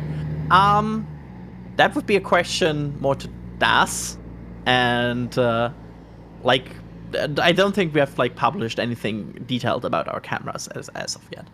So sorry, don't have anything I can share here right now. Apocalypse Cow gifting 10 Red Team memberships. John Spence gifting 5 Red Team memberships. Daniel becoming a Pat Red member, and Stefan becoming a Pat Red member. With that, we have thanked everybody that generously supported us today, which again, really, really is important. By the way, with quick that, one, the beach is now open, so that's ended the session today. Absolutely, and with that, we are starting to wrap up here. As I know, for example, Alex would like to ride on Twiz. So I think Yeah. it's time for us to wrap up for this. I will start to thank Ryan. Ryan, thanks for being on here today. Oh, it was definitely fun and interesting, weird, but it was a lot of fun, as it always is. Adrian is, Chris, Yep. Alex. It's always a lot of fun hanging out, and thanks Patrick, for all the help you guys do here. Thank you as well, Alex. Thanks for being on here today. I know you were here all basically all streamed. So That's thank the you for wrong that. Ryan, Patrick. Oh yeah, that was the wrong.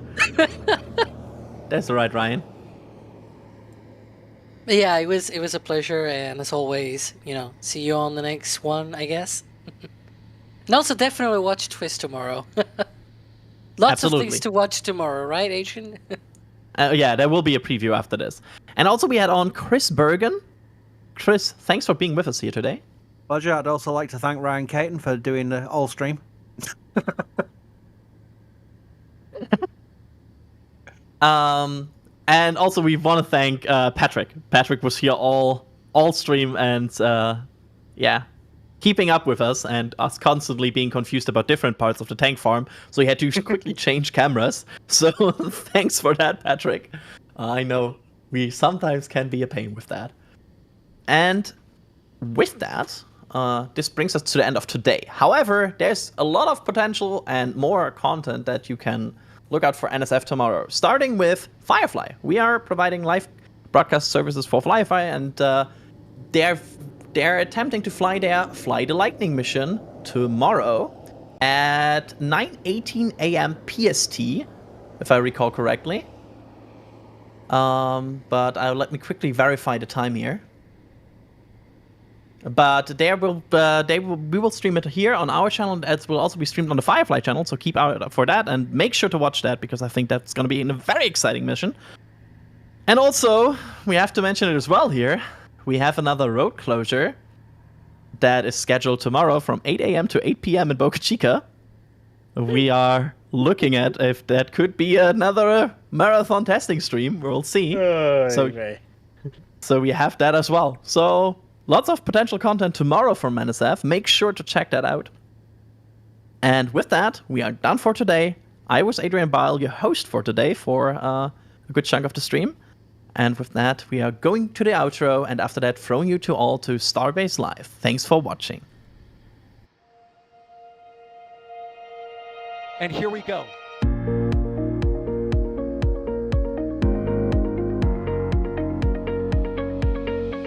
We have liftoff. Propulsion continues to be normal. R68 chamber pressure looks good. Traveling up. Roger, planet. Water towers fly! Yes!